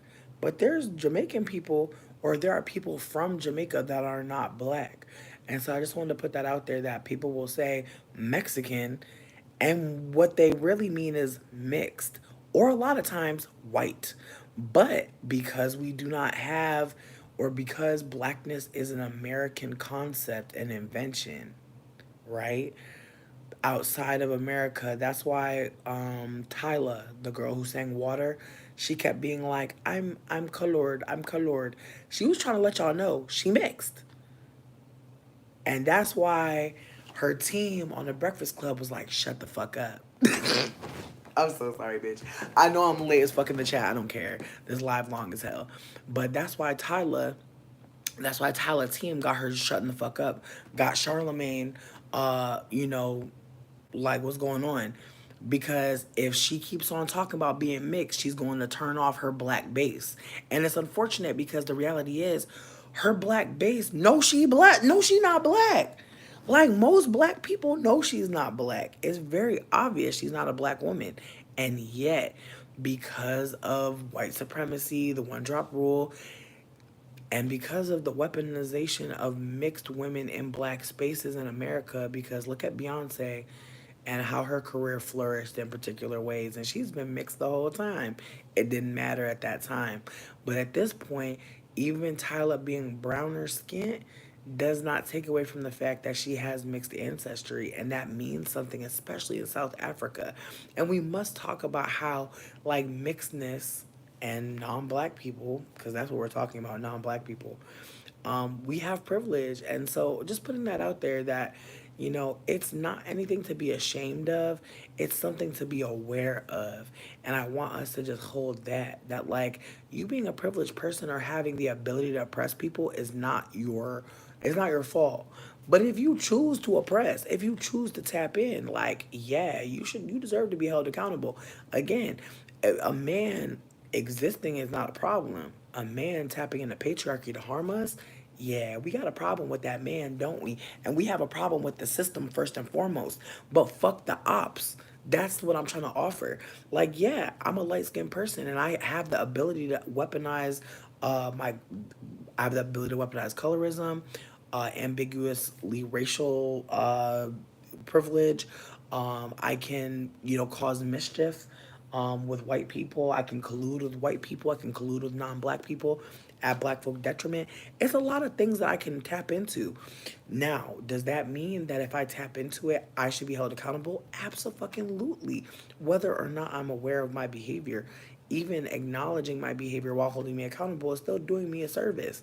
And so there's a lot of labor that is done for mixed people and has been done. And so at this point, it's valid for people to be tired and be done with it. And so, like I said, they told Tyla to stop talking about being colored because she needs to be black to get put on and to ride the wave. That's why Beyonce was operating the way she was operating, and then later in life started talking about being mixed, later in life, start talking about having, mixed ancestry, start being more candid after she already solidified her black fan base. And so, with that being said, when I first came on the scene, I feel like I was candid about having a white passing mom. And I don't want to say that nobody ever talked to me about that or said anything about it, but it didn't matter at the time because people were not as aware and as, and listening as much. Well, not necessarily listening as much. I just feel like the conversation was not being allowed. I'm gonna hold that. That like there's certain conversations where people are absolutely gatekeeping, and I don't want to go any deeper because I'm already behind on the chat, far as hell. Um,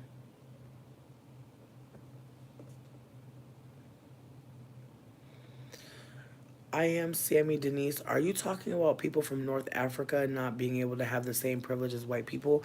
Because I just want to push back gently and say that, like, in Africa, there are absolutely people who are whiter skinned and look more closer to perhaps like white Latinos and Anglos and are absolutely being held in a higher position in esteem. And again, the ways that we talk about anti-blackness is unfortunately very local, very homegrown. But I want to stress that outside of America, deep dark skinned people are the most harmed. That they are not necessarily socialized under the concept of blackness, but that as people who are not white and are not mixed and are absolutely deep dark skinned, there is harm happening there. And so I just want to put it out there that, like, whenever there's ethnic cleansing going on, a lot of times it's the deepest, darkest skinned people. Um,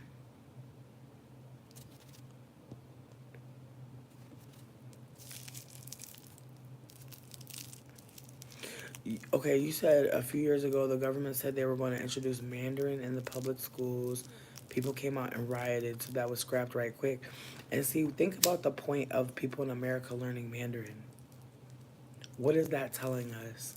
That obviously conversation between America and China is getting a little bit more close, that there's a desire to have certain people come here and feel welcome, for certain industries to come over here. Think about it.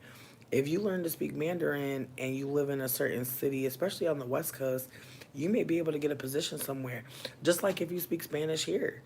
If you speak Spanish here, depending on what area you work in, you may actually be able to get to leverage your bilingualness to benefit because those people are here. And so I just want to put it out there that like the desire was probably to make a new wage class that could speak to the new colonizers coming in. That's what it's giving me. You're just so happy with all the codes you've cracked. Some pretty cool, some not so much. JB, tell me more about the codes. I'm interested. Focal point. Hey, baby. I love you so much. Thank you for being here. 143 J Boogie said, I'm trying to write a suite of poems about Missy Elliott. Please share with us. Please share with us.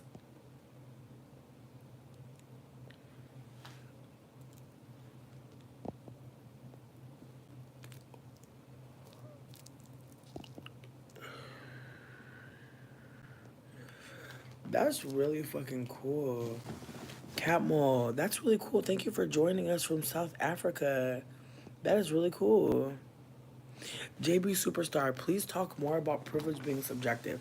Because I'll hold that, like, there are some deep dark skinned people who have certain features, certain phenotypes, certain length of hair. And so they're being upheld in certain ways.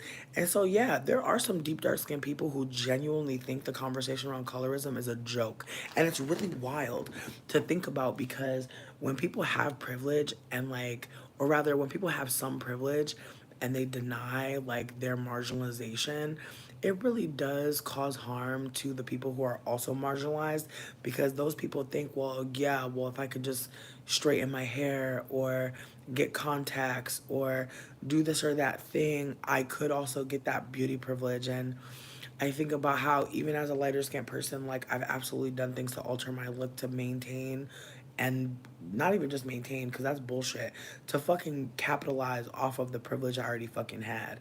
Like, already being a lighter skinned person and putting on a fucking lace front wig, sweetie, that's a completely different type of like leveling up than like if I were to just simply straighten my natural hair.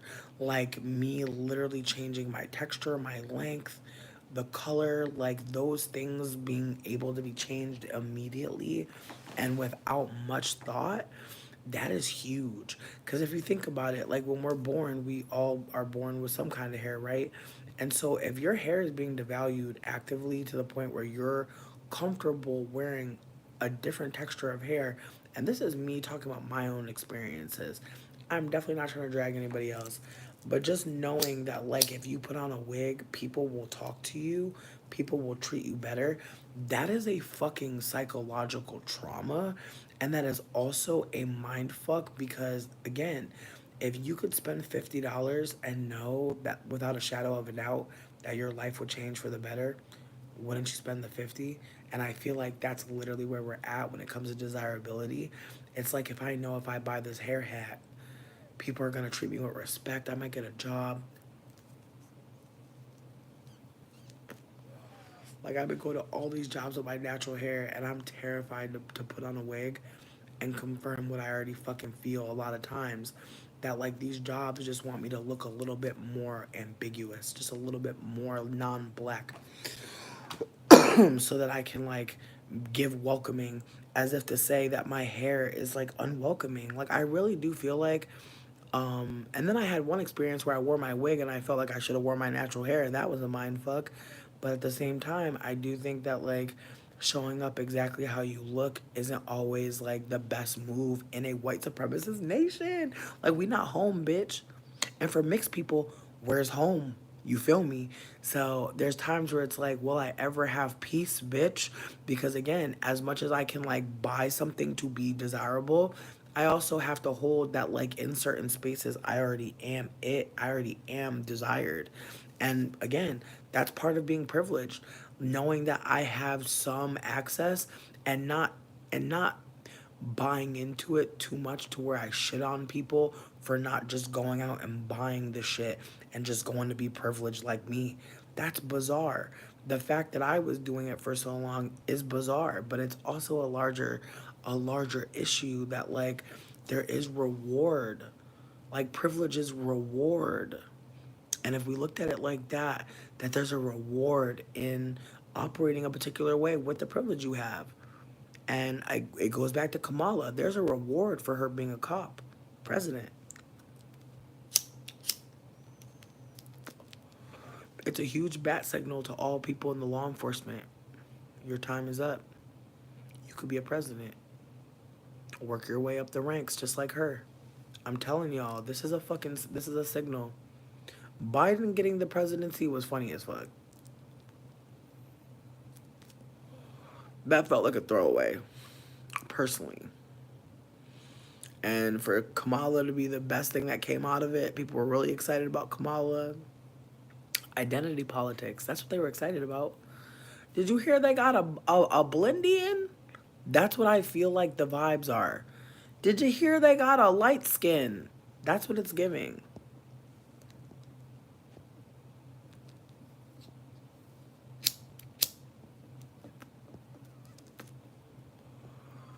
Okay, so when Lip Gloss asked me, do I think Zeus Network is good for black people?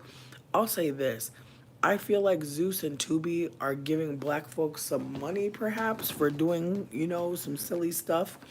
But I do think that there's a lot of mixed people on Zeus and Tubi causing harm and creating opportunities that are non opportunities. I'm not going to go too deep into it, but I feel like if you want to critique Zeus and Tubi, you have to critique YouTube. I just feel like none of these apps care about black people. They just want to get black people money. And the desperation is palpable. I don't know if y'all remember, there was a black woman who went to this deli, and the deli was always filming people.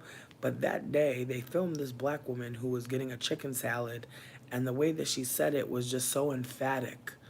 It was obviously iconic. And so we were all going, it's a chicken salad for a little while. I don't know if you remember that time. A lot of eras be overlapping, bitch. So, anyways, I'm noticing that that deli is trying to go viral desperately, and they are putting the camera in black people's face so hard, trying to get somebody black to say something. They are begging somebody black to help them go viral again. It is so sad.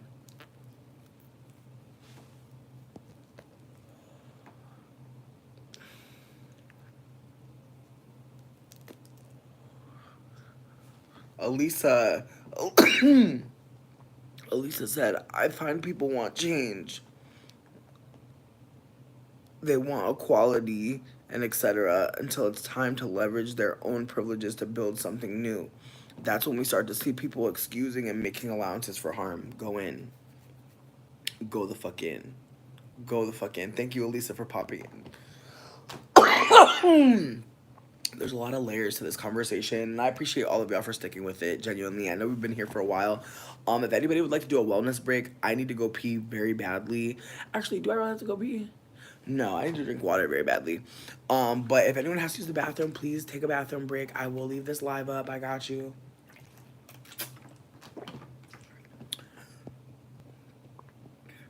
What culture does culture Cardi B daughter have? See, and here's the thing. Offset has been cheating on this lady left and right. You think he talking to her about being a mixed girl in black spaces and treating black women with respect, love, and kindness? I just want y'all to hold that, like, there are black men who will fuck a non-black woman, create a whole mixed baby that look just like they ass, and abandon her for the fucking white wayward mother to fucking raise. So I'm not trying to be dramatic. I feel like I came across very hostile. That was me projecting, bitch.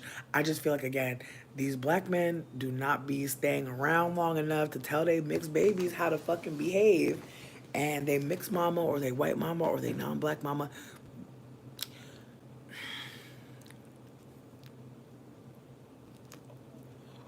I hate to say this, but I feel like a lot of mixed children who don't look like their mom and dad because they're browner, they're pets. And that's all I'm gonna say. I feel like a lot of little mixed babies are pets. And you could tell by the way people hold them and take pictures of them like little dogs. It's sad. So I think that her culture, I think culture's culture is going to hopefully be unlearning all of the harm and ghetto bullshit that her mama got her around.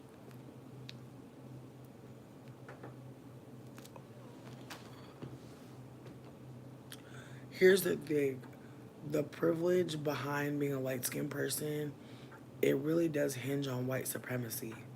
And if we are holding that white supremacy literally created itself, whiteness literally created itself as an opposition to blackness. White people literally saw black people and said, well, we're not like you, like this, like this, like whiteness literally used blackness to compare itself. So we must be clear what we're really talking about here. When people have privilege, 9 times out of 10, is because the colonizer has imagined a delusion. The colonizer has decided that there is beauty in itself, actually. So, with that being said, how do mixed people show up as the colonizer's helpers, as the colonizer's pets? We must be considering how we can be dogs, wolves, roaches. Again, not you scared of America, bitch. Not Nubia, not just saying don't be scared. It's scary here. Don't tell nobody in South Africa not that America not that scary. That is wild as hell. Baby, I wouldn't tell nobody to come here. It's the ghetto, the whole thing. The top to the bottom, bitch. From sea to shining sea, bitch.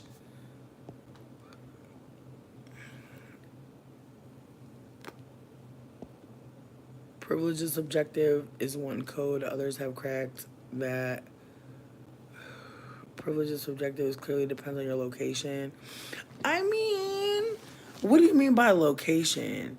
Again, I mean no shade, and I do not want us to get disrespectful with each other, but I do think that Nubia, or not Nubia, excuse me, JB, you've already named that you're a light skinned person, and that you don't think that, and that you think light skinnedness and that there's layers to this shit. And I'm hearing you for sure.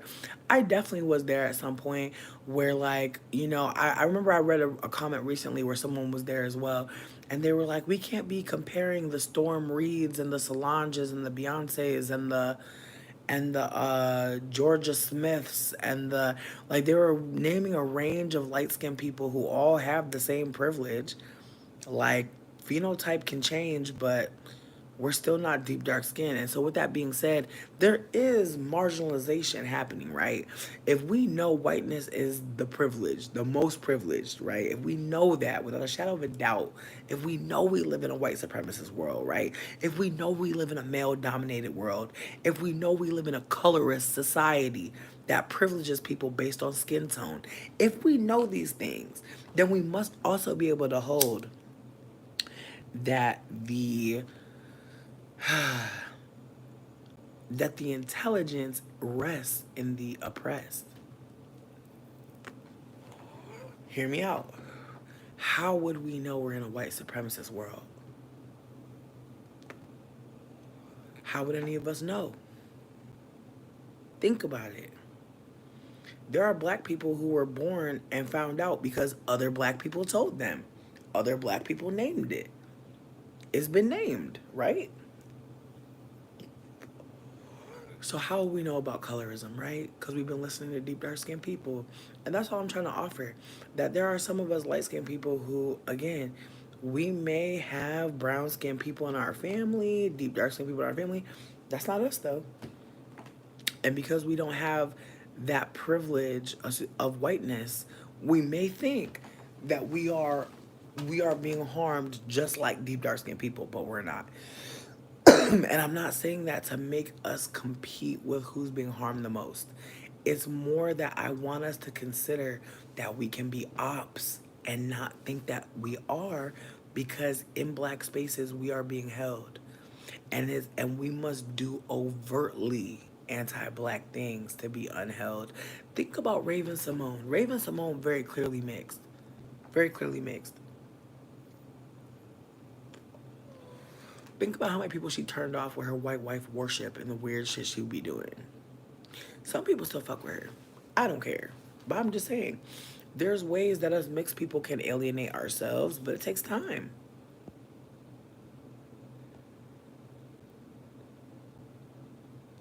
Um, and plastic surgery to appear more ethnically ambiguous, both white and non-white people.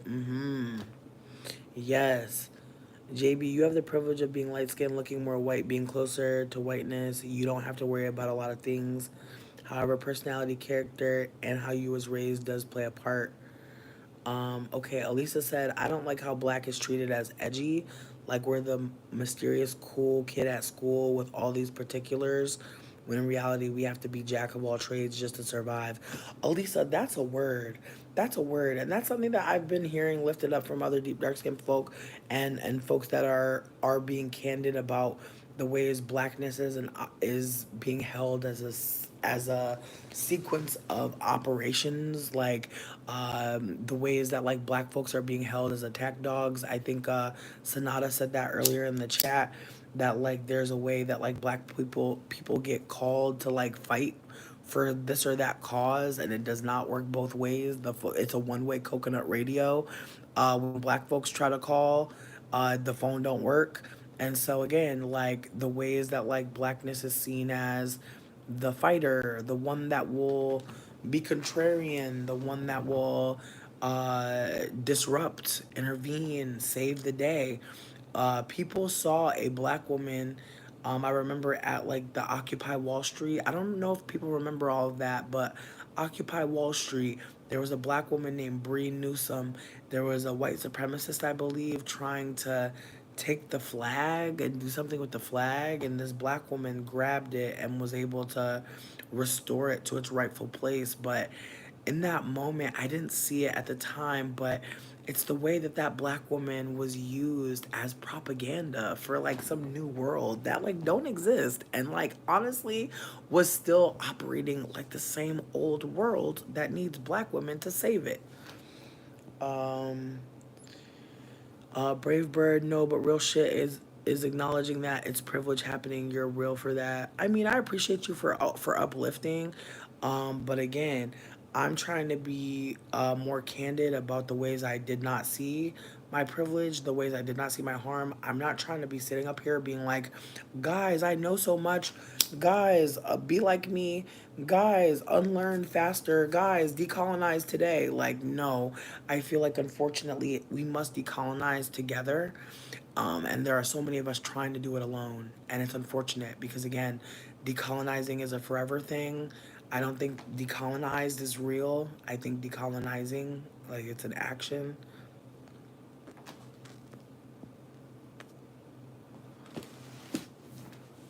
Yes, Anubia.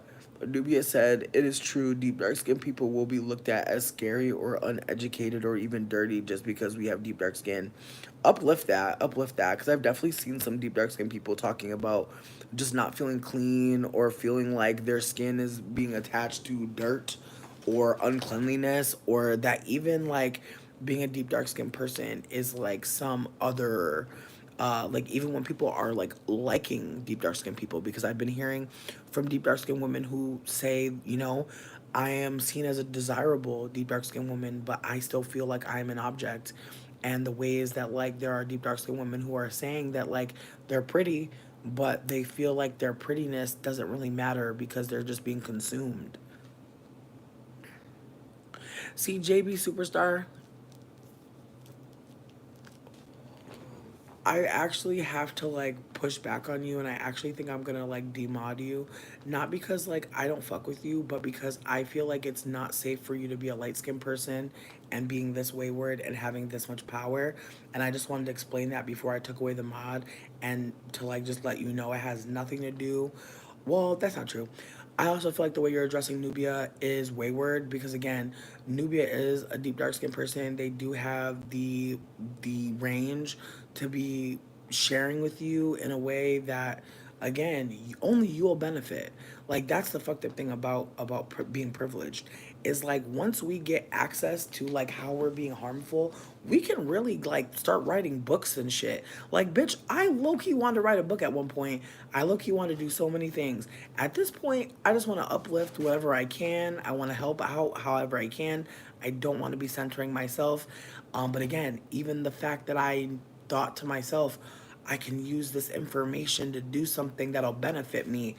I was not thinking. I was absolutely thinking about extracting and being an exploiter. So again, the ways that us mixed people and light skinned people can still be stealing when we're supposed to be learning and unlearning, and the ways that like that will have a price on it, you know, the ways that like we'll gather information and be fucking rich. Be rich. Like there are light skinned people who are rich right now off of black intelligence. And again, I don't want to make it seem like I haven't gained money, fame, clout because I've listened to black folk. I absolutely have. That is why it's so important to me at this point to just be super candid about where the fuck I'm getting my information, and you know why I'm saying what I'm saying, because again, there are people stealing, there are active people stealing, and I don't want to be one of them, but I know I have been. And so I'm not saying this for y'all to feel bad for me. I feel like my tone is giving like feel bad for me. It's not that. I'm trying to offer that like I've been fucked up and like I'm trying not to be fucked up. And I feel like the only way to not be fucked up is to go backwards and talk about how you've been fucked up. And I feel like that's a part of atonement, perhaps. Some people may not see it that way, but I do believe that like there are so many black folks talking in this time. I cannot ignore what I've heard, what I've seen, what I've done, and not share it because I've been so candid in every other way. I feel like why not talk about this as candidly, because again, there are people coming out in the chat that I've never heard from before, and I'm grateful for y'all feeling safe to say what you're saying because I appreciate all of y'all participating. But I also want y'all to know that like a lot of y'all are doing labor in here, and y'all deserve to be supported. Y'all deserve to be paid for it. However I can support and uplift you, please do not think that I will not. Please do not think that it's not a safe space or safe time to uplift what you're going through, because again, there are black folks carrying so much fucking information. Meanwhile, the rents due, the light bills due. People are elevating and fucking self-actualizing off of your information. Again, I just want to be a person that is celebrating, the black folks and the intelligence I'm gaining, and I don't want to be taking away, because again, I see how the world is shifting. I see how anti-blackness is morphing, and I do not want to morph. I don't want to morph. I want to decolonize. I want to be decolonizing, excuse me. I want to be actively decolonizing. I do not want to be morphing and shifting and shape shifting and being a weirdo. And if I can uplift how my people, my mixed people, my light skinned people are being weirdos, I will. And again, going back to JB Superstar, because I did get off fucking topic, I do want to say, damn, okay. I do want to say that I do appreciate Nubia for saying what she's saying and for saying what she's saying to JB. I feel like the other day when y'all had a back and forth exchange, I wasn't sure what to do about that. At this point, I do think that like removing you as a mod makes sense, because again, I want people to mod the chat who are ethical, who are unlearning, who are paying attention. And I just feel like JB Superstar, I feel like you've said a lot of things about like, I feel like you've just named a lot of things in the past that I'm now connecting. And I'm just hoping that like maybe when this live gets posted, you'll just go back through and just see your part in the conversation as maybe unhelpful, maybe gaslighting, maybe violent, maybe, but perhaps in the moment you're too busy in the back and forth to actually analyze what you're saying and how you're saying it. Again, I'm trying to give you the benefit of the doubt, but I will say that from what I'm noticing, you are not unlearning the privilege you have as a light skinned person to be operating as quite caustic. And unfortunately, I do I empathize, because I have been you. I have absolutely been being quite nasty and quite rude, and I had no idea how much so. And I also didn't I wasn't aware of the power dynamics at play, and so that's another reason why I removed you as mod, because you're a lighter skinned person who is unfortunately not as self aware as you could be in this moment. But I'm hoping that you take this as an opportunity. I hope you know that like, nobody wants to see you behind. We want to see you, just with us, and with the understanding that us light skinned people, doesn't matter how light, from fluorescent beige to cashew to banana to pecan to walnut, anything less than deep dark skin, there's a privilege. Even brown skinned people have privilege in the context of like colorism. Again, I'm not trying to overstep, but like listening to deep dark skinned people has honestly changed my life for the best. And I'm not saying that to be a weirdo, I'm saying that to be quite accurate. That like there is information that I did not have access to unless I listened to people I could potentially oppress, and that I have oppressed and I have harmed. So again, I invite everyone who is not deep dark skin to do some digging into the privileges that we hold because we are lighter skinned. And I would also invite you to sit with your shame for not knowing. Because I failed to do that at first, and I did kind of spiral and just like worry that I was being the light skinned demon, and I was trying to check in with everybody and figure out like, was it me? Am I being a colorist? Bitch, yeah, because you don't fucking even know, like, where, because you're not listening, because you're living in a color society, because you're a light skinned person, because you've been uplifted in a particular way, because you've seen yourself imagined in beauty, because you've seen yourself imagined as the main character. There's lots of ways that we've been harmed by being propagandized as light skinned people. You know what? Another layer to this is the ways that people see Beyonce. She's not a human anymore. I don't know if y'all realize that. She's not a human. And only in this moment where she's like putting out all these like products are people like, hey, this is giving corporate greed. Like it's only in the moment of like pure like straight up like exploitative measures that are extremely pinpointed at black people that anybody is saying anything. White people ain't talking about the whiskey. White people don't give a fuck what Beyonce offers them. I'm only seeing black folks be candid about how predatory Beyonce's being. And again, the main carers and supporters of Beyonce have been black folk for a long time. And this is not me trying to shame black folk. This is me trying to offer that you'll notice it's about this time that, you know, Beyonce wearing her white cowgirl wig, doing her country album. Like, it's about this time that we start to notice that Beyonce is pandering to black people, is operating quite white. But again, how long did it take? How long does it take when people are performing and operating like they're black, just like you? I'm just trying to like peel back the layers because it's a nuanced conversation that I know not everyone has maybe thought about as deeply as some other people, but I do believe that there are people who are thinking about these things.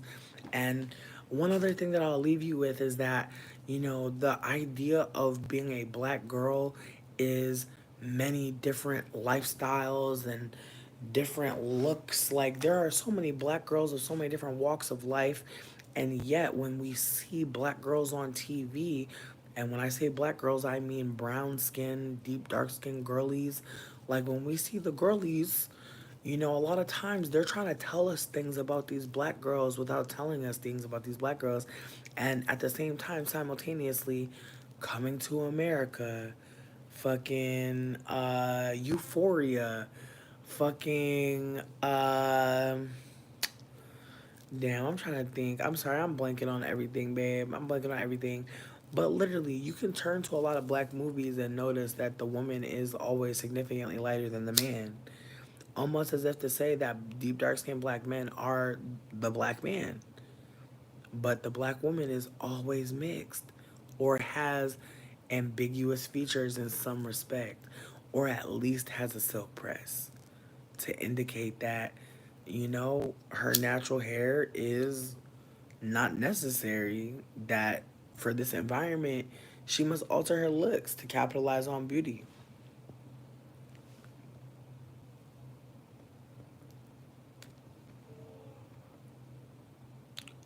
JB Superstar, you're 42. I appreciate you for sharing with me. Nubia, not you having fun in the USA.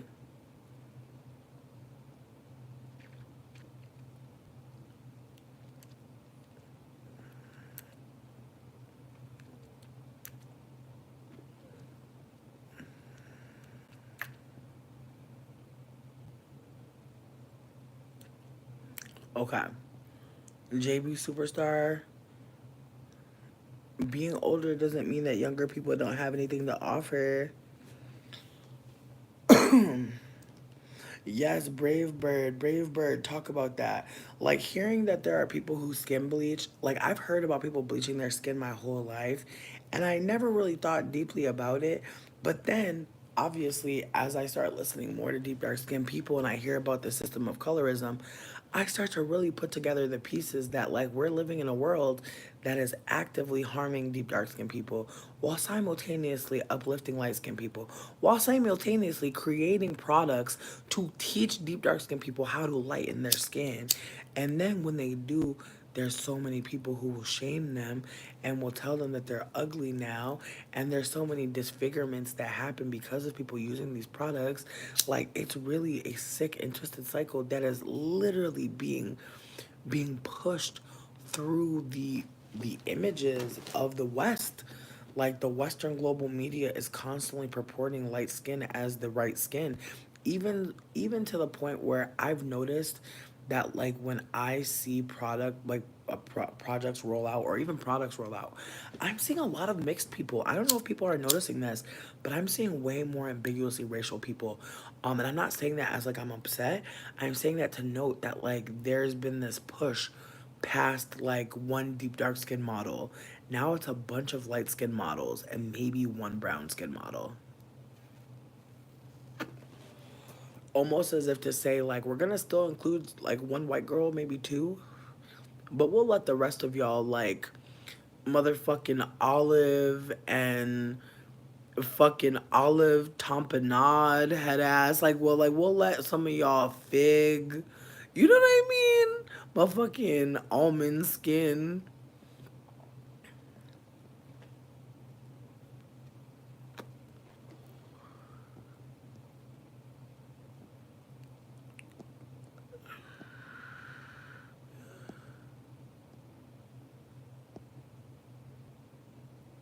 Okay. Yeah, I am really behind in chat, and I'm really sorry about that. I did take JB's mod, because again, I wonder how far I am in chat. Oh, I'm not that far in chat. I'm almost all the way caught up. I did not take a self care break because I literally just needed to drink more water. I've been trying to drink this whole thing all day, and I went pee several times. I'm okay, but thank you for asking. Um, yeah. Did you take yep, Beyonce has been commodified. She has a price on the market and it's weird because she has a price as a commodity and her function is to sell. Um JB Superstar. JB Superstar. I am hoping that me putting you on this 24-hour timeout will be for you to just take some time to reflect on what's been said.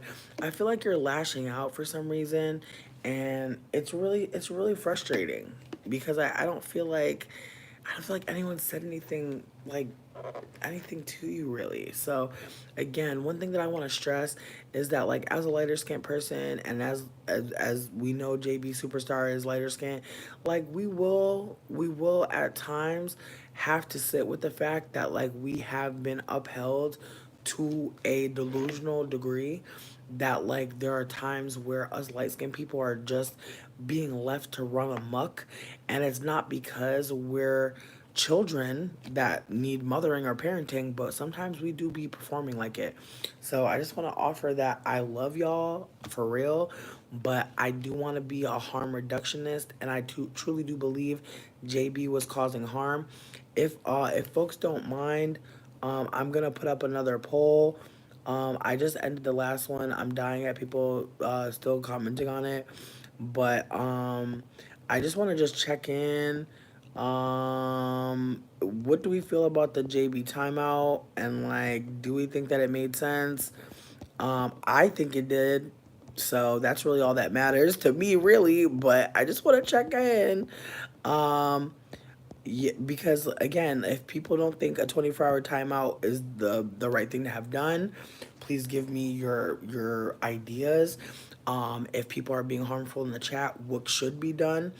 Is 24 hours enough? Do we want to give them a longer timeout? Do we want to block them? I just want to check in. Again, I'm hoping that people know that like I'm trying to keep this a safer space, and I really do love Nubia like down bad. And so, real talk, like if you're gonna come at people crazy, like please leave people alone. Like just again, like if you like it again, I feel like the last time that fight was happening between Nubia and JB Superstar, I kind of felt like I was, taking up for JB Superstar extra because they were my mod, not because I knew what was really unfolding. And so I just want to hold that, like, my bad, Nubia. Like, that was wild. Like, reading that, like, I know I was behind for a little bit, but I definitely did not know that like they were coming that way. Like I tried to like take a moment with everything that I was reading as I was going, and I was like, holy shit. And like I just started seeing them devolve further. And so I made the decision before asking chat. In the future, I will engage chat about, what's unfolding and just try to get a consensus because again, we're all here together. So maybe people have opinions or ideas that I don't see. And again, if people wanted to share their opinion on what was happening or just break silence about, what it's feeling like for them in the moment, please know that you don't have to carry that by yourself. Nubia, I just want to check in on you. How are you doing? That was wild as fuck. Yeah, again, I made them a mod when things were getting kind of crazy. People were being fat phobic. I didn't know that person very well. I'm not trying to play you, JB. I know you that well, though, baby. I really saw you in the chat a couple times, and you were down to be a mod in a time where things were getting hectic. But I do think moving forward, I kind of want to like just make sure that people who are modding just have a little bit more nuance to like how they're communicating with people. Because I remember the last time, they were just kind of really cold towards Nubia. And I thought at the time like they were being silly back and forth, but just seeing the way that this convo went, like it was kind of just like what the fuck. It just didn't make any fucking sense, and it didn't make sense before either. Nubia, I'm sorry for that for real. And you're at work too, so I hope you have a chiller night. I hope it gets cute. I appreciate you, Brave Bird, for asking. My Cash App is she need that honey. Yeah, she need that honey. But instead of an S, there's the dollar sign. So it's dollar sign. He need that honey, but it's supposed to be she need that honey. But I appreciate y'all for anything. Genuinely, please know. Please know. I'm about to get me a pack of bacon with that shit. Please know. You about to bless me with some maple fat back bacon, baby. I'm about to get me a BLT. Thank God, bitch. Thank God. But yeah, no, what are we discussing right now? I don't know. Does anybody want to bring anything up? I feel like I just want to kind of have a conversation before we dip because that last combo was kind of wild. I appreciate folks for being kind, but again, I'm just trying to be mindful about how all of us are just regular ass people, just chilling, vibing. And if people aren't aware of their privilege or how to operate, I don't think that that's the worst thing you could do. However, when you're lashing out in ignorance, it's just kind of like, yeah, let's not do that. So that was my thought process and how I was moving. I was just like, oh, it's one thing to be ignorant, it's another to be lashing out at people and being quite hostile. So that was my thought process. So with that being said, I hope that JB takes a beat and comes back in a 24, and hopefully is not too angry. But I just, yeah, I just want to make sure that this space is comfortable. Oh, E. Connor, thank you so much. You are so kind. Thank you, like truly. But again, um, there were a lot of things going on in the chat, and so I was behind a little bit. So that's why this conversation kind of went left as well. But getting back to it, I do think that like, I'm again, I'm not trying to be offering like that. I'm like the strongest light skinned soldier. Don't think that. I do think though that I have gathered enough information to perhaps be helpful in certain situations, and that's all I'm trying to do. And again, I believe in harm reduction, meaning that like we're not gonna be able to save the day, babe. We not. But sometimes we'll be able to shift behavior so we can cause a little less harm. And so I think that demodding them was causing some harm, or demodding them was causing less harm to other people. Like them having less power would be causing less harm in the future. Them having a 24-hour timeout would have, them having less access to lash out at people. Maybe they would, take that time to not make another account and like try to troll. Maybe they would take that time to really like do some reading. Those are my hopes. Those are my hopes. Because again, when I was learning about colorism, there was no chat room where people were talking candidly. When I was unlearning, or while I've been unlearning about colorism, rather, no one's. This has never happened to me, so I just want to be candid that like I don't know what this is like for JB, and I don't want to purport to know. But I'm hoping that they reach out, if they really wanted to like talk and like again in the spirit of like unlearning and decolonizing together. I'm with that, but I'm definitely not interested in anything else. Because again, I just definitely want to be mindful about how we're moving together. Because life is lifing, and I think that we can move together in a way that doesn't have to be so harmful. And once JB said that they were a lighter skinned person, I kept that in my mind. And then as they started talking about they think privilege is objective, I was really trying to hear them out. I felt, at least, I don't know if other folks feel like that, but I felt like I was trying to hear them out and try to ask more questions, but I felt like I never really got any clarity. Okay. So only one person so far I saw said that JB um, being kicked out wasn't good, or maybe two people. It says that there's 12 votes, so maybe there were two people that said that the JB timeout wasn't good. I appreciate you for saying that. For the people that said that the JB timeout wasn't good, if you want to share what you think I could have done instead, if folks thought demodding was good enough, that's real. But I feel like the demodding was just so that they couldn't be kicking Nubia out or harming them further. Um, the removing of the mod was not the consequence for their behavior. I want to put that out there right now. That I feel like them being a mod was 100% to make sure that the space runs smoothly and people aren't being anti black or fat phobic or transphobic while I'm up here trying to talk, because I'm also trying to read comments. And so if I'm reading a lot of hate comments, it's kind of like, damn, I'm absorbing all of this bullshit. So the mods, thank y'all for doing all that y'all do. Tonight's been really cute for the most part. But for the majority of the beginning of the lives, there were a lot of fat phobia happening. So I was asking people to be mods.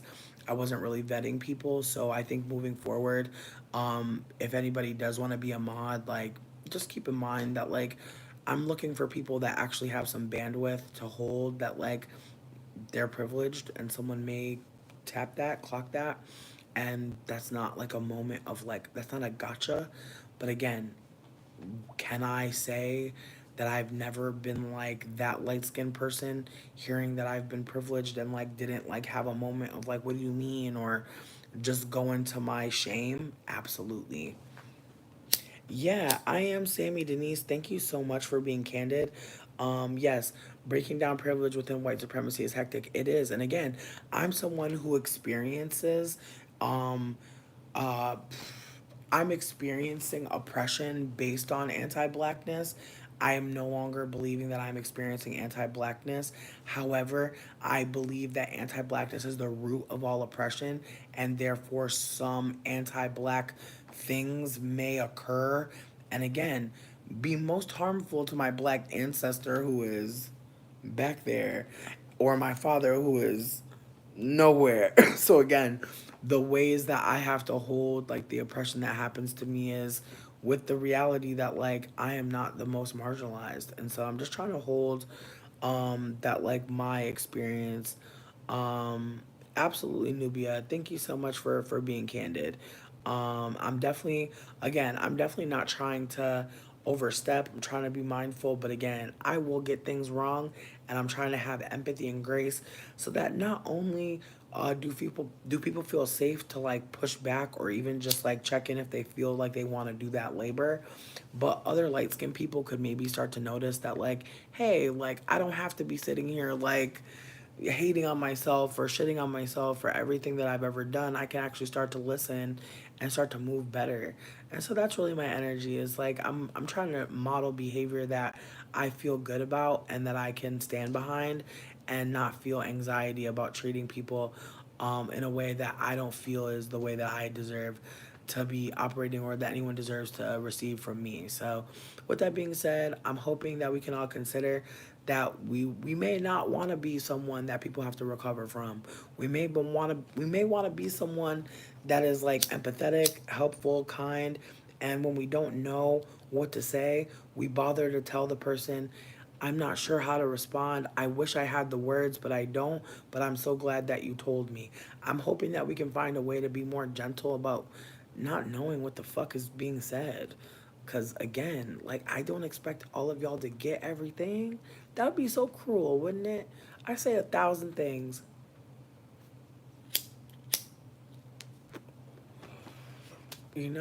Like I think about, you know what? Sometimes, and this might be giving myself too much, but I'm gonna just say it. Sometimes when I read bell hooks, and when I say read, I mean like audiobooks, I'm like, man, if you listen to this whole book from the beginning to the end, you'll go fucking crazy. Like, not to be ableist, but I can't imagine reading a bell hooks book from beginning to end, like in one sitting.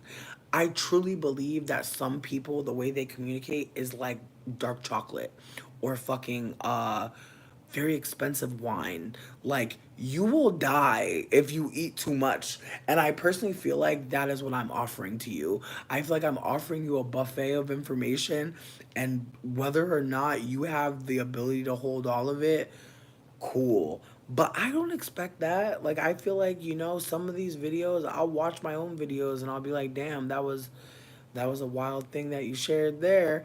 And then I'll think about it some more, or something else will happen. Like, I'll listen to some old video and it'll really connect the dot that I got today. So again, I feel like I don't expect anyone to like sit here through the whole thing and be like, yeah, I'm with you. I don't expect that. Especially if you're a light skinned person. Like, I genuinely never expect my people to like be any certain place. Like, I really am at a point where I'm like, you know what? I'm trying to meet y'all. I'm trying to meet y'all. So that's really where I'm at. I used to really think like, I'm gonna be, that light skinned person who always says something, who always, and it's like there's not even always opportunity because again, there are times where like the op is my people. Like there's times where other mixed people are really like the op, and I have to hold that like I'm scared of them too because of how much power I'm aware now that we have in certain respects, or just the ways that we can like share a story that'll make it seem like somebody was being fucked up or shady when someone just had boundaries, someone just had self-esteem, someone just said no. So again, the ways that like people can harm while also being in positions of power, but also being viewed as the oppressed. Like, there's layers to how like mixed people and lighter skinned people, especially people who like say that they have black ancestry, even if you don't ever see that black ancestor, like someone just saying it, it just gives like, like, oh, like that person, like I may understand their story. And again, I'm 34 years old, right? I was born in '89, and so, well, the end of '89, literally the last 4 days, 5 days of '89.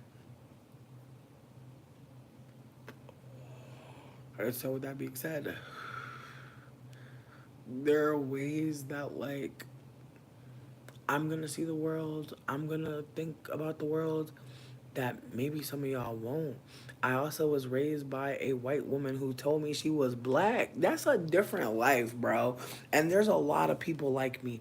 There's a lot of people like me. I feel like that's what's also wild. It's like I've met people like me who are like, who kept telling people, like, oh, this parent is light skinned and they're white as fuck. I never said my mom was light skinned. I always said my mom looks white, but she's not. That's how I would explain her. Because my mom came up to me several times and was like, you're not telling people I'm white, right? Like, my mom would check in. So, again, I was being asked by a white looking person, are you outing me as white? And just the ways that, like, that clearly mattered to her. I'm just saying, like, the ways that she was very much like, don't be telling these people I'm white. And the way sometimes I just would say she was white because I didn't want to tell everybody. I didn't want to have to be, I didn't want to have to say the sentence of, my mom looks white, but she's not. Sometimes I would just say, my mom is white.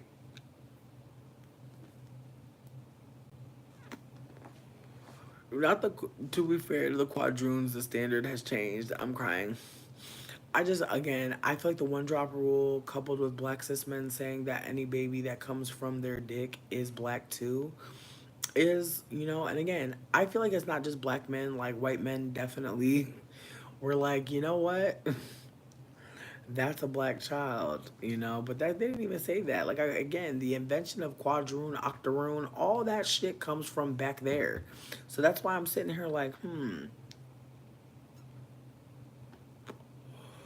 But that's the thing though, that I feel like that speaks to my mom's delusion, right? About blackness.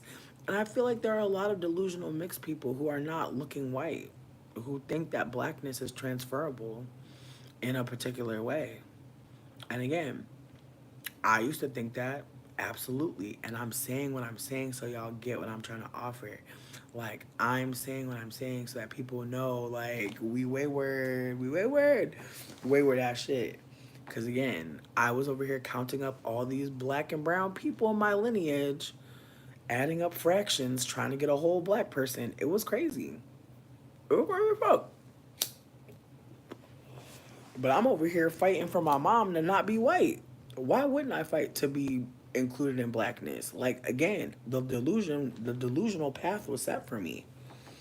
And so I think that that's another layer to this, is that being a mixed person and having, some black folk on both sides, but also mixed people on both sides, that does set you up to be able to say, you are black. I'm not saying that that makes sense. It don't. It don't. But to some people it do. And that, I think that's what we should talk about more. It's about the people who it do. You feel me? Because the people who it don't, those people are getting dragged. But that's the sinister part about it. Is like mixed people aren't finding a home within blackness. They're not. We're not.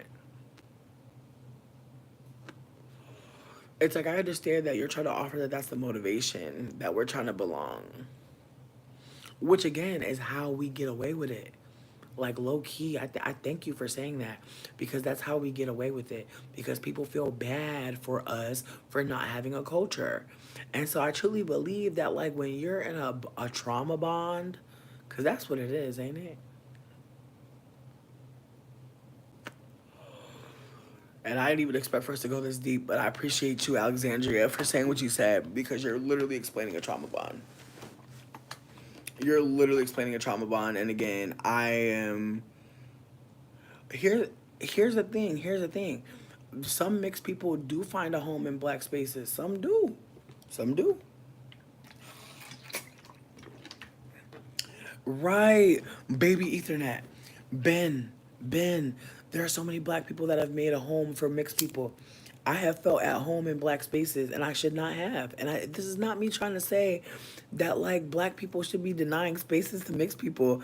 Like as if black people are like, should be like, I'm not telling black people to do anything. What I'm trying to offer is that there are mixed people who feel like once they're involved in some black organization, talking about black politico shit, once a mixed person rather starts to experience, white people being aware of their black ancestry and treating them poorly because of their black ancestor, and these are things that like these traumatized moments will lead some of us to believe we are mixed.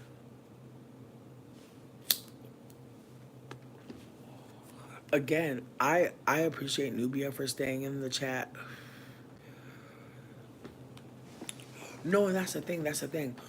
Like here's the other aspect of this. I truly believe that there is a trauma bond happening, but only because of me listening, not because I just be knowing shit. Um, a reverse imitation of life, like Rachel Dolezal type film. Absolutely.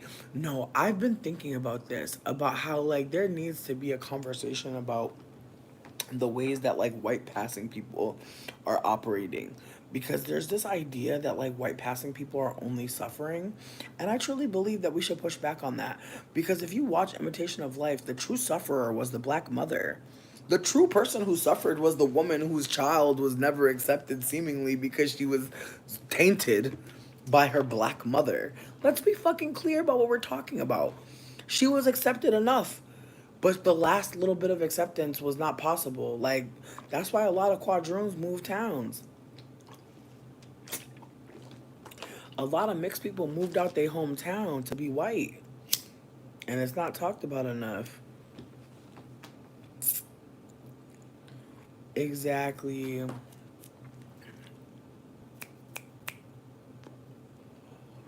Yes, baby Ethernet. Yes, because I've seen black folks get treated poorly for not trusting mixed people, not liking mixed people, not wanting mixed people around. Even the idea that there are deep dark skinned people who don't like mixed people and light skinned people, and I know mixed and light skin are not the same, but for this convo, the idea that there are deep dark skinned people who really hate light skinned people, as if like we're not hateable, as if we can never be hated, as if we can never do anything wrong. Like the way people defend like, this colorist fantasy of the mean deep dark skinned person, when a lot of times, like from what I've observed, there are a lot of deep dark skinned people who are very wary of our behavior as light skinned mixed people and how we're going to come and harm them. And so it's really fascinating that we've created this fucking lie as mixed people, with the help of dark skinned black men, let's be candid, that there are deep dark skinned women that are fucking haters or angry, when unfortunately we live in a white supremacist world that is constantly painting them out to be angry and haters. And so when we say we're being hated upon, they're angry at us for being light skinned, we're literally like standing on the shoulders of whiteness and saying, "Hey, us too. We hate black women as well." Like that's what we're doing. Again, how could we know? How could we ever just know this? We couldn't. We must listen.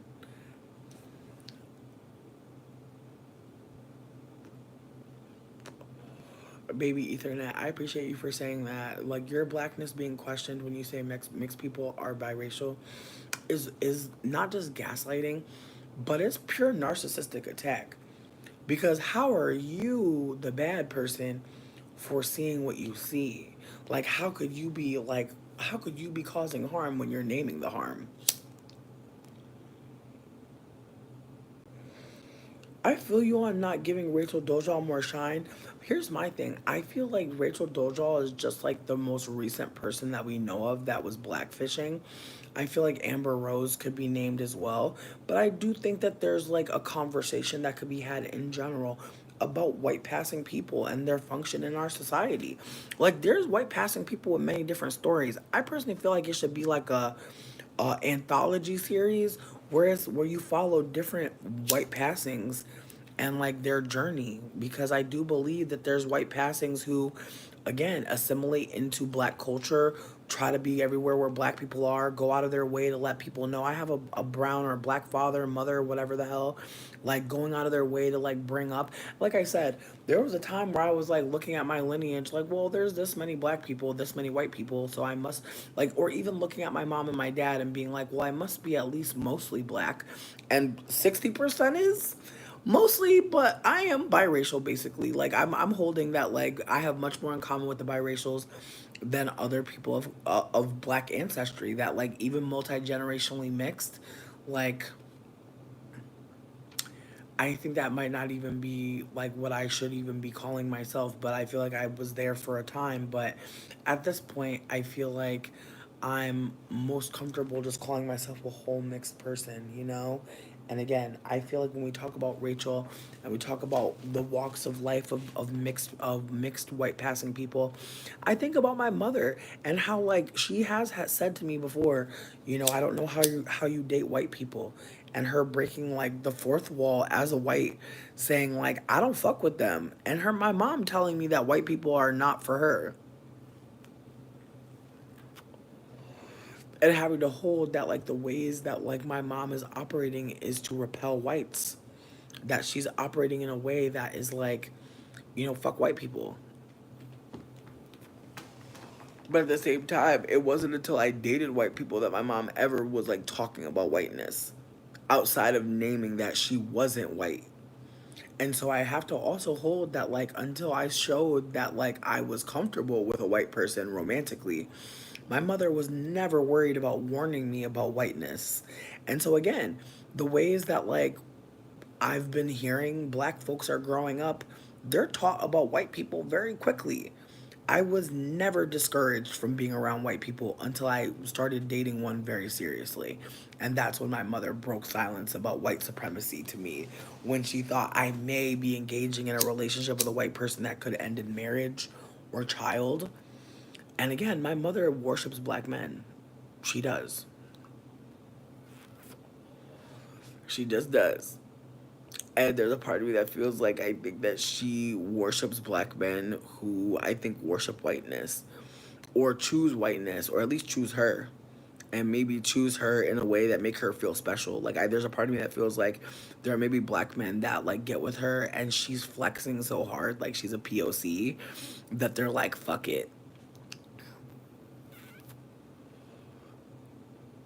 Absolutely. Like the other day, like I was in a lift and like there was a Spanish speaking driver, and I asked him something in English, and then he responded in Spanish, and then I responded in Spanish, and the ways that like when he responded in English, like he responded in English, but he was trying to explain that he does not speak English, and but I could tell he spoke Spanish, so that I responded in Spanish, and then he responded in Spanish, and just the ways that he thought I had more to say, and I was like, sweetie, I just know how to ask for gum and say thank you and you're welcome. You know what I mean?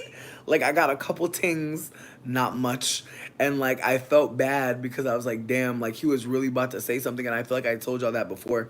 Sometimes like other mixed people who can speak different languages come up to me and try to tell me shit, and I'll be like, damn, because I'll have to have that moment where I'm like, no habla, you know what I mean? And they'll be like, ah, shit, because then I could see on their face that they told me some tea, and they're like, thank fuck, and then they just walk on off, and it's like, damn. So I'm not gonna lie, I low key want to learn Spanish, just for the tea, bitch, just for the tea, but.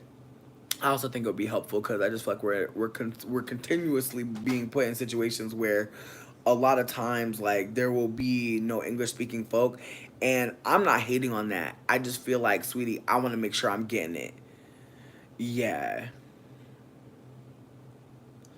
baby Ethernet. I agree. I agree with you.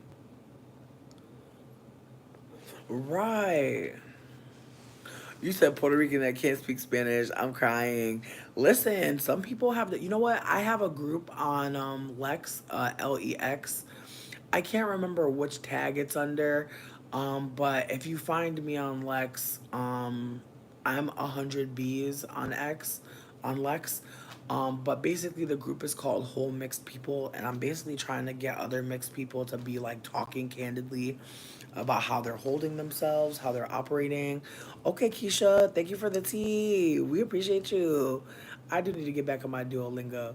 But I started this group, and I actually witnessed a really interesting combo unfolding where these two Filipino people who are biracial, who one of them is half white and half Filipino, the other one is half black and half Filipino, were talking about their Filipino mothers not allowing them to learn Tagalog.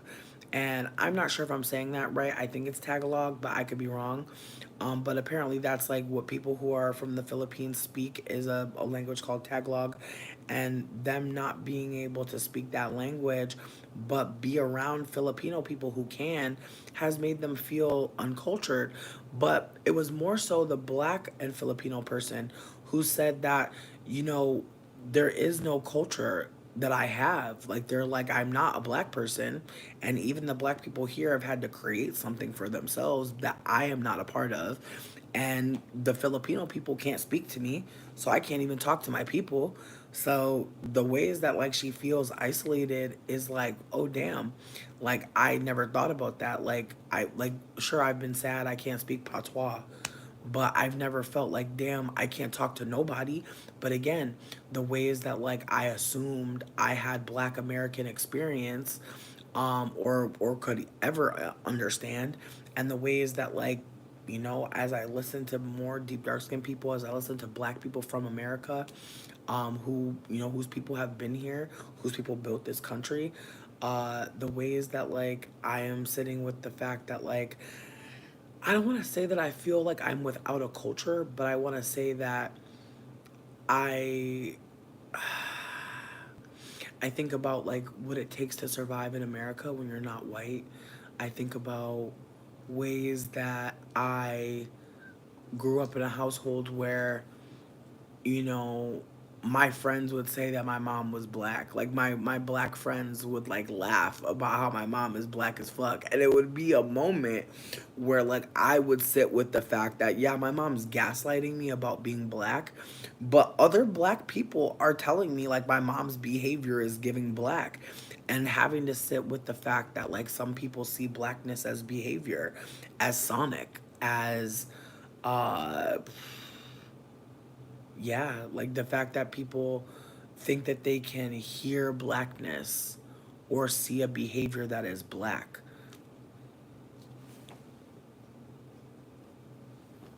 Word. I mean, Spanish honestly is our national language. You're not wrong, baby. You said both your parents are predominantly black that have mixed grandparents, so my lens on the subject, they left the South and Caribbean to be black, so I don't know. I hear you. I hear you.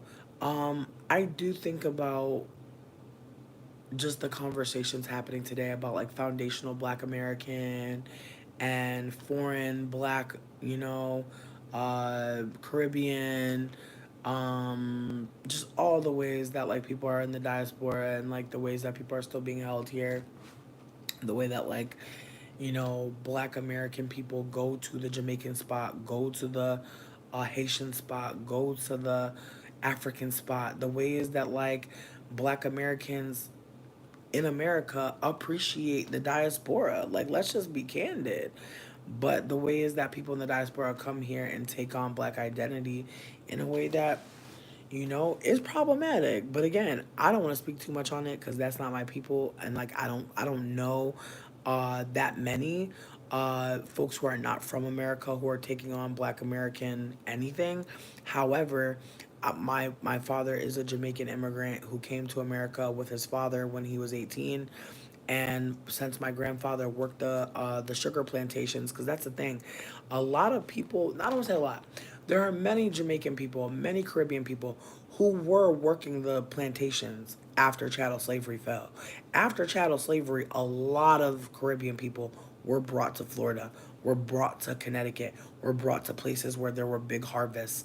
And I'll never forget like noticing that there were black men who were living on farm at this apple orchard. And I don't know why I was there late at night. I want to say that like my mom's boyfriend like knew some of the men that were working there, and we got a bunch of apples like given to us, just gifted.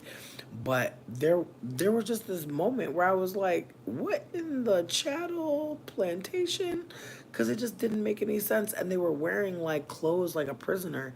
Like it was black and like I want to say it was gray and white sets, and they were working the apple orchards. In retrospect, I'm like, were they people who were imprisoned and forced to work fucking farm labor?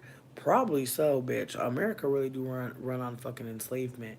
But with that being said, the ways that like my family, my ancestors, I don't want to say they built America. I don't want to do all that.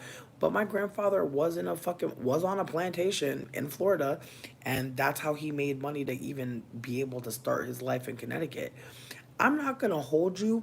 I do know that like the conversation around immigrants is very hot right now because there are a lot of people who are noticing that there are immigrants being brought here because they are going to take significantly less wages because they can afford to.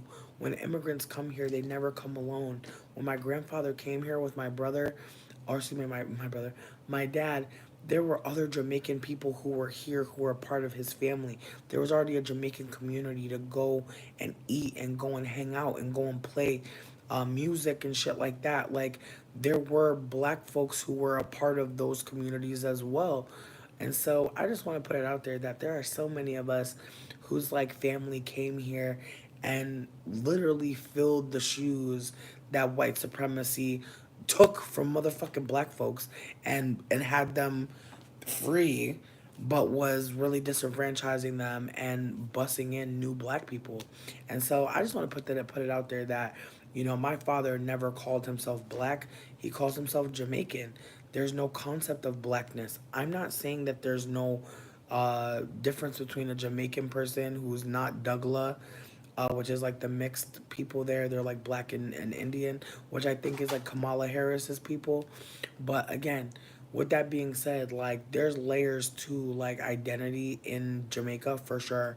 With that also being said, when my father came to America, there was no level. Like he was a brown skin black man, and so therefore he was being seen as a brown skinned black man. He was not being seen as exotical until he spoke. Once my father speaking, then absolutely opportunities are opening up. And that's another little crosshair on privilege that my father may be suspected of being like a black man who is like maybe I don't know. I don't know what people would assume about my father, but I do believe that like when my father speaks, the way that people see Jamaican people as like these like automatically wise and happy, borderline drunk, like it kind of is like the buffoon stereotype on its head, where I truly think that white people think that the patois is a shortened version of English, a way for English to still be like held at the center. And therefore, since they can kind of speak pidgin, they're able to like see like the worth in having these black melodic speakers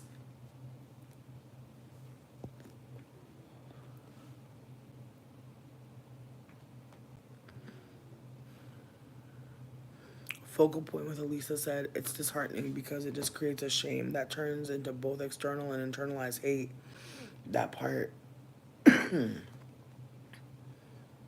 absolutely. Baby Ethernet said American Black vernacular is also a commodity at this point due to the existence of social media and capitalism. Absolutely. Um, Baby Ethernet said African people don't identify as black, but Kenyan, Sudanese, Ethiopian.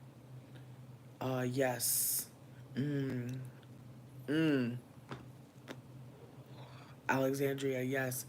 Yes, like when native people are in the building, the ways that people project onto them as if they're magical, they're other.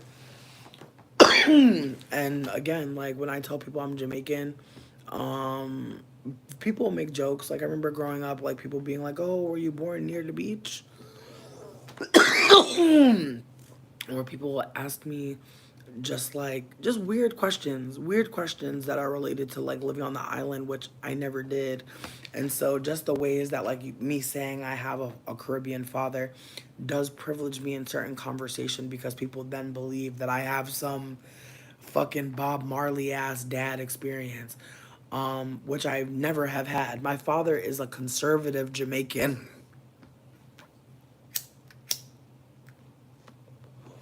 And to be honest with you, my mom's a conservative as well. She's one of those fucking conservatives that you would never see coming, though.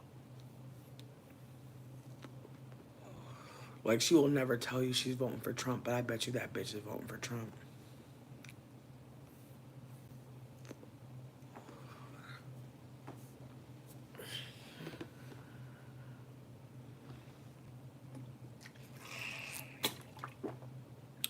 Hey, honestly, I wish I didn't know my father.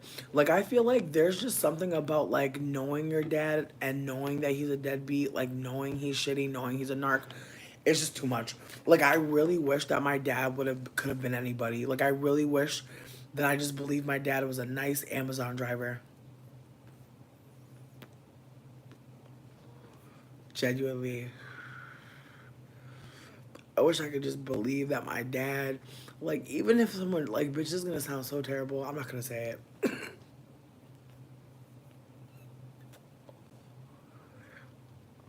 I don't need to go there, but I just feel like just the way that he operates in life, it's just like, fuck. I wish I never had to know about this motherfucker.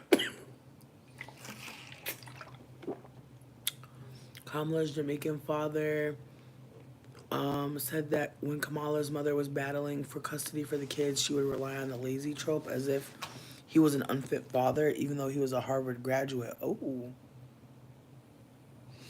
The way you can acknowledge and still not claim being Jamaican, no history taught or family connect. See, here's the thing. I feel like at this point, I say my dad is Jamaican. I do not say I am Jamaican.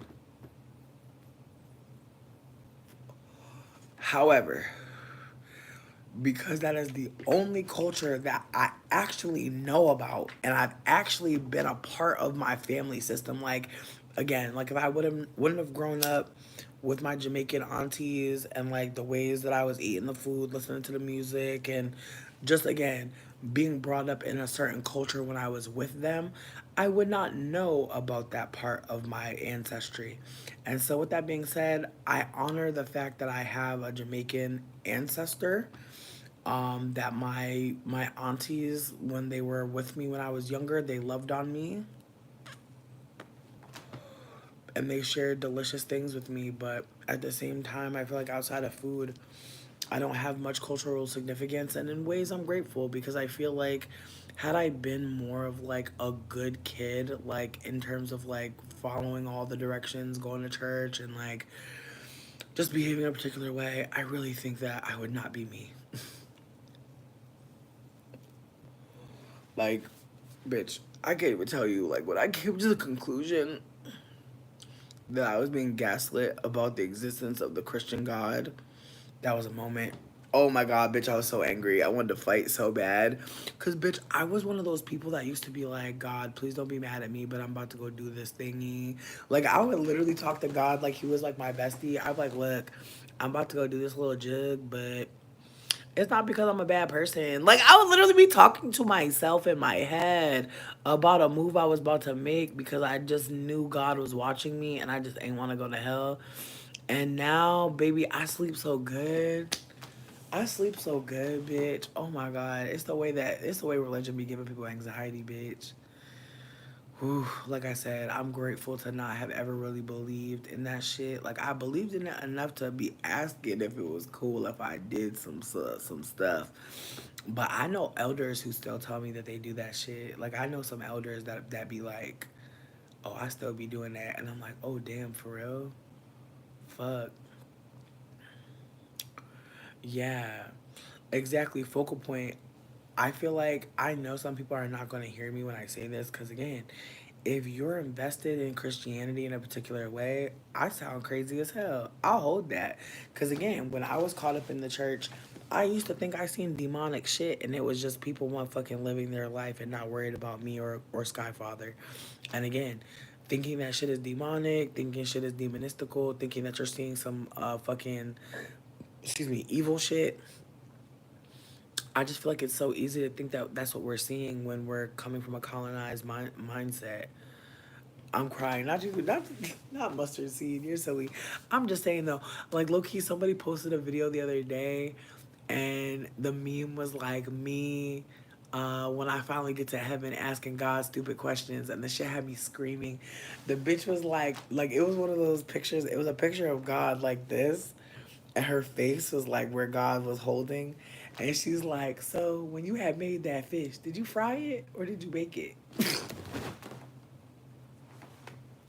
That shit took me the fuck out. Cause I'm like, bitch, like just the way that I just knew I was going to hell, bitch. Just the way I knew I was going to hell. Just the way I knew. Bitch, when people be stomping and throwing shit, I'm not gonna lie. I hope they don't stop. The church would be boring, bitch. Honestly, I'd be trying to fall asleep up in there, bitch. Like there'd be times my stomach be hurting. Had to go to the bathroom. I like you ever just have like a 35-minute poop in you and you at church? Oh my god. Hell. That's hell. I'm just saying. I'm just saying, like, it's really tragic. But again, I know that I'm giving blaspheme to somebody, but what I'm trying to offer is I don't worship shit. You know what I worship? The earth. I'm grateful for the fucking earth. Like that's for me. That's the religion that I believe in. I believe the earth is mother. I believe it's magic. I believe that it provides so much. I believe that we are provided for. I believe that the colonizer has stolen from the earth mother and has lied to us about the mother and has made us believe in the father state over the mother earth. And even though we all live on the mother earth, even though we all are living on this bitch, every day she provides for us. We literally look into the sky for a man. Ain't that sad, bitch? I feel like that's a motherfucking metaphor, ain't it? That we literally live on this bitch back looking up for a man. Sick, sick, sick. But again, who the fuck gonna tell you that? Cause the way I'd be stressed, just asking God if it was okay if I did something real quick. I'd be dead ass bargaining with his ass. I'd be like, hold up. Now, if I do this real quick, I'm gonna put it back. But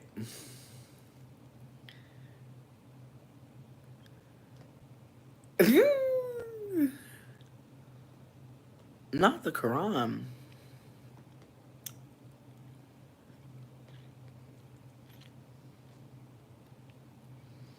Not God brought you to him. My goodness. Church, yo, listen, this fruit fly is really trying to be on cam. This fruit fly about to be famous. Church, what? Yeah, yeah. No, church is really about sleeping, but church is also about keeping us docile.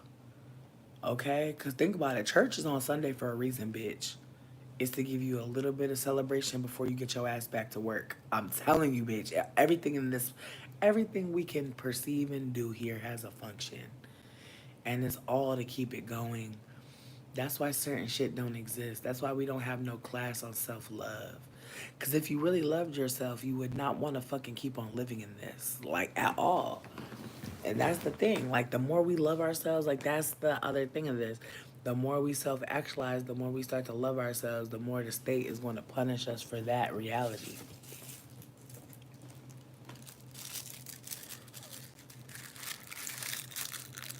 Ooh, need like go in, go in, go in. I don't know what you're trying to say. You talking in cursive. You talking in cursive right now. I'm too high. Unravel it. It does give you a place to commune with others. It does. It does. But it also gives you a space to be sleep with other people. Like I think about when I went to church, I'll be so scared. Like I'll be so scared to do something wrong. I just think about how church for young kids is like such a socialization tool. Cause like you learn how to be quiet for a long, long, long, long, long, long, long, long time. That's part of church. Learning how to shut the fuck up so a man could talk for a long time. It's low key a socialized behavior. Like, we have to really just call it what it is. Because why do you have to be quiet for a long time while a man talks to you about you going to heaven or not? And every week, it's low key the same sermon, bitch. Like, low key. No games. Again, I'm not trying to make nobody doubt or hate their religion. I'm just trying to have y'all think critically. Because some of y'all think y'all going to hell, the gag. Y'all already are there in your own mind.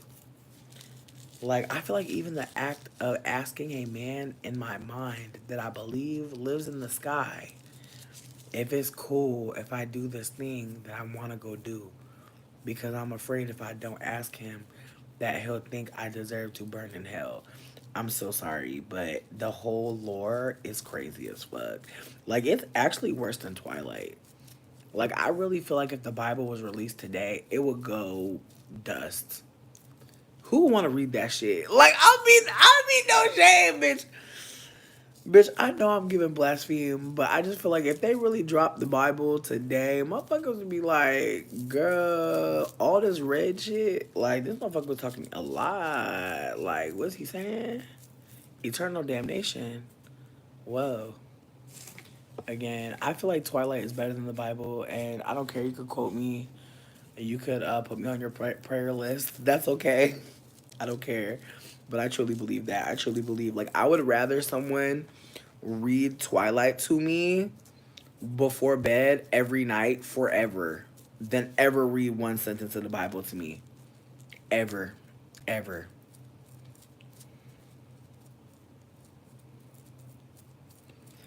No, need like you're right, you're right, you're right. Thank you for saying what you said. Thank you for breaking it down. Thank you for breaking it down. And that's the other thing though. Like I've been like the more research I do, the more I read about how when people are privileged or a lot of privilege and oppression is based in delusion, is based in narcissism. So I think about how like we're taught that like we're made in God's image, right? We're taught that we're made in God's image, but we all look mad different. Like, I'm so sorry, bitch. I remember when I read that first, and I thought about what God looked like. Baby, it's the way God was like 13 different Sims in one. Like, I really was like, man, God must look real crazy. Like, low key, I thought the God looked like the man, bear, pig, bitch. And I know that that sounds really blasphemous, but I genuinely thought that. Like, I genuinely was like, there's no way he looks like a human. Like, I was like, there's no way. Like, I feel like he must be mixed on all different types of levels. Like, I was like, he must be like literally everything. Like, there's no way. Like, he must be part pigeon, part bat, part pterodactyl, like part human, part. I was just like, I'm like, I can't even imagine it. Because again, I'm looking at everybody in the earth and I'm like, whoa, like, how? Again, I was just like, he must have multiple different looks and like a kind of like a Dungeons and Dragons dice, but it's faces instead of the dice, like instead of the dots.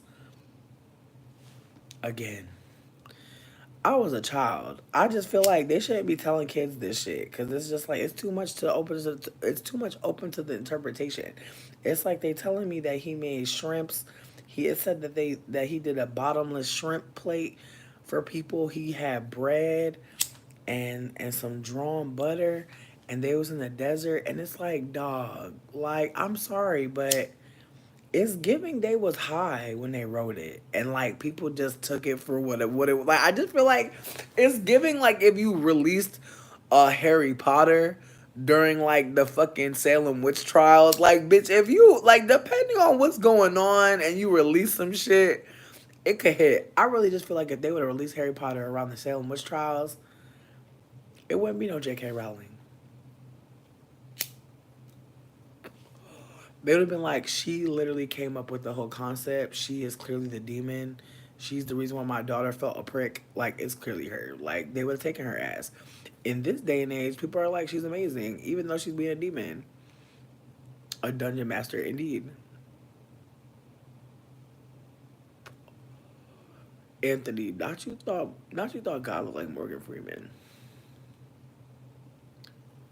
You thought God wait, you thought God had a human form, not race? That's what I'm saying. Like I thought that God was like mixed, like with everything. Like I thought he had like the head of an elephant, but like the mouth of like a giraffe. But like the body, I don't know, bro.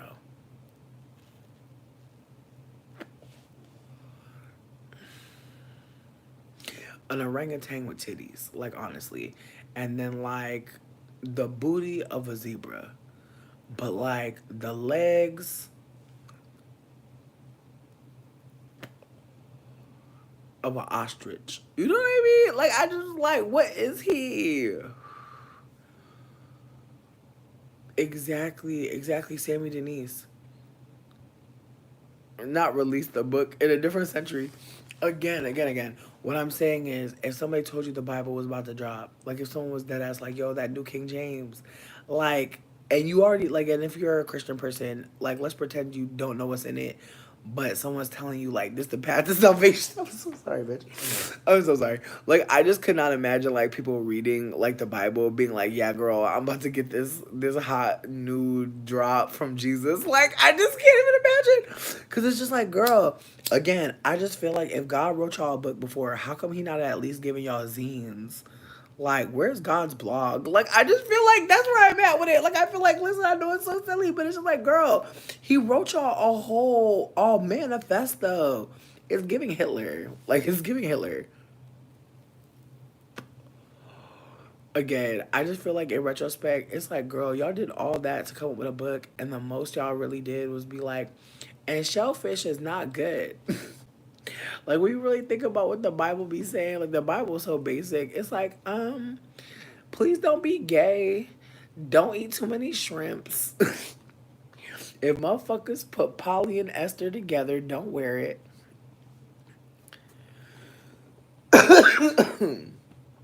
And see, that's the thing. Like, did they have time to be bored?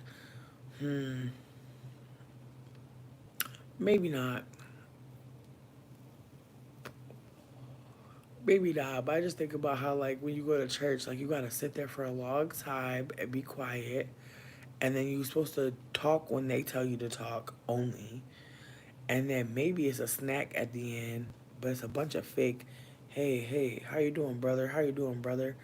Like I just feel like again, I remember my grandpa was like in the church for real, and so like whenever I went to church, like I was like at the church. You feel me?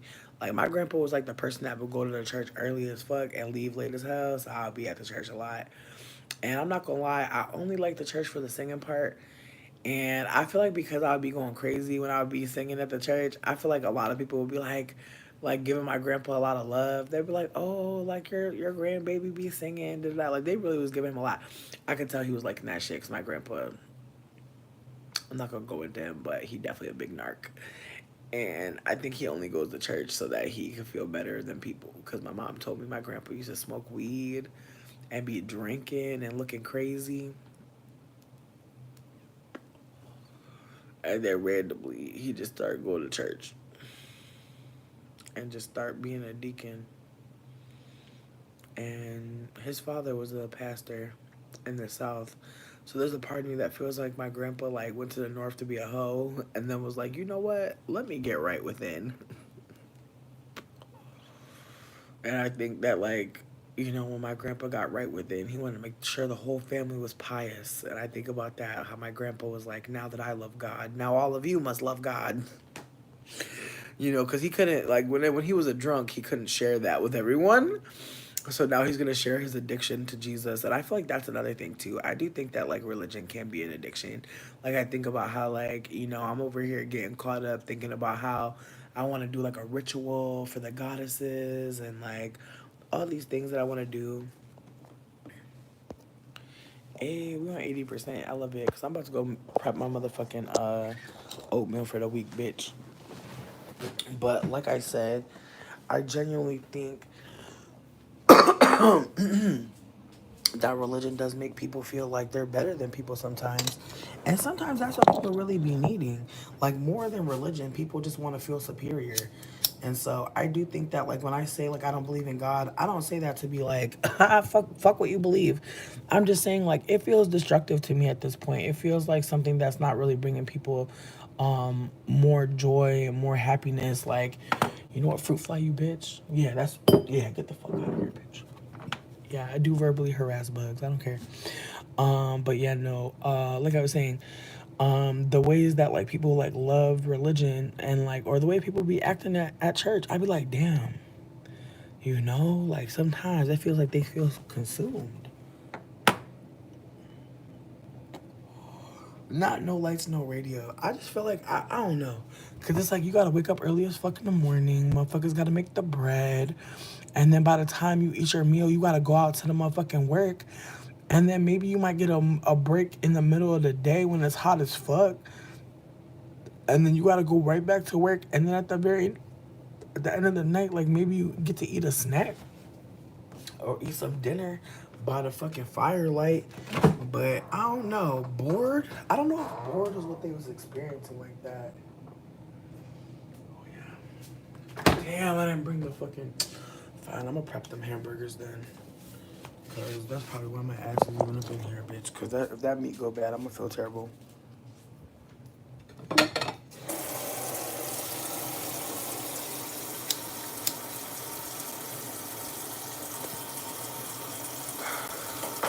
Mmm. Yes, baby internet. Baby internet, thank you for saying that. Religion was used as a tool to, you know, just allow people to colonize in a way that made other people feel like, hey, it's not that bad. Like, we're saving them. They're savages. Like, I gotta go pee now. But just like think about Pocahontas, like savages, hardly even human. Like the ways that like Disney really was trying to make colonization seem like something we need to be watching.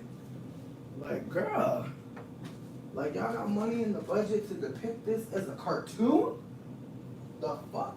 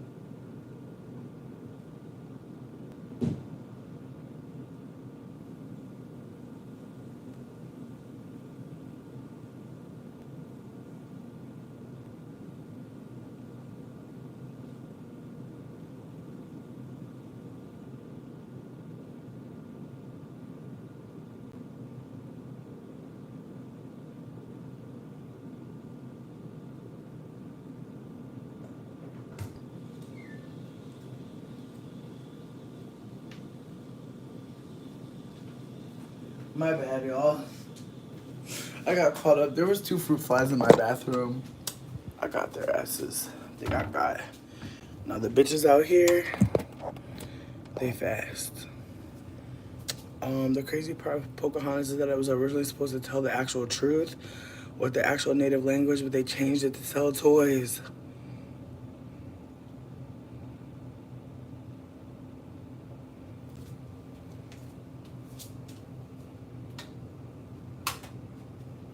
That is fucked up. I appreciate y'all for sharing though. Good God. Good God. Wow. Disney is fucking demonic. Like, that's just. Yeah. I can't even imagine. Like, how the fuck you even set something like that up. Like, you're literally telling people that you're about to do this or that. And you're actually not. Damn, fruit flies. Where are y'all at? What are y'all doing? My God, bitch. I swear. You neglect your dishes for like 3 to 4 days, maybe 5. And I'm telling you, the fruit flies will just take it all over. They'll really be out here just trying to fight. Dang. Yeah. No, it's definitely a mess. Okay. Oh. Okay. This works. But yeah, no, it's sounding like there's just so much more that we just don't know about unless like we talk to each other. And so it's cool that we get to talk to each other, but my goodness. Like the ways that we have to like dig for information.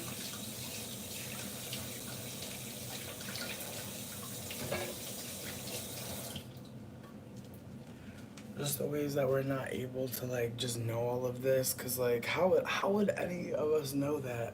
You know, like how did you find this out? Do you mind sharing? It was planned to have an entire cast of natives who were going to speak Algonquin, and oh,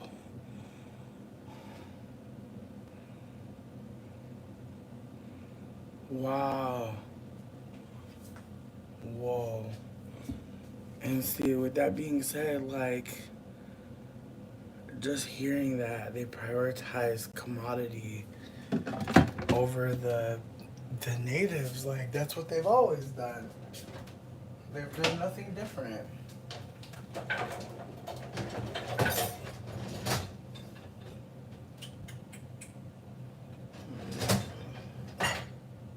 Oh shit! Oh shit!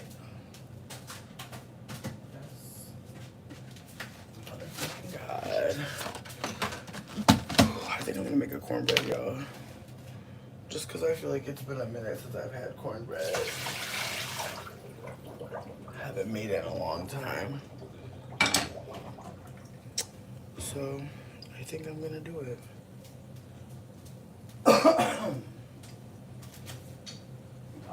Little cornbread mix. I'm also prepping some hamburgers because I've had the meat for like 2 days and I just like, I don't know, I be getting scared, bitch. Alright, I need 2 eggs and 2/3 of a cup of milk. Okay, bet. Okay, bet. Cool. I'm about to melt some butter though. That's my secret spice, some melted butter.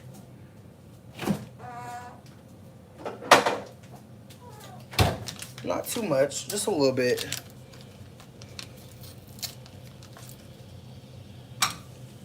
And I might actually use heavy cream instead of milk, but I don't know. I don't know if anyone features Lindsay Ellis, but she did a great video. Who's Lindsay Ellis? Has she done anything wild? Are we gonna be shook if we find out what sis has done and sis has been up to? Are we gonna be shook? Just tell us now.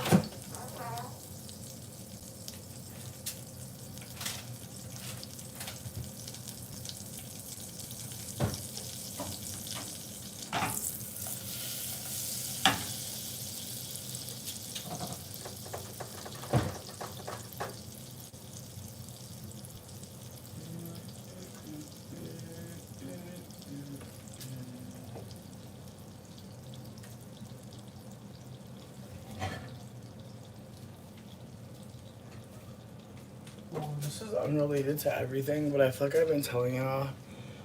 Yeah, I love that y'all like cooking with me too. That's awesome. I've been making like these syrups. Basically, I need to like honestly pour some of this shit out because it's like overflowing. But I put way too much sugar in it at first. It still got too much sugar in it. I didn't have enough like raw veg or fruit rather. So I ended up putting like 2 mandarins in this, lemon and mint sugar syrup. And my goodness, so good. The mandarin killed that. But yeah, it's nice to put in your water. It's also nice to, not sending hate from Canada. I'm crying. Ah! I'm fucking dead. That's funny as fuck. I'm fucking crying. She was canceled over saying something about Avatar: The Last Airbender and Raya being the same thing. Oh, that's fascinating.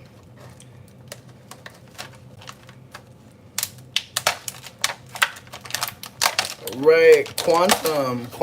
Talk about it. I appreciate you.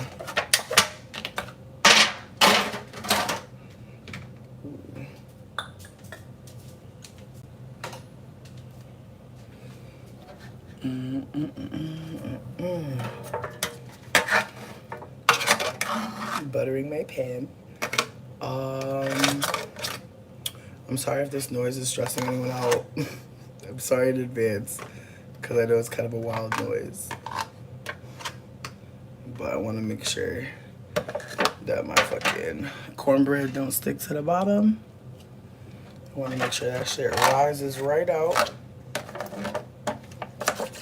Sure do. That's also why I add melted butter to it. Trust me, babes.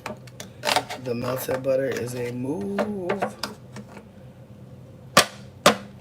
It just makes it extra sopped up. You want to go to the snake mound? Tell me more. A lot of hate. That is fascinating. Yeah, I'm glad that I don't really be on the internet no more, cause my God, like, woo. It's the way I'm so grateful that I get to be nobody again. So nice, so fucking nice, honestly. Shout out to this Google check though, like y'all really came through with the views and the clicks. Honestly, very nice, very fucking nice. Like I know I was coming here and being like present, but my God, but it's the way that y'all really showed out for me, bitch. Trust me, when that Google check hit, girly.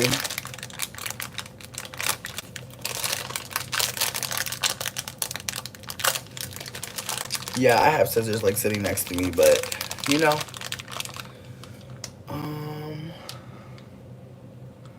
Why you gotta be mad, G? G, why you feeling away?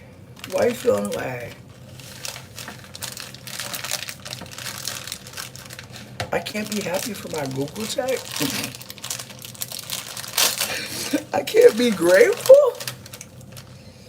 My goodness. The cultural appropriation video is a good video. She has since left YouTube and due to hate. She's now posting stuff on Patreon. Okay. Damn. Is she Caucasian? Because I feel like this is giving like she's Caucasian and that's why they dragged her. No shade. But it just, I don't know. Maybe the take was more innocuous than I thought, but right. That's my thought process. And again, I only brought it up to be thankful. Like, I didn't bring it up to be shady or to be flexing. I literally was like, thank you. I swear.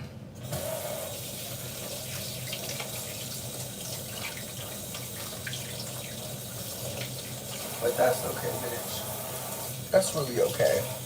Because me and my cornbread gonna be alright. Okay?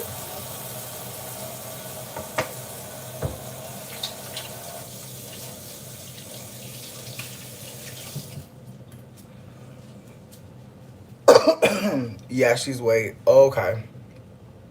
Yeah, it sounds like she got dragged for being Caucasian and saying that shit. Again, I'm not saying that if somebody black would have said it, they wouldn't have got dragged too. I would never say that. I would never say that. Okay. All right, G. I'm gonna put G on a 24-hour timeout because he want to be here, but he don't want to be here. You know what I mean? He confused, so I'm gonna let him figure it out. I be so tickled by fat phobes and like people that just be mean because it's like, dang dog. Good God. And I say this from my own perspective of being a mean ass, weird ass bitch. Like, it just be really giving, like, very clearly, like, something's going on. You need help. You don't need to be here talking shit to nobody. You need to go get some fucking support. But I feel like that's a harder thing to find, huh? It's a little bit harder to find that. Okay, so basically, one of the people who used to be a mod was unfortunately figuring out that they were the violence and didn't realize.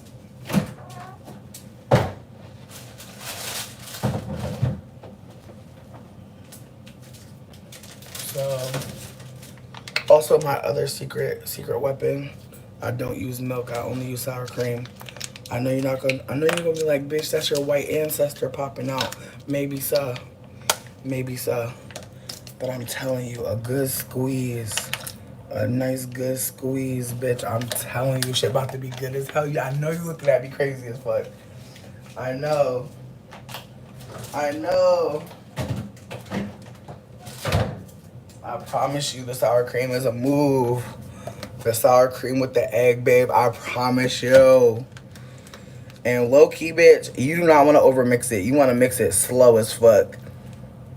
You want to mix it super, super slow. I'm about to. Damn, I got this butter. I'm gonna just put it on the bottom of the tray. That's what I'll do. Not a cry for help. But yeah, as I was saying, there was somebody who was in the chat who was a mod, and they were having a back and forth with Nubia. And they were unfortunately kind of like realizing that they were a light skinned person, and then that holds weight in terms of like how we move and our behavior. And unfortunately, they were not in a space to be called in or called out.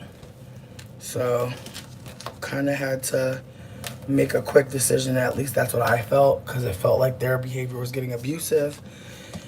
And so I decided to take away their mod ability, because I didn't want them to be able to retaliate against anybody in the space. And I also took away, I also put them on a 24-hour timeout.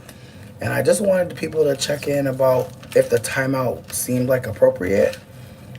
Because I didn't want anyone to think that I took away their mod capability because they were bullying and being abusive.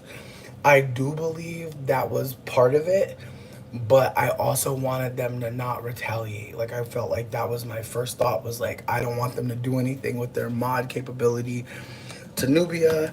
And then I was like, but I do want you to like take some time away from the space to figure out like what you're trying to do here, because it just felt very much like quite harmful.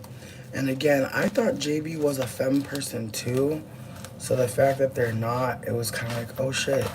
So yeah, it was just a moment. And as I said before, I added them to be a mod before before I like was actually even paying attention to who my mods were like that.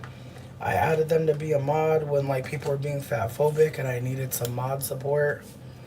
And I know y'all noticed that Hale's not here. And as I told y'all before, last time I talked to Hale, they said they were not doing the best. But before they were not doing the best, they had gone on a date with someone and they said it was really promising. And they were a really cool person. And like, there's a part of me that just feels like I think they're just like finally living their life off the internet in a way. And I feel like that's why they're not around. But also, they used to be one of my most like online mods. So I feel like that person really did fill in when Hale wasn't here or hasn't been here. But as someone asked me about a few lives ago, if folks are wanting to check in on Hale, I never heard that they didn't want check-ins. I just heard that they were not feeling the best and that they were trying to get it together. So if anybody is close enough with them to check in on them, I hope you do. I'm giving them some space. I feel like all the aquas I'm around currently are like busy AF and like just doing their fucking thing. So there's a tiny part of me that feels kind of like they're probably like having super fun, being a main character. You know, I'm choosing to just think that like, they're living their life offline. I'm happy for them. But again, if people want to check in on them, I hope they do. With that being said, my cornbread is ready. I know you're probably like, this cornbread don't like cornbread, but I'm telling you, bitch, the sour cream, it works better than using milk. I feel like it gives it a nice crumb. I feel like the way that this thing puffs up, it's kind of like a cornbread cake. It's kind of like corn cake. I feel like the sour cream gives a corn cake, and then the drawn butter, I melted some butter and put it like on the bottom. So when this bitch cooks up, bitch, it's gonna pop right out. So yeah, I got my oven on 400. I'm gonna put it on top of this like stone thing. I'm telling you, listen, cornbread is easy. It's literally like three things, right? It's like the mix, some milk, an egg. Yeah, it's really nothing. Yeah, doing a little jiffy. Trust me, the sour cream is amazing, and also the sour cream is sweet. I add a little pinch of salt in there. But yeah, I feel like this is some holy grail shit. I know motherfuckers are like, why is it not moving? It's moving a little bit. It's moving slow as hell. Cause it's thick. My favorite recipes, honestly, I make a lot of shit that I can make very easily. Sometimes I do put honey in it. But I'm out of honey right now. I had to mix a bunch of jars of magic honey. So I'm excited, bitch. Magic honey season is coming. Yes, God. Magic mushroom honey. I cannot wait. Low-key, I took a little mushroom trip today. It wasn't a trip though. It was like a little micro. But it still felt good. I felt really tender today and just way more chill. Way more chill than I've been.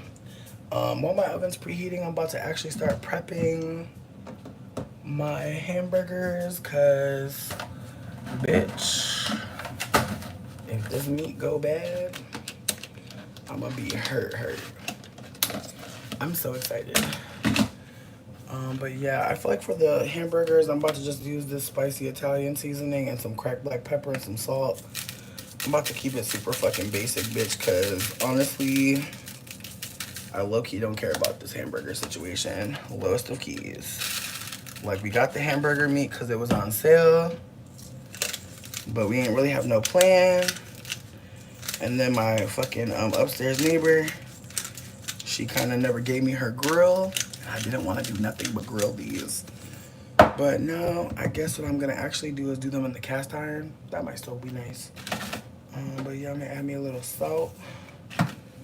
But yeah, I feel like also because bitch, I do love a good seasoning. I got some roasted garlic paste, bitch. Holy grail. I got some Tony's, but I feel like the spicy Italian is already a lot. But yeah, I got a good squirt of that roasted garlic.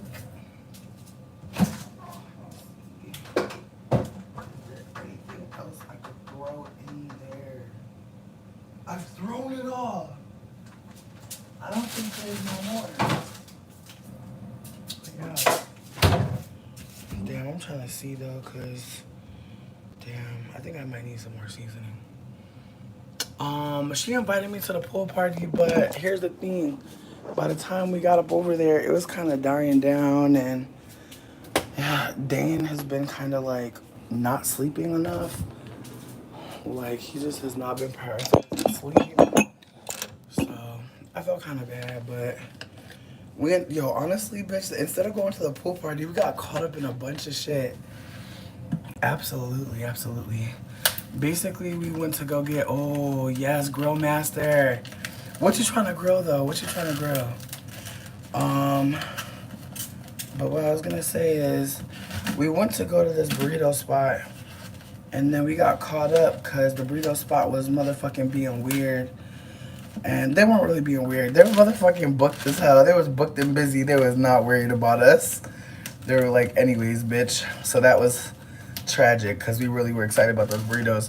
Then we ended up trying to go to see Miss Keisha. She's this black woman who has a food truck like next to this dispensary.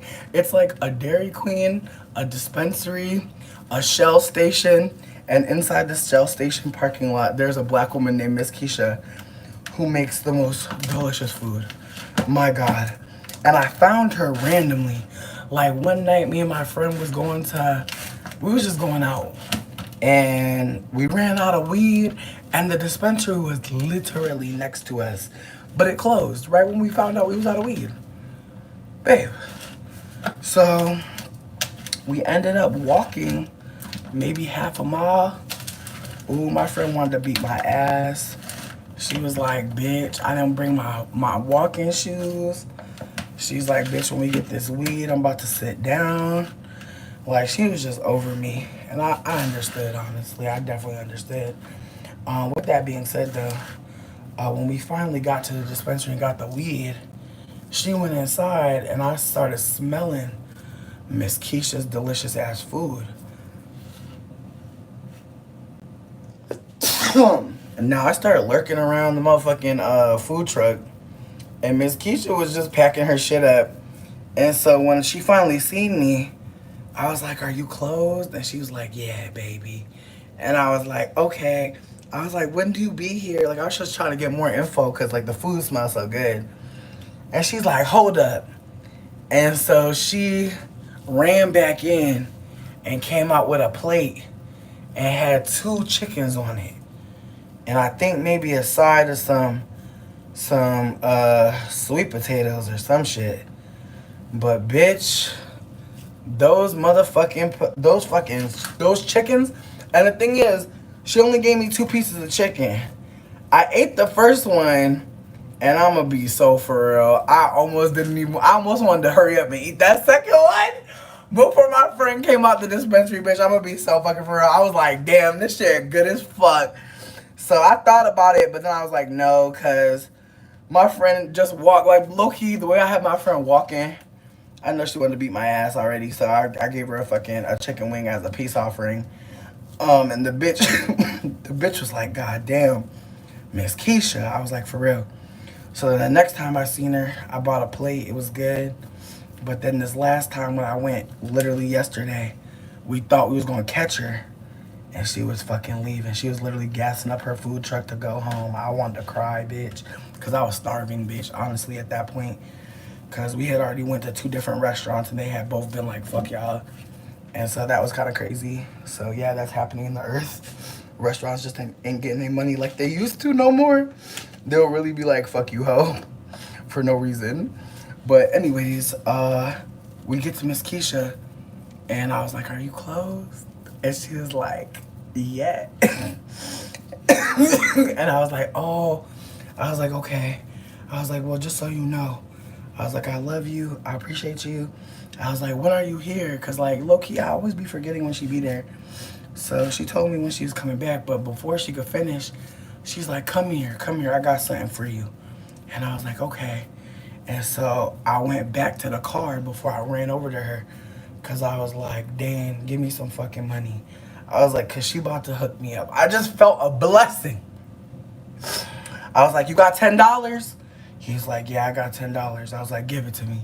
That's why I like having a boo bitch, honestly.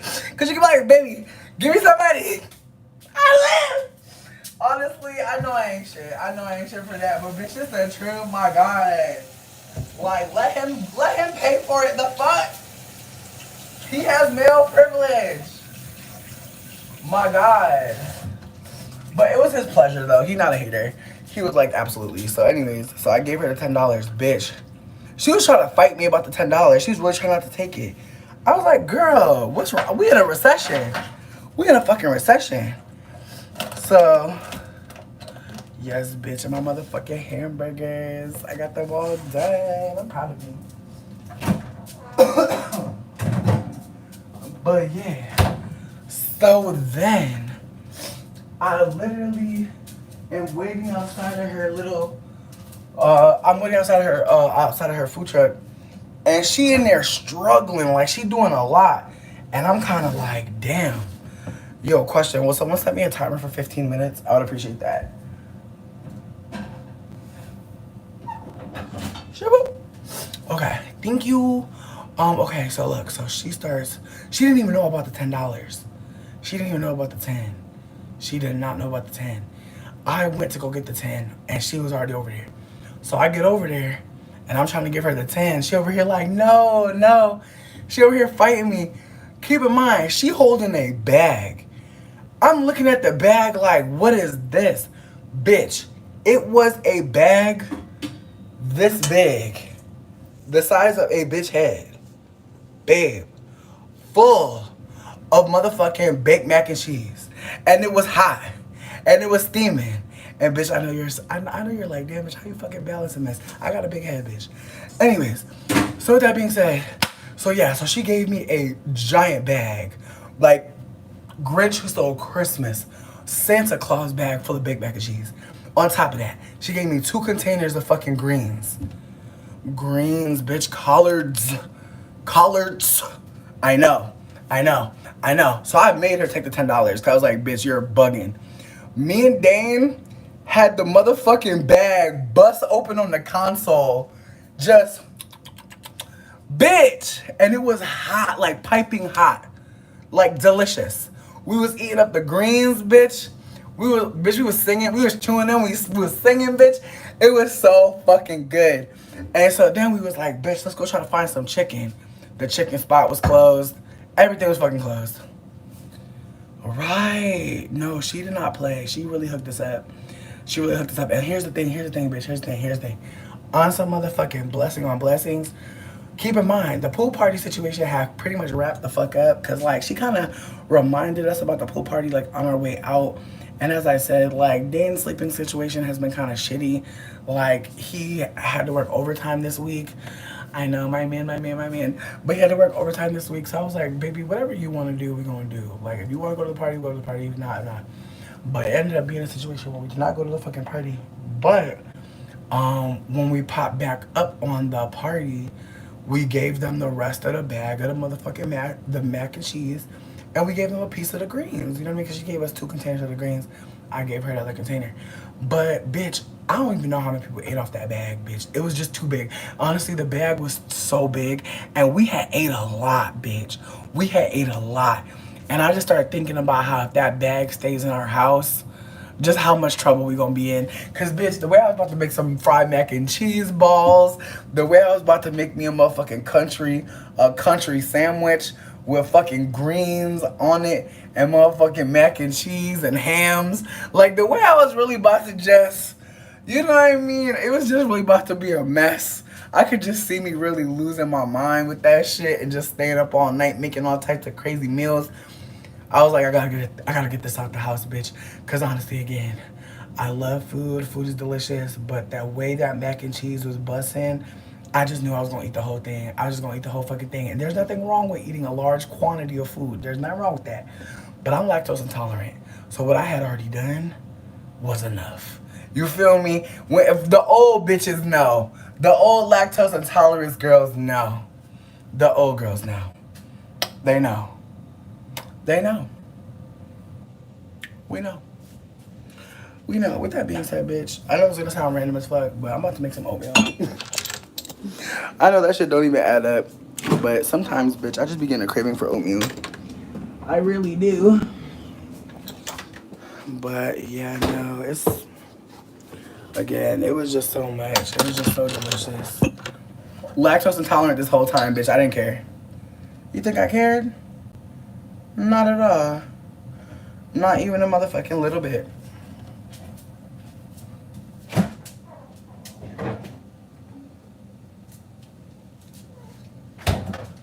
Pussy like doves in the wind. Uh-huh. Pussy like doves in the wind.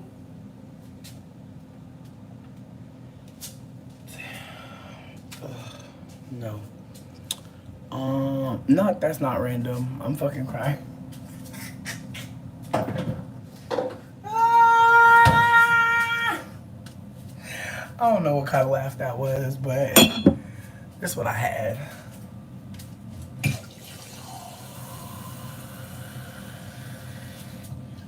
It's just the way it's getting hot in here. Yes, me and this oatmeal about to enjoy. Oh, about to enjoy. Okay. Yes, bitch. Bananas and cream, bitch. Abso-fucking-lutely. Hell yeah. What the motherfucking old-fashioned oath? You know? Because they don't never make a bananas and cream. Y'all strawberries and cream hoes is fucking lucky. The peaches and cream hoes is lucky, too. The bananas and cream girls, we don't ever get no love. They make grape every motherfucking thing. You cannot get a banana and a cream to save your fucking life. This shit is tragic. I'm tired of living in the ghetto. That's right. These are the issues that I'm focused on. Getting more bananas and cream oatmeal in Walmart immediately. I'm standing on that.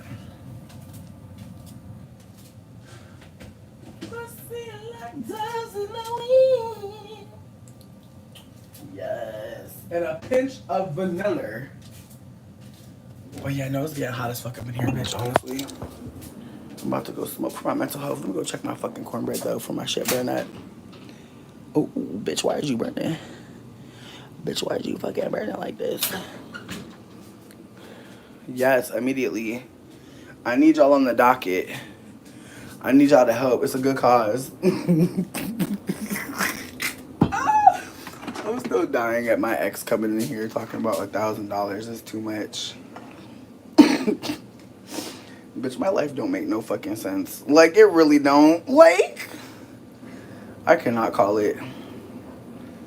Damn, this oatmeal already looking bussin'. Damn, how long this shit gotta cook though? Cause I'm fucking starving. Ooh. That shit about the bussy bus. Okay, sausage, grilled cheese. Oh my god, what kind of sausage, babe? Baby Ethernet, thank you. Cause I was worried. I was like, damn. I hope people fuck with me for real. I hope they fuck with me for real, cause I don't wanna burn my cornbread. Let me turn down my fucking oatmeals. Calm down, oatmeals. Thank you. You're the best. Okay, 8 minutes from 4:08. Okay, so at 4:16. Low key though, it's smoking in there. It's smoking in the oven. And I don't know why. Oh, okay. I see why.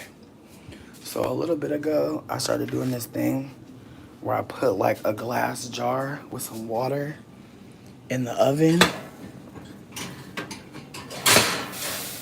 I hate that for me. That's so tragic. Yikes. Wish I never did that. Wish I never did that. Ooh. Yeah. Not Degrassi, bitch. Fuck. Damn. Not Degrassi, though. Not the wigs catching on fire. It's true. It happened. It's true stories. True story, friend. Like, you ever open up a wig? You ever open up a motherfucking oven and like a fireball comes at you? I hope nobody ever goes through that. It's traumatic.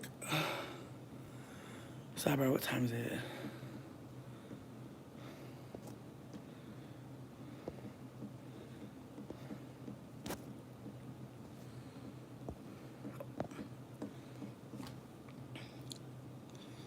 I'm crying. Not hell nah. Not hell nah. Don't do me. Don't do me. I'm like actually really fucking excited about this bananas and cream oatmeal, bitch. My sleep schedule is so goofy. I'm low key trying to get a night job though. High key. Just cause I just feel like I don't know.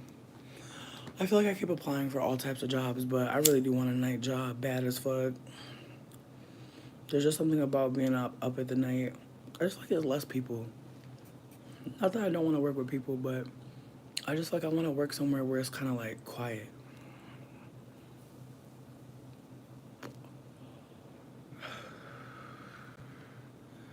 I'm jealous.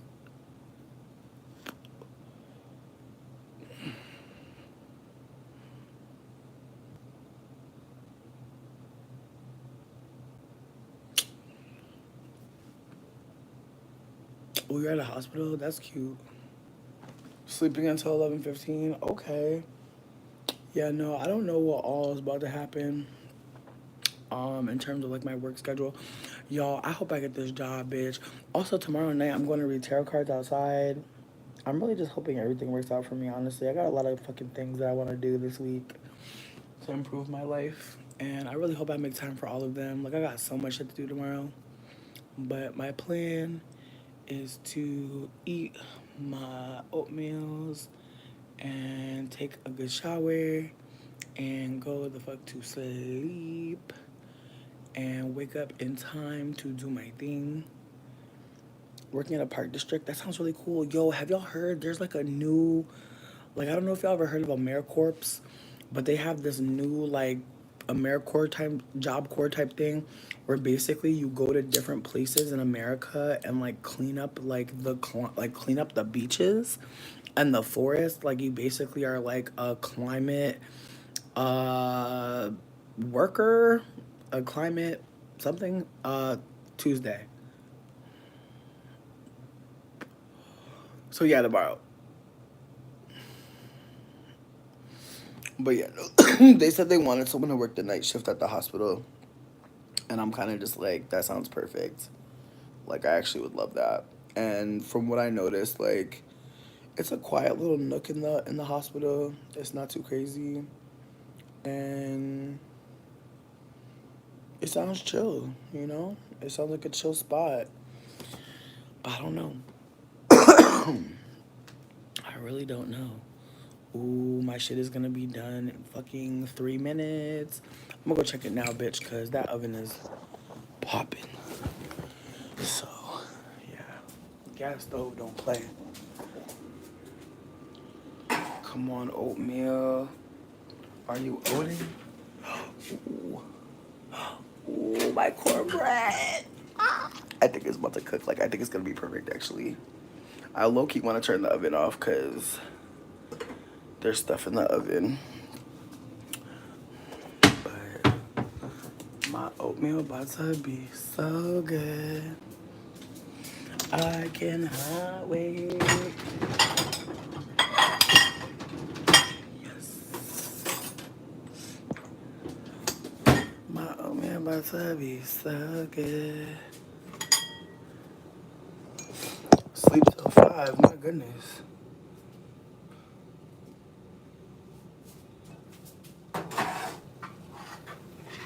Ooh.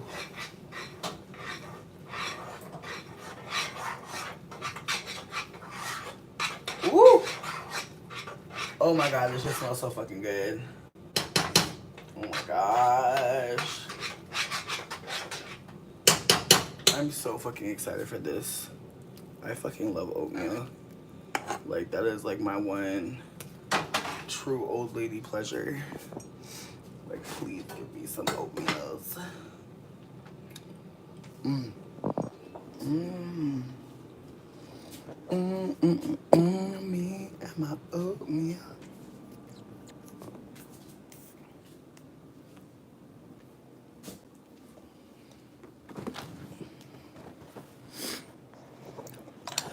Pussy like doves in the wind. Okay, this is my oatmeal. It may not look good to you, but that's okay. It looks good to me. It smells amazing. I'm obsessed. I love bananas and cream. I also added some, I actually used heavy cream instead of milk, some water, and kettle popcorn seasoning, and bananas and cream pudding mix. Listen, I turned off the oven for the cornbread because I already know that it's like it wasn't done, but I knew that like it would finish. I feel like in like 5 minutes I'm gonna go pull it all the way out, but I feel like from what I noticed, it didn't brown on the sides, so it's not gonna burn if I leave it in there. That's my thought process as a chef. But I could be wrong. In 5 minutes, it could have burned. It probably won't. Again, that's why I put butter in it, extra butter, because it's gonna fry it up. It's not gonna burn it up. So it gives you a little bit extra time. You feel me? But yeah, no. I don't know if other people are fans of oatmeal, but I feel like it's a good time to probably get up out of here. Just thank y'all for chilling with me and being cool as fuck. Like I really appreciate being able to come here and be candid. Like I never had any ideas on what the space would be. I just was like thinking about posting content and being silly, and then like when I made a Google check, that was kind of exciting, but I never made enough money from YouTube for it to be a job or anything. It was nice to get the little $100. I'm not trying to diminish it, but what I'm trying to say is like usually like once you hit $100, that's when they give you the check, so you like low-key need to make at least 100. And so if I'm being super candid, I can look into it if anyone cares. I feel like I've maybe made I feel like I'd feel comfortable saying 1,500. I feel like I'd feel comfortable saying 1,500 at this point.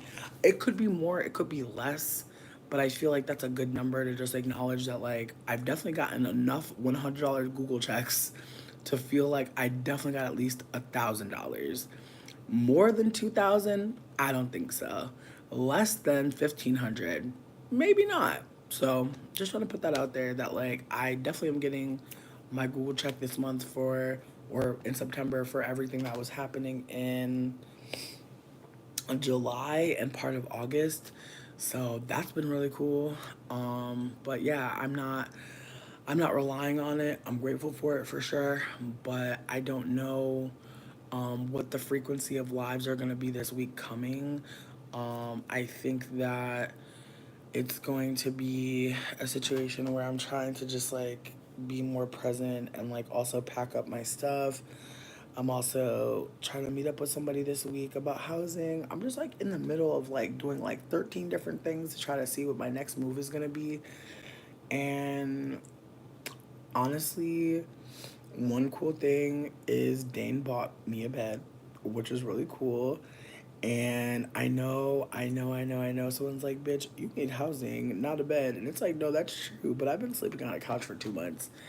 And so I'm not gonna lie, like getting a bed right before I move out of here is funny as hell. But there's a part of me that's grateful because, again, I've not slept on anything but a couch. I know you're probably like, bitch, you've been sleeping on a couch? You've been having a man at your house? Yes, and he was sleeping on the floor. Absolutely. And so I feel like the bed is not just for me, it's also so that we can lay together.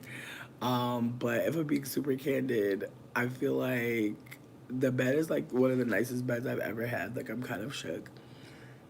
And like granted, granted, as I said when I started off here, we got his mama stamps. There's a lot of good things happening today. I'm really grateful. But at the same time, I'm just like, bro, I have less than 2 weeks to move out of here. And I don't want to say that I'm scared because I'm really not scared. Like, I feel like I know the city enough to know where to go next. No, I'm hella grateful. I'm hella grateful. But, like, I'm also kind of shook because, again, like, I met Dane, like, days after a man tried to kill me. And I feel like he's been trying to help me thrive more than just survive. Like, I feel like I'm not in survival mode with him. I haven't been in survival mode since for the past couple weeks. I was still in survival mode when we met, but still, like I just feel like I'm no longer like thinking like, oh no, things are gonna go bad. Like I'm just kind of like, yeah, I feel like things are only getting better every day. So that's kind of where I'm at. But I'm really excited about the bed because honestly, bitch, like sleeping on that couch as a fat bitch has been fucking hard. Like when I laid on that bed earlier, I just felt like I wanted to cry because like the way like your body, the way like sleeping on a couch is actually not even like real. Like it's not real. Like your body literally doesn't even experience the resting feeling. And I didn't think about it because that's all I had. But now that I have a bed, I'm like, oh shit, like this is how your body should feel when you sleep. And like, just the way my body's been feeling like pure shit. Because, like, again, I'm sleeping on my side over and over again. And when I sleep, I usually sleep on my belly. I don't have enough stuff to use an app, to be honest. And I'm grateful that Dane will move anything that I have. So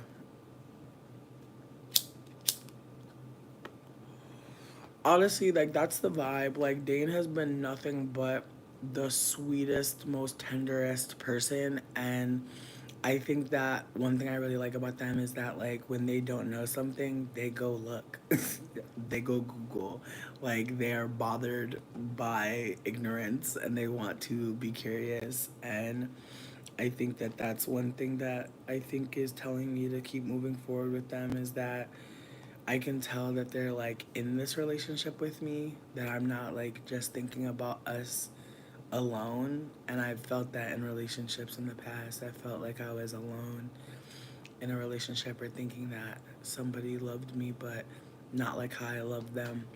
And in this situation, I feel like I feel like he's like raising my standards, like the way that he is so sweet and so just like playful. I just feel like there's a type of like there's a friendship in our connection that is so fucking important. And again, like I am okay with being that person that throws themselves into loving connections and may find out that like this connection may not work. But I also think that I don't think I ever go into connection with someone that worried about things not working. But when I first met Dane, I just kept on trying to intellectualize everything that was happening. And I think that two things can be true at once. Like, I'm in a situation that is precarious and I'm still worthy of being loved in the middle of it. And I know some people may think, and even I thought, like, I should focus on being stable before I, like, allow anyone in my heart. And I think that like it would be cool if it happened that way, but it didn't. And instead of me trying to chase away the butterflies that I feel or think that like the worst is coming, I think I'm going to just believe what I'm seeing and what I'm hearing and what I'm feeling, and all of it is telling me to continue to communicate, continue to be vulnerable, and continue to just make myself available to multiple options, not just be sticking with this man because it feels safe. Because to be honest, it doesn't feel safe to stick with this man. What feels safe is for me to just keep on like reaching out to other people and like making connections in community. And that's how I kind of know that this is healthy for me. Because at no point did I ever feel like, man, Dane's got to save me. Like I have always like felt like, man, like I want to save myself. I want to see who I am without like you doing anything. Like I want to take care of this situation, and at the same time knowing that like he is showing up to be helpful, that our connection is really centering on friendship and just again, it's just the most wholesome connection. And meeting his sister today, meeting his nephew and his niece, meeting his brother-in-law, just like just seeing them just reminded me that like I feel like I've been able to like come here and talk about like where I've been, and I feel like I don't always think about how like there's some of y'all who are still there, and I think that that's part of the connection that I have with him, and maybe that's part of a connection y'all have with me, is that he's still there, you know, and I think that like as much as it sounds like a trauma bond, I think unfortunately for him, I think he's seeing what it looks like to really let go of the abusers, And I think he's about to start setting boundaries with his mama. And I think that, like, unfortunately, that may cause her to not like me. But that's fine. Like, I'm actually at a point where it's like I'm actually okay with whatever happens next in that respect. Because, again, I think that the way that I communicate, the way that I'm operating, I think that it does offer him, like, a new reality. Like, I think the ways that I have autonomy blow his fucking mind because he's been living with a narc and he's been just trying to deserve and be worthy of care that I don't know, man. Like, I got a father wound, he got a mother wound, man, and a father wound. I feel like I got both too. And so it weighs. And there's a part of me that wonders, like, if we're trying to rewrite the story for each other, if we're trying to give each other all the love and care and compassion that we, like, just didn't get, you know? And trying to make each other have a happier story. And there's a part of me that's like, I would love that. Like, that's my ideal relationship, is like giving each other all the love and sweetness that we were denied.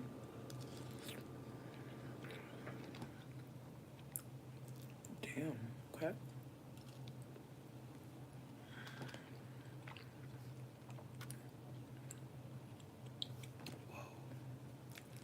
The best one I've ever made.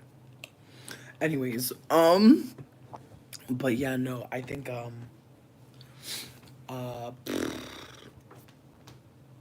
yeah, I think that's what the connection really is about giving each other, like, the sweetness that we've been denied, and just acknowledging that we've been hurt and we've been harmed, but, like, that's not all we are. Um, I'm gonna go check on that cornbread though before I smoke any more of this L, because I just have a feeling. I mean, I'm gonna pray on my cornbread. I pray my cornbread's good. Yo, this motherfucking bananas and cream is so good. Oh, my cornbread! Oh, you look so beautiful. Hi, girl. Oh, girl, no. Girl, you still wiggly? Girl! No! No! If somebody would please set me a timer for 5 minutes, I would love them forever. My cornbread is almost done. It looks so good, but the middle is fucked up. Bitch, me too. No, it's just like it was wiggly in the middle, which is so sad. I hate when your cake falls. Damn. But you know what's exciting? Eyeballing like a baked good, like not measuring and like it coming out pretty good. Please, it's okay if you don't have to. If it's okay if you don't have it. I'm gonna say 8 plus 5. Yeah, 433. 433. Y'all are my timer at 433. Oh my god. This is so good. Let this be a reminder that you can get old fashioned oats and a pudding pack and make some good ass fucking oatmeal. This shit decadent as fuck.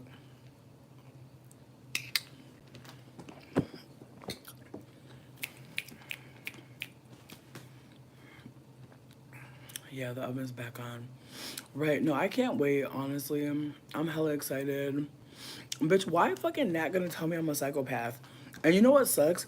He's gonna call me a fucking psychopath because I told him that I was aware that he is like literally playing games. And that's another thing that sucks. He literally told me that he's gonna take the fucking eviction. Or he's like either he told me I had to pay like $2,000 or he's gonna take the eviction, and I'm like, girl, you should pay half the rent. The fuck? Like, why would I pay the whole rent? Like, it's your lease, girl. You want to move out? That's the consequences. A couple $100 a month. I don't know what to tell you, baby. But he really wants me to pay for like the fucking back rent. No, I know. He told me I'm a psychopath, and I literally told him, I was like, I just want you to know that I'm already screenshotting like all of our conversations to your ex girlfriend so she knows that you abandoned someone in your apartment. Like, I'm just letting everybody know what you really did. Like, because at this point, it's giving too much.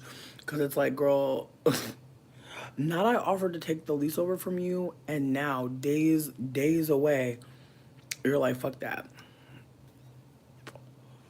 It's whatever. Honestly, I don't really want to stay here, bitch. It was just a moment for me to just try to get another month to try to figure it out, bitch. Because I wasn't about to pay the whole motherfucking rent, bitch. He was going to pay the whole rent. I was going to owe him some money, girl, and I was not going to pay his back. Bitch, it was a whole scam. But it didn't work out. It didn't work out, bitch. I had a whole motherfucking scam, girl, that Todd set up to bring Candy the bullshit. But it didn't take. Back to drawing boards. But yeah, no, I feel like him saying he about to take that eviction, I'm just like looking, I'm like literally staring at the phone like, not you about to take the eviction. Again, I'm happy he moved out because I genuinely feel like it is only a matter of fucking time before the new girlie realizes like he is a psycho. Like it's actually him. And I'm praying that she dumps his ass like the day of the eviction. I pray that that day she's like, you know what, I'm done with you. But let me stop though, because I have too much fucking Saturn in my chart to be praying on people's downfall.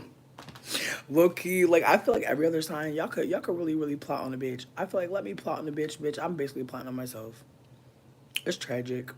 It's really tragic. Sidebar, speaking of plots, there was this white lady who did a whole scam.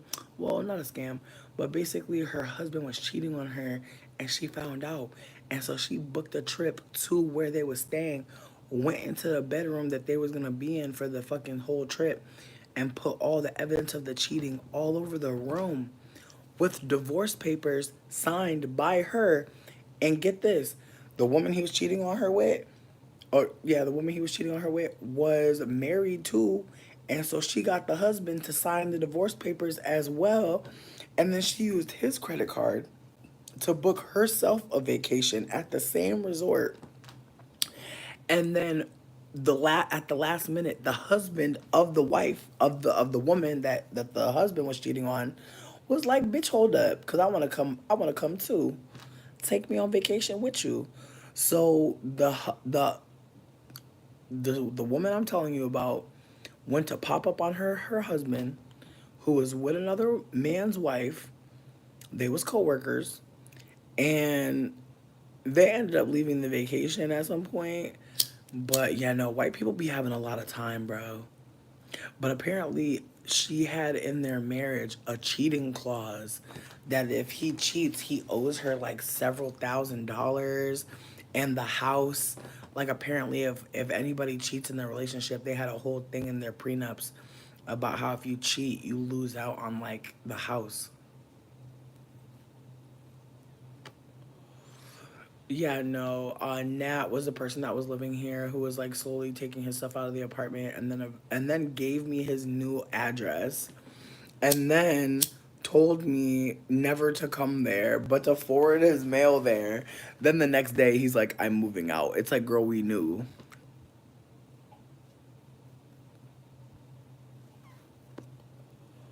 What did you think we thought?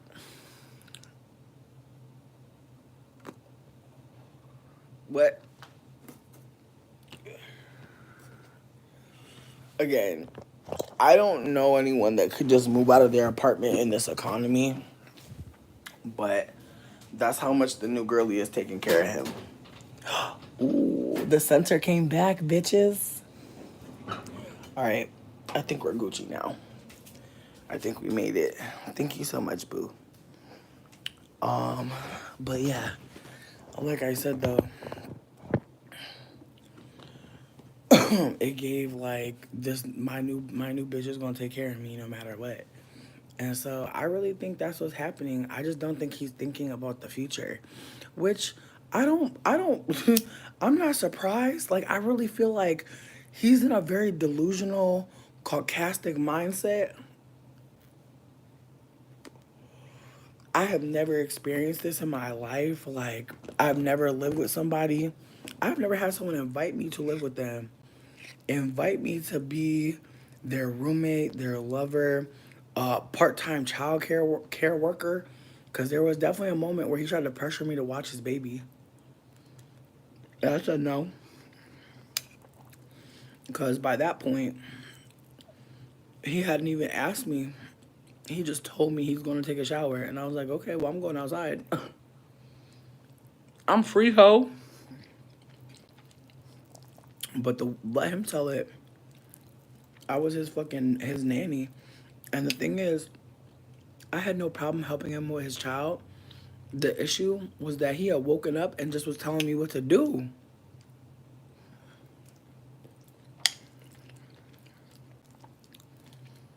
I just was like, oh no. And so, if I'm being candid, if you listen to how people talk to you, you could really tell like what they think he's supposed to be in their life.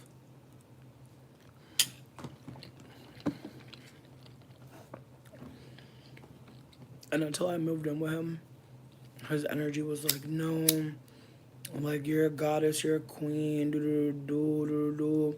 We're about to get it popping together. We're about to do it together. Like we're about to, you know what I mean?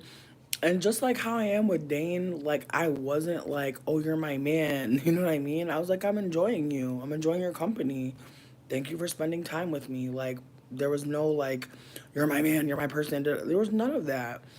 And so, and like I said, I told him when I moved in, like I'm cool with like watching your baby every now and then, because I figured there'd be times where you want to go take a shower. I'm crying. I'm just saying though, there'd be times where he wants to go take a shower.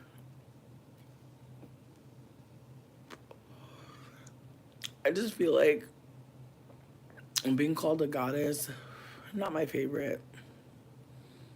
Not my favorite. Like I feel like I'm pretty basic. Like tell me I look pretty. Give me an in-depth compliment about my makeup or my look. Tell me something dramatic, like the way that the sun is hitting my eyes. They're sparkling. You know what I mean? Give me some of that. I don't want to hear goddess. I don't want to hear queen. I don't want to hear that at all. I'm super good. But again, some people be like that. Like sometimes I'll call people my king, like just as a joke. But like the way these men be really wanting to be called a king is funny as fuck to me. That's all I gotta say about that. It's just the way that these men really want to be called king. The way these men want to be called king so bad. It's so funny. Right now, I call men king as a joke all the time, but they can't tell because they want to be called king. Now people born as a cornball. Sidebar, I don't know who it was in the last live that made me laugh by talking about toxic fires of people fucking simmering goddamn fucking Fabuloso. Because I'm bringing it up again. I hope I'm in a safer space. But people were talking about boiling and simmering Fabuloso. It was you, baby Ethernet. The way someone time stamped it, I fell the fuck out again. I fell the fuck out all over again, bitch. Again, if there's a lawsuit, if anybody burns down their house because of Fabuloso, let the record show I told people not to do it. And I told people to go on Wikipedia because there was misinformation being spread in the chat. Again, people are in the chat saying that their family has been boiling Fabuloso for a long periodically time. That's fine. That's fine. I'm not telling you to stop doing your ancestral traditions. What I'm offering is we don't need new people doing the Fabuloso boiling. Bitch, there be lawsuits for all types of crazy shit. Like honestly, the internet is really a wild place. Like there's all types of things that happen, and people are like, where did this come from? And then they find the TikTok, they find the reel, they find the YouTube video. Listen, someone said it is generational, which is fine. It's fine. I'm not trying to hate on people's generational traditions or cultural signifiers. Excuse me. What I'm trying to offer is that I don't think anyone of this new age should be boiling. I don't think anyone should just start boiling Fabuloso today. If your family hasn't been teaching you how to boil the Fabuloso, if it hasn't been passed down, please don't do it. Please do not start. I've actually read about people almost burning down their home. So with that being said, if you have not been taught how to simmer Cause that's what I was told in the chat. I was told that motherfuckers don't boil it, they simmer it. So if you don't know how to simmer your fabuloso, please don't get your ass up here and do that shit. Please. Please. I'm begging. I'm begging. Not the toxic fumes are enough. I'm so sorry, bitch. The way I threw up laughing, I literally couldn't breathe. You took me the fuck out with that one. Bitch, I'm so grateful I never started a fire nowhere, bitch, because the way I would be useless. My God, let me knock on some fucking wood, bitch.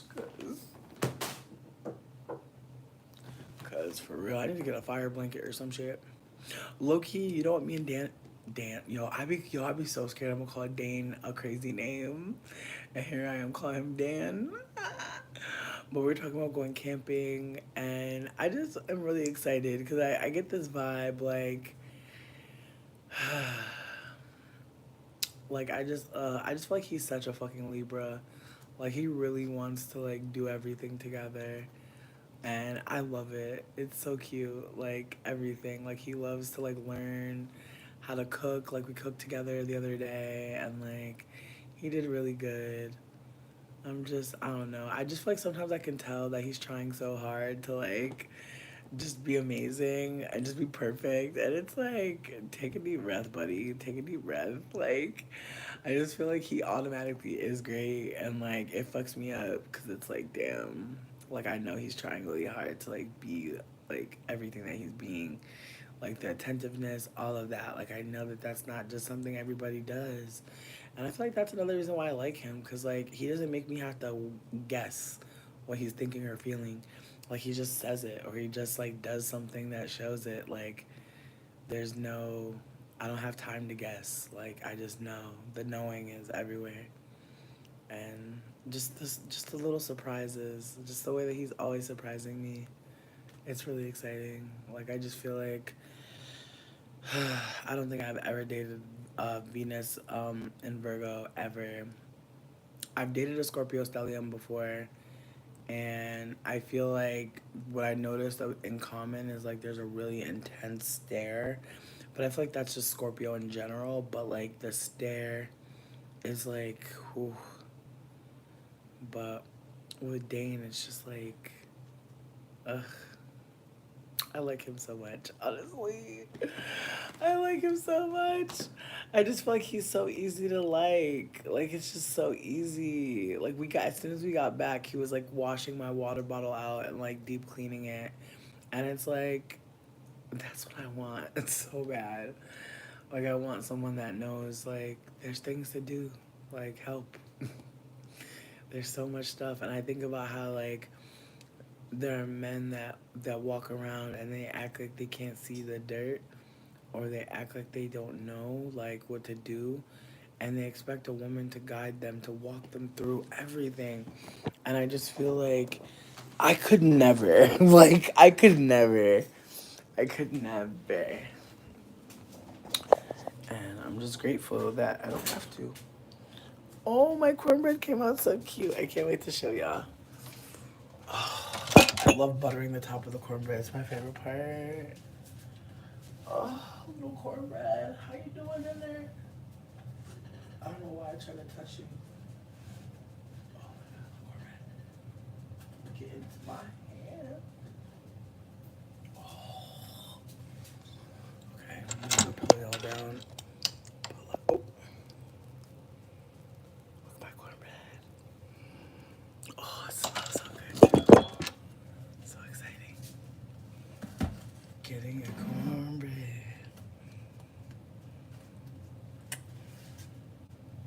Oh, the butter.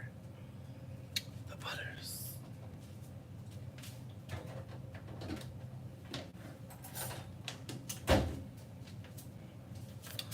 Right. Just put some. Ooh. Oh, hold on. Let me get that butter cam. Just buttering it. Oh my God. Look at the butter just melting. Just melting all over it. The corn. Bread. ASMR. Hear that crunchiness?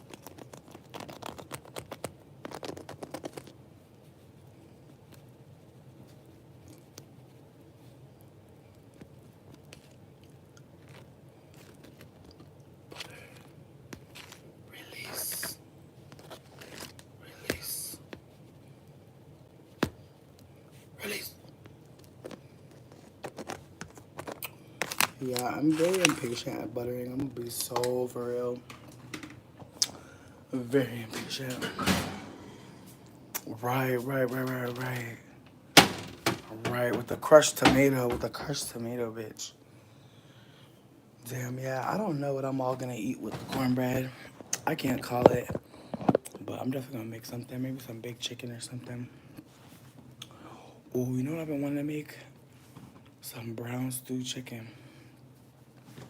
I've been wanting to make that for a little minute. So I might actually do that. I'm trying to think what else with some cornbread would be good. Ooh, some chili. I can make some good ass chili. I don't know. Sometimes it's just nice to have some cornbread, bitch, in the house, to be real. Like, it don't matter what you make with it. It just be nice to have the cornbread. Mm-mm.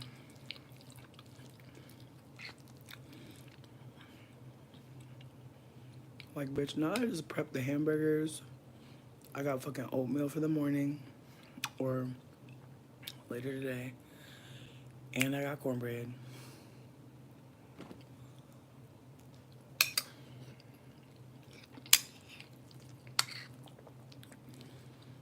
Bitch, this oatmeal is so fucking good. Mm. Mm. Mm. You know what I've been craving, though? Some fucking porridge with fresh nutmeg. I'm craving so hard. Damn.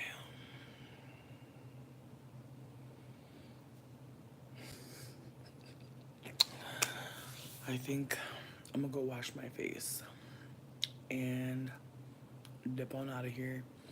But I appreciate y'all for chilling with me as long as y'all did. It was a cute night. I'm gonna try to go take care of my business and come back when I actually have some good ass news, bitch.